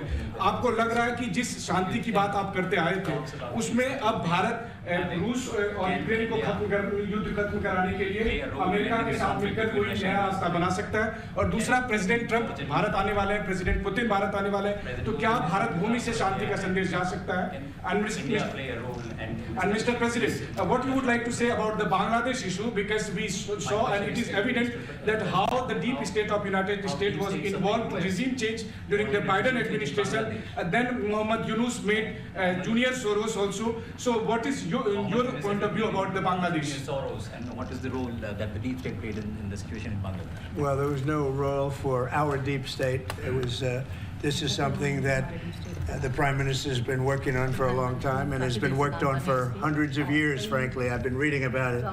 But I will leave Bangladesh to the Prime Minister. जहाँ तक रूस और यूक्रेन के बीच का लड़ाई का सवाल है, मुझे खुशी है कि राष्ट्रपति ट्रंप ने शांति के प्रयासों का इनिशिएटिव लेते हुए कल राष्ट्रपति पुतिन से बात की है। दुनिया का एक सोच रही है कि भारत न्यूट्रल है। भारत न्यूट्रल नहीं है। भारत का अपना पक्ष है और भारत का पक्ष है शांति। हम पहले दिन से ही, और मैंने राष्ट्रपति पुतिन को उनकी मौजूदगी में मीडिया के सामने कहा था कि ये समय युद्ध का नहीं है, और मेरा एक कन्विक्शन है कि समस्याओं का समाधान युद्ध के मैदानों में नहीं निकलता है, वो टेबल पर चर्चा करके ही निकलता है। As far as the Russia-Ukraine conflict is concerned, I'm very happy that President Trump has taken initiatives to restore peace and had telephone calls with President Putin and President Zelensky. The world had this thinking that India somehow is a neutral country in this whole process, but this is not true. India has a side, and that side is of peace. From the very first day, I have been talking about the importance of dialogue and diplomacy and a peaceful solution. And when I met President Putin in the presence of media, I had told him that this is not the era of war. And I have firm conviction that problems cannot be resolved on the battlefield. The two sides will have to come to the negotiating table. शांति के हर प्रयास का हम समर्थन करते हैं, और राष्ट्रपति Trump ने जो इनिशिएटिव लिया है, मैं उनका हर सख्त समर्थन करता हूं। Can you let him translate, please? Just wait. I just want to add to that. We had a very good phone call yesterday with President Putin. It lasted maybe an hour and a half. It was excellent, and I think we went a long way toward getting a solution to the horrible war where so many people are being killed, especially soldiers on the battlefield. At least 1.5 million soldiers have been killed. Ridiculous war that would have never happened if I were president. But we've got a long way to, I think we've got a long way to solving it. Tomorrow there's a meeting in Munich, and then next week there's a meeting in Saudi Arabia, not with myself or President Putin, but with top officials. And Ukraine will be a part of it too. And we're going to see if we can end that war. That war is a horrible war. It's a vicious, bloody war. We want to end it. To your other question, that U.S. attorney was actually fired. I don't know if he or she resigned, but that U.S. attorney was fired. Okay, go ahead. Mr. President, what is the role? Mr. Prime Minister, I have a question. The trade competition with China. What is the role that you expect India to play vis-a-vis U.S. competition with China, and in your broader vision for peace in the Middle East? Well, I think we're doing very well in our competition with everybody. I think you're going to see a nation that really is going forward at a very rapid pace. Our economy is going to be fantastic. We're doing things to make it that way. And we announced some very big elements today of success. I call it an element of success. Reciprocal tariffs, so that somebody charges us, we charge them the same amount, which has never been done in our country before. We've always been taken advantage of by other countries, and we allowed that to happen foolishly, but we're not going to allow that any longer. So I think we're going to do very well. We've been doing they say the last 3 weeks was among the best 3 weeks ever for a start in a presidency. There's never been anything like it. And when you see what we've been able to do in 3 weeks, people are really amazed. Even the Prime Minister mentioned it. I think other countries are looking at it. But I just want to thank everybody for being here. As a terrific man. We're going to make some wonderful trade deals for India and for the U.S. And thank you all very much. Thank you.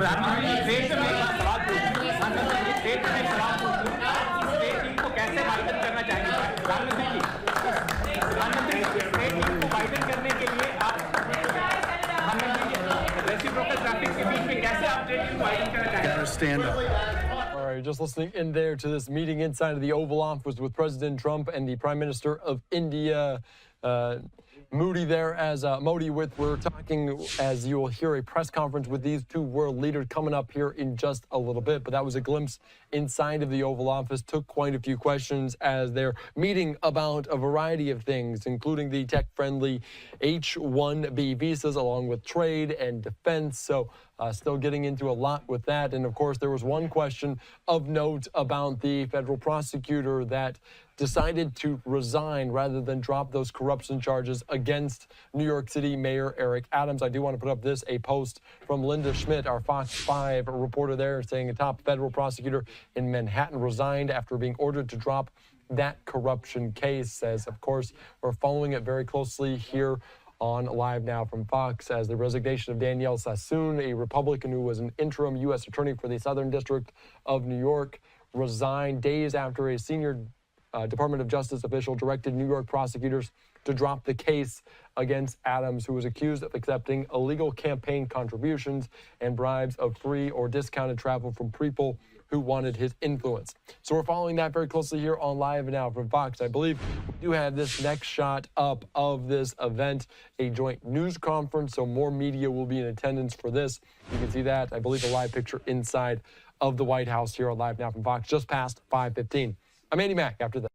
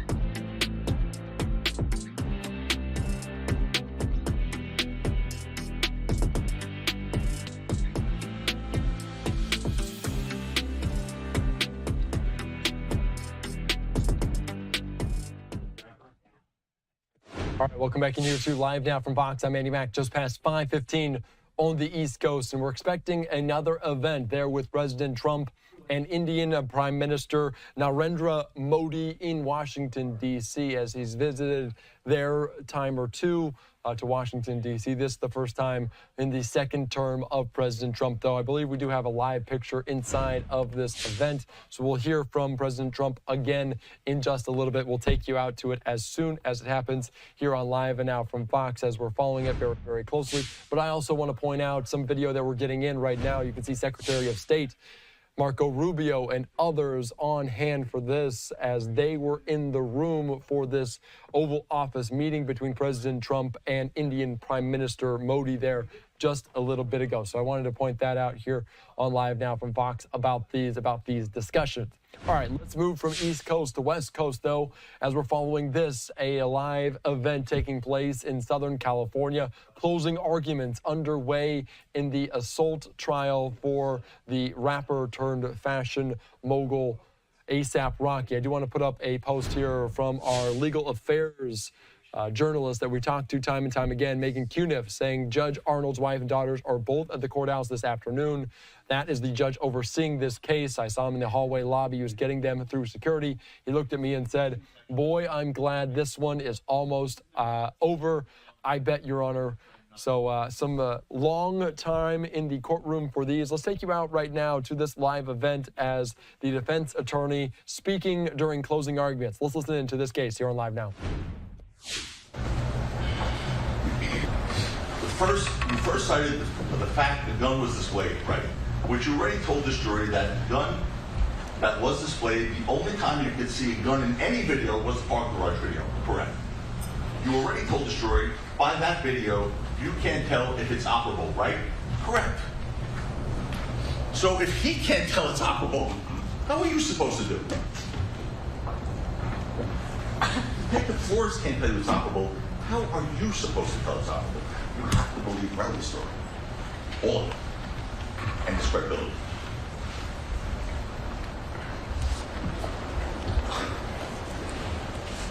Then, third, what else do they have? Well, sounds, those two sounds. Okay? The gunshot sounds heard on the 6200 Hollywood Boulevard video could have been made by some kind of replica firearm, according to Detective Flores. He said, aside from a gun, I asked him, what else could make those sounds? An operable gun, I should say. And then he said, the sound I heard off the camera, I mean a firearm, some kind of replica firearm. He also acknowledged that a replica firearm could also make that sound. A starter pistol could make that sound. That's Detective Flores. It's a case detective.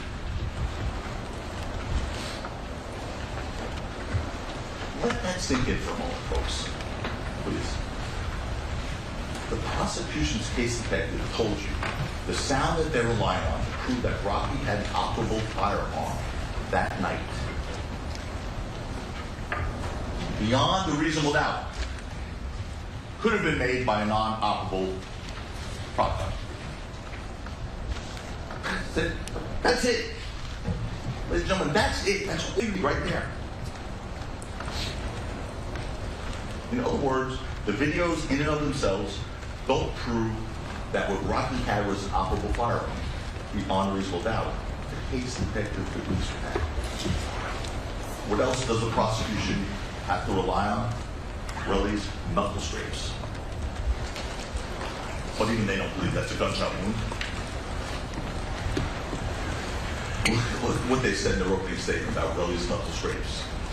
Perhaps they were bullet graze, perhaps they were not. Well, perhaps they were not. That's what they want you to accept as proof beyond a reasonable doubt. Perhaps they were not. What else did they say when they were opening about those scrapes? Whether the victim or not the victim in this case was actually shot or injured by this will not be something that you will have to decide at the end of this case. They told you in opening statements. Really? Says who? Says who? They told you that because they themselves don't believe those knuckles.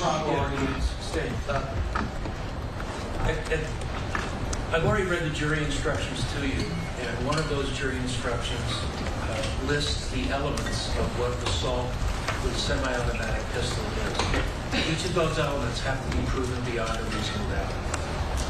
What those elements are, that is the law in California as to what an assault with a semi-automatic pistol is.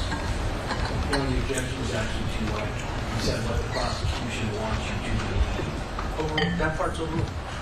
But anyway, regarding the law, this is not about an element of the law, ladies and gentlemen. This is about the credibility of the only witness in this case, the prosecution. That's what that argument was about. Now, for credibility, I mean, you have to.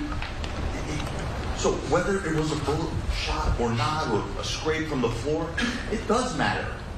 It does matter. Of course, they don't want you to consider that. Because first, whether Relly was truthful about his injury goes to his credibility. Credibility, not about the elements of the law. It goes to his credibility, whether he's truthful about the nature of the injuries. And second, whether or not Relly was actually injured by a bullet is something important to consider in deciding whether Rocky had an operable firearm or a prop gun. Those are the two reasons I just brought that up to you. Those are the two reasons. So I disagree with him. You do have to consider whether he was hit by a bullet or not, because he said he was. At first, anyway. It was obviously a prop gun can't cause that injury. So was that a gunshot wound? Of course not. Of course that wasn't a gunshot wound. Even Relly couldn't tell you those scrapes were definitely from a bullet. At least at trial, couldn't tell you. Look at his testimony when discussing whether he was grazed by a bullet.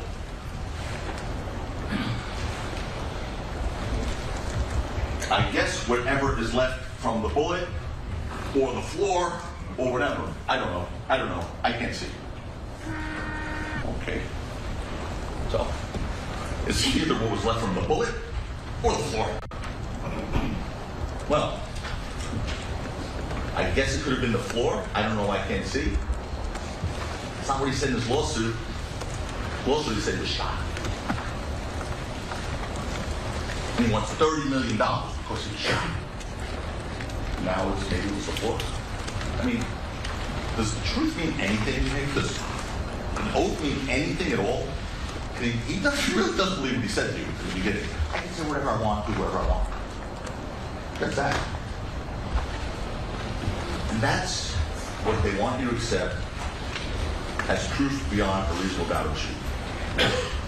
Relly said it could have been the floor. Of course it was the floor. When he was punching Gills, of course it wasn't the floor. It's on his left hand. Relly said he was left. But regardless, there's no bullet in the world that could have done that. I mean, think about it. It scrapes the top of one knuckle, does a bit of a dive to the second knuckle, does a real deep dive to that third knuckle, and then scoots along. And that would be one heck of a magic bullet to do that.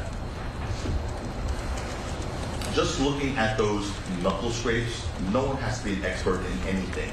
You know, they are not from a bullet. You want to put them up for a second there?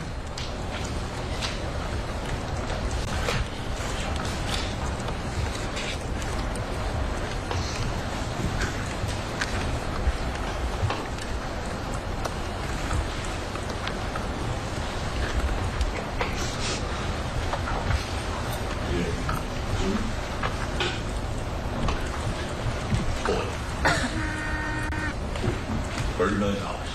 Give me. There's no one with eyes and a brain that thinks that's a bullet wound. That's what he said. Grazed by a bullet. Now he said, or the floor.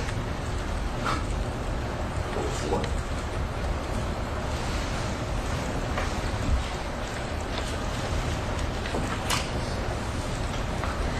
I mean, he still brought a lawsuit against Rocky, claiming he required necessary medical attention from that bullet wound.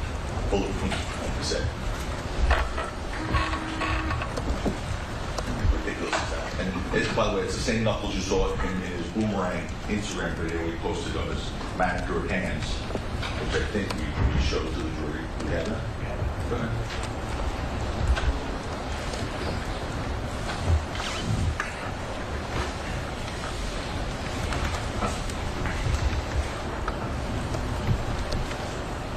That's a permanent injury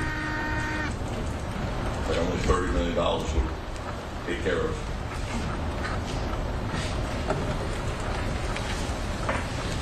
He first told the police that he treated the scrapes by himself the day they occurred. That's what Officer Anderson testified to. But then days later, after traveling all the way back to New York, cross country, he first went to a hospital in New York for medical treatment. Here, he said, because he doesn't trust anything that in Los Angeles. Why did he go to the hospital in New York?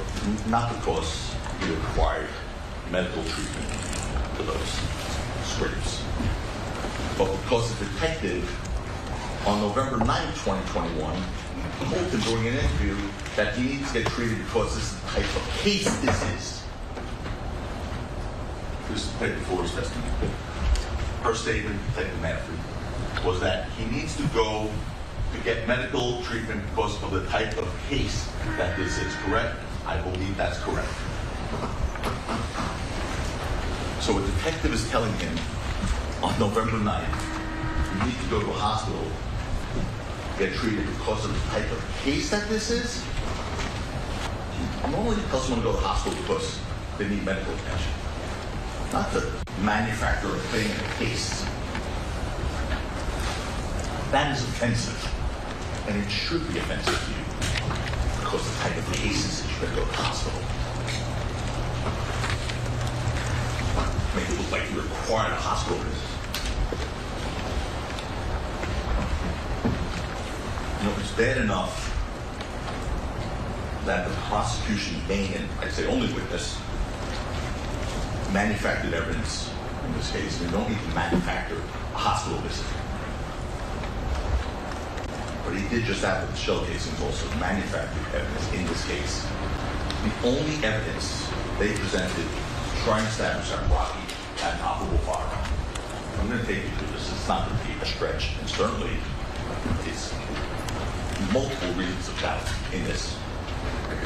You heard a lot about those shell casings in this case. What you didn't hear was what the police found.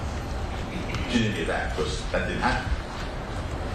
The body cam footage introduced at the very beginning of this case, first witness Officer Zizzo showed that the police responded to that scene at 10:32, less than 15 minutes after the incident. Officer Zizzo told you there were 7 police officers there. You saw them on the body cam video. And you saw, Officer Zizzo told you, 7 officers were searching the scene for any signs of a shooting with flashlights. Those big police searchlights. For how long? Detective Flores told you, about 20 minutes they were there for searching. That's 7 minutes. 7 officers times 20 minutes. That's 140 minutes of manpower. 7 officers for 20 minutes of trained police officers searching with flashlights for any signs of a shooting, including shell casings. They found nothing, absolutely nothing. You heard the stipulation at the end. The stipulation means we agreed, the defense and the prosecution, at the end of the case, just before the judge's instructions the other day. It's Tuesday, right? It's the last day was Tuesday. The stipulation between us and the prosecution that a prop gun would also have ejected cartridges. But importantly, that stipulation makes clear that the shell casing recovered in this case did not come from a prop gun. That's for sure. And of course not. Lou explained that as well. That prop gun ejects blank cartridges. And bear this in mind, this is important. This part is important. The police came looking for evidence of a shooting. They were looking for those steel metal jackets, those shell casings. There was zero evidence on this record. Zero. I defy them to say, show anything on this record whatsoever regarding what those blank cartridges look like or how they were ejected from the prop gun. There is zero evidence. That's the improper argument. It misstates the evidence in the case. Oh, it does not? I don't recall every word that has been stated by every witness during the entire trial. So I don't know if it misstates the evidence or not. If this is something that's important to you, then you can ask that the court reporter read it back. All right? I'm not stating the evidence. They get to speak last. I asked him, show the evidence. All right, you're just listening in there to the defense attorney, ASAP Rocky, in this. And of course, you just heard a comment there from the judge talking about if there's a point of evidence, a point of testimony that needs to be read back from the court reporter. They will be able to get that. The jury poll will. Of course, we're following this very closely here on Live Now from Fox. A post from the AP Entertainment saying Rihanna briefly leaves the LA courthouse with her children after attending the ASAP Rocky shooting trial. Of course, on hand for this in support of him. I'm Andy Mack. We're back after this. We'll get you out to LA soon.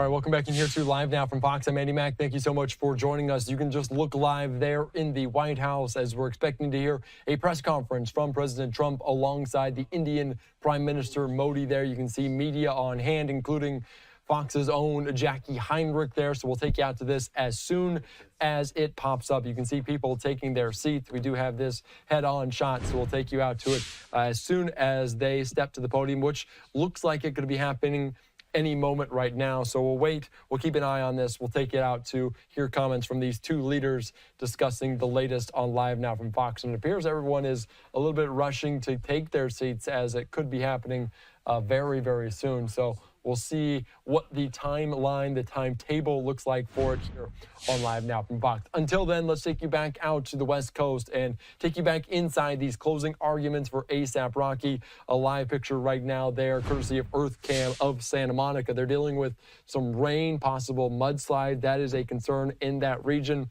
Let's take you right now inside of the courtroom in Los Angeles as the defense attorney for ASAP Rocky discussing this in this assault trial. Let's listen in here on Live Now from Fox. One problem with that excuse is there's a video. There's a video and body cam footage that show the police in the location exactly where to look. Exactly where to look. Here's the side-by-side images.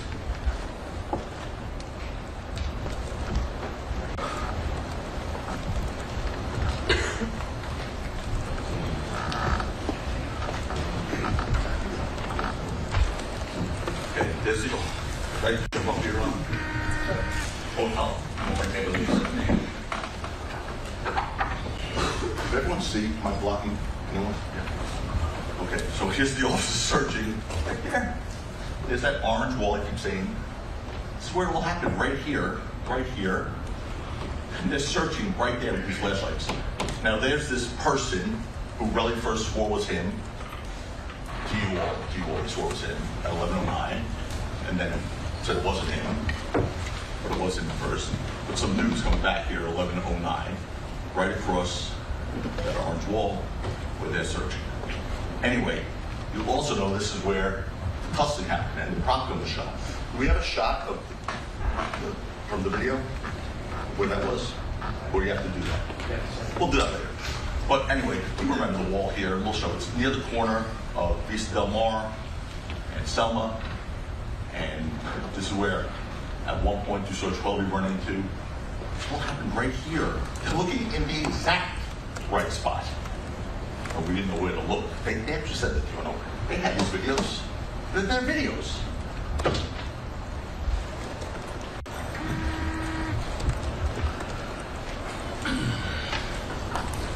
So regardless of how far blank cartridges may eject or what they like after being fired from a prop gun, one thing is certain. The police searched that exact same location that Relly said he was at on that video when he returned to the scene, or now he didn't return to the scene because apparently now there's no evidence that he returned to the scene at all. Thanks. Well, it's in trouble. It's just a sign of breaking something. 5 minutes.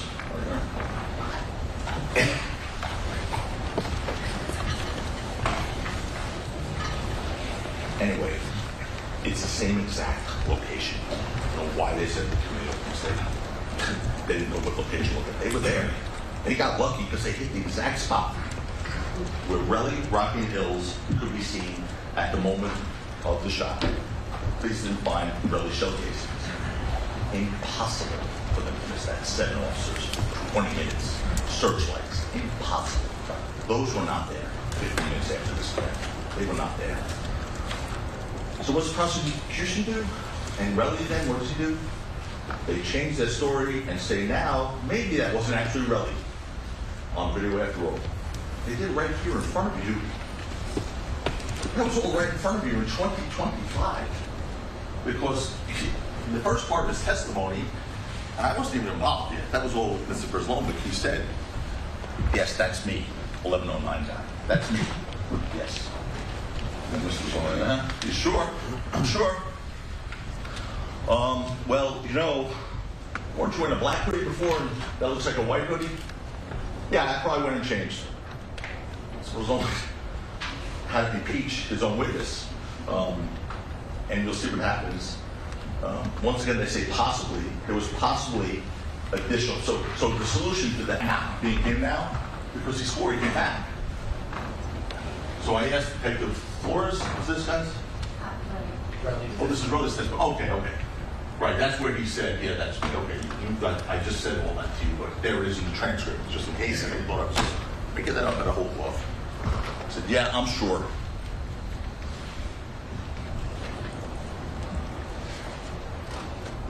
So,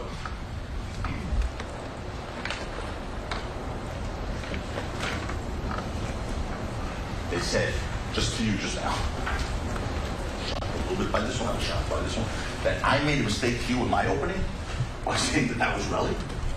I made a mistake to you? Relly swore on the oath it was him to you. But I made a mistake in my opening. He swore to you under oath it was him until he changed.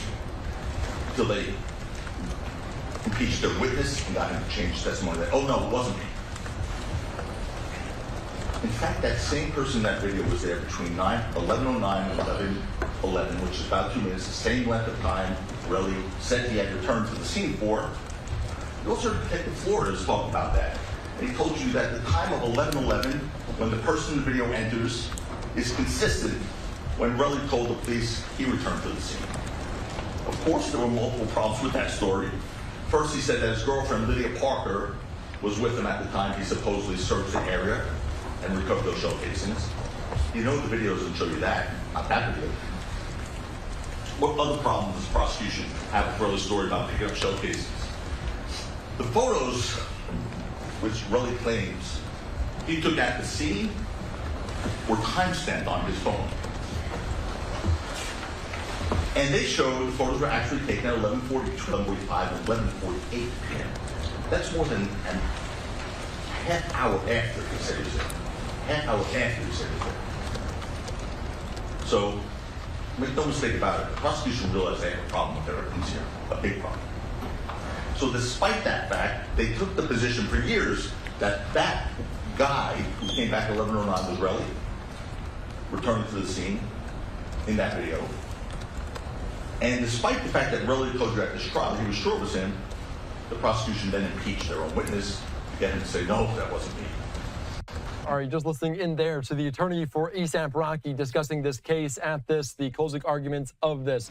A live look there in Los Angeles as they're dealing with some weather themselves. That is a cold and rainy day dealing with potential mudslides. So a concern for them there on the West Coast. We turn our attention, though, now to the Midwest as they were just dealing with a snowstorm. Inches of snow blanketed large portions of the central United States, and the cleanup is underway in the Midwest as the winter storm hit Wisconsin especially hard yesterday. We're going to be joined right now by Fox's Kennedy Hayes on the ground in Madison, Wisconsin. They declared a snow emergency. What are conditions looking like right now? Hi, Andy. Well, it is very important that you are bundled up out here. Right now, the feels like temperature is about 4 degrees. It's been dipping into the negatives all day. And tonight, we're expecting it to dip once again back into the negatives. But if you take a look here, different look than yesterday. Definitely some cleanup has been happening throughout the day. You can see these snow piles here as crews have been working hard to clear these roads for cars and people to move about. But for some locals, this snow has been a plus. For others, it's been a headache. Being a retired teacher, we kind of celebrated snow days, so I'm a lover of snow. I wore my boots and my winter jacket with a hood so that I can enjoy the cold because I hate when it's 90 degrees. I am cold, yeah. We've been on a warm bus all morning. I should have a hat on and mittens, but I don't. City of Madison declared a snow emergency yesterday. The storm dumped about 3.5 to 5 inches of snow here in Madison. And just east of Madison, Milwaukee saw its biggest snowfall of the season. Forecasters say some areas there saw up to 7 inches of snow. And here in Madison, we are seeing more people out and about today. But just to make things messier, Madison's expecting to see more snow Friday, up to 5 inches on top of what we already see here on the ground. Andy. All right, thank you so much. Sandwiched there, a pretty part of this country in Wisconsin between Lake Mendota, Lake Monona. It's a very cold. I can see the roads pretty clear behind you. Has that been consistent most of the day? Yes, it has. Definitely. The sun has come out a little bit, so looks can be deceiving. It might have looked a little bit warmer earlier on, but I would say the highest feels like temperature that we've seen is about 5 degrees throughout the entire day. All right. Thank you so much, Kennedy. I appreciate you. Stay warm there in Madison, Wisconsin. Thank you. All right. Thank you so much. Great conversation, as always, as we were following that through the Midwest, Illinois, Wisconsin, Minnesota, dealing with some of those very cold temperatures and snow, 5, 6, 7 inches in some parts of that. In the Midwest here, as we're following it very closely. Our Fox weather team doing a very good job as well. A live picture one more time in our nation's capital. You can see the doors have opened. It looks like people are about to take their seats here on Live Now from Fox. The mic check is getting going. Let's take a quick 2-minute break. We'll take you out to this event as soon as it starts.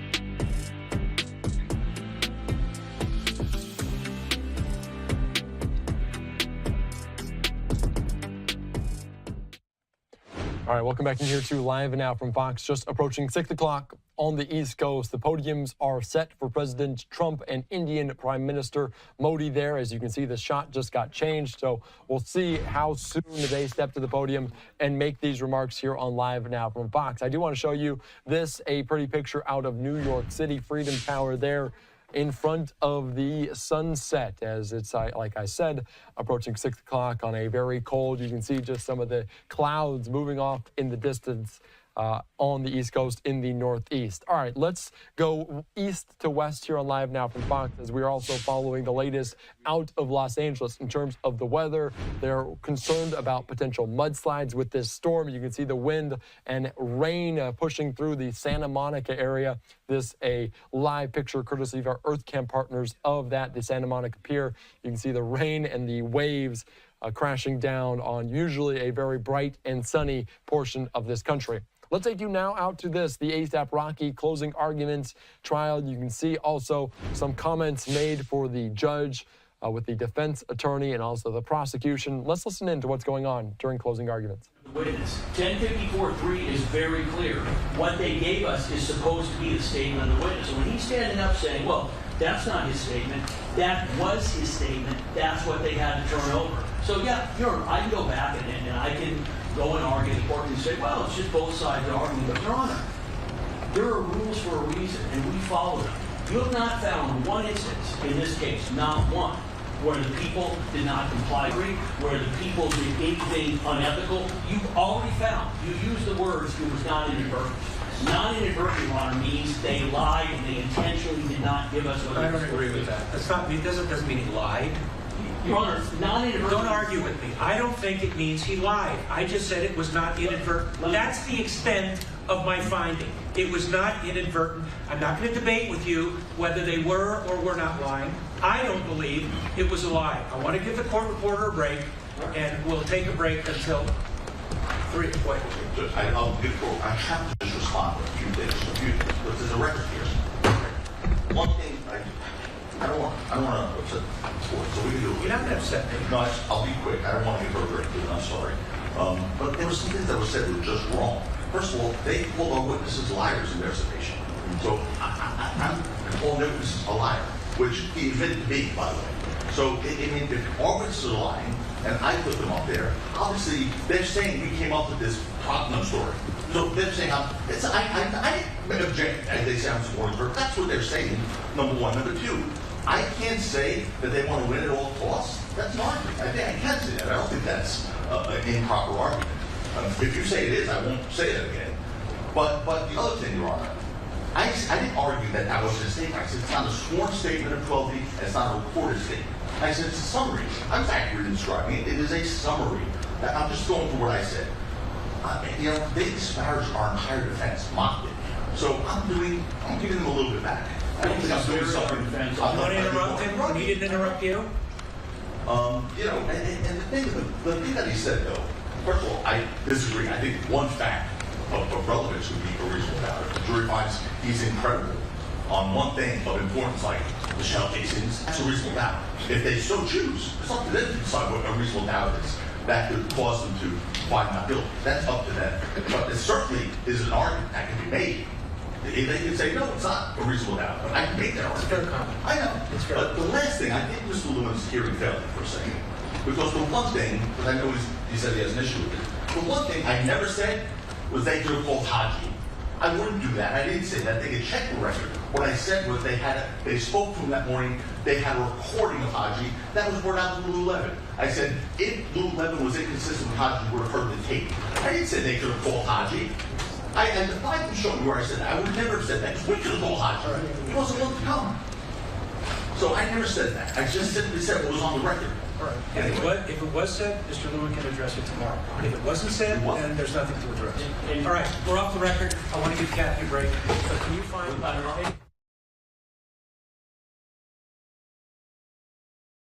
All right, you can just see they are discussing some of the protocols in place for that inside of that courthouse there in Los Angeles in Southern California. Around this, the assault trial for rapper turned fashion mogul A$AP Rocky. So we're following it very closely here on Live Now from Fox there in Southern California. They went to the seal. They're going to take a break. It looks like closing arguments will resume after that brief intermission. And of course, we're also monitoring this, a live picture there inside of the White House. President Trump will make some remarks coming up alongside Indian Prime Minister Narendra Modi there. So we'll take you out to these as soon as it happens. And we have had a busy week, some 3 weeks into this second term for President Trump. We've seen executive orders, different swearing in inside of the Oval Office, including RFK Jr. Today, Robert F. Kennedy Jr. today, Tulsi Gabbard yesterday, and we also saw Elon Musk inside of the Oval Office yesterday talking about the Department of Government Efficiency, Doge, and also a very interesting topic about Iron Mountain in western Pennsylvania, the site there of some in the crosshairs of Doge. Let's take you out to this conversation I had just a little bit ago with Nate Foy. Welcome back in here to Live Now from Fox. I'm Andy Mack. Elon Musk currently digging in to government inefficiency, and he's literally doing it underground. The converted limestone mine that is in Doge's crosshairs is very much real. And in a press conference in the Oval Office on Tuesday, Elon Musk, the head of the Department of Government Efficiency, said the U.S. government stores and processes all retirement paperwork in a converted limestone mine. Of course, federal employees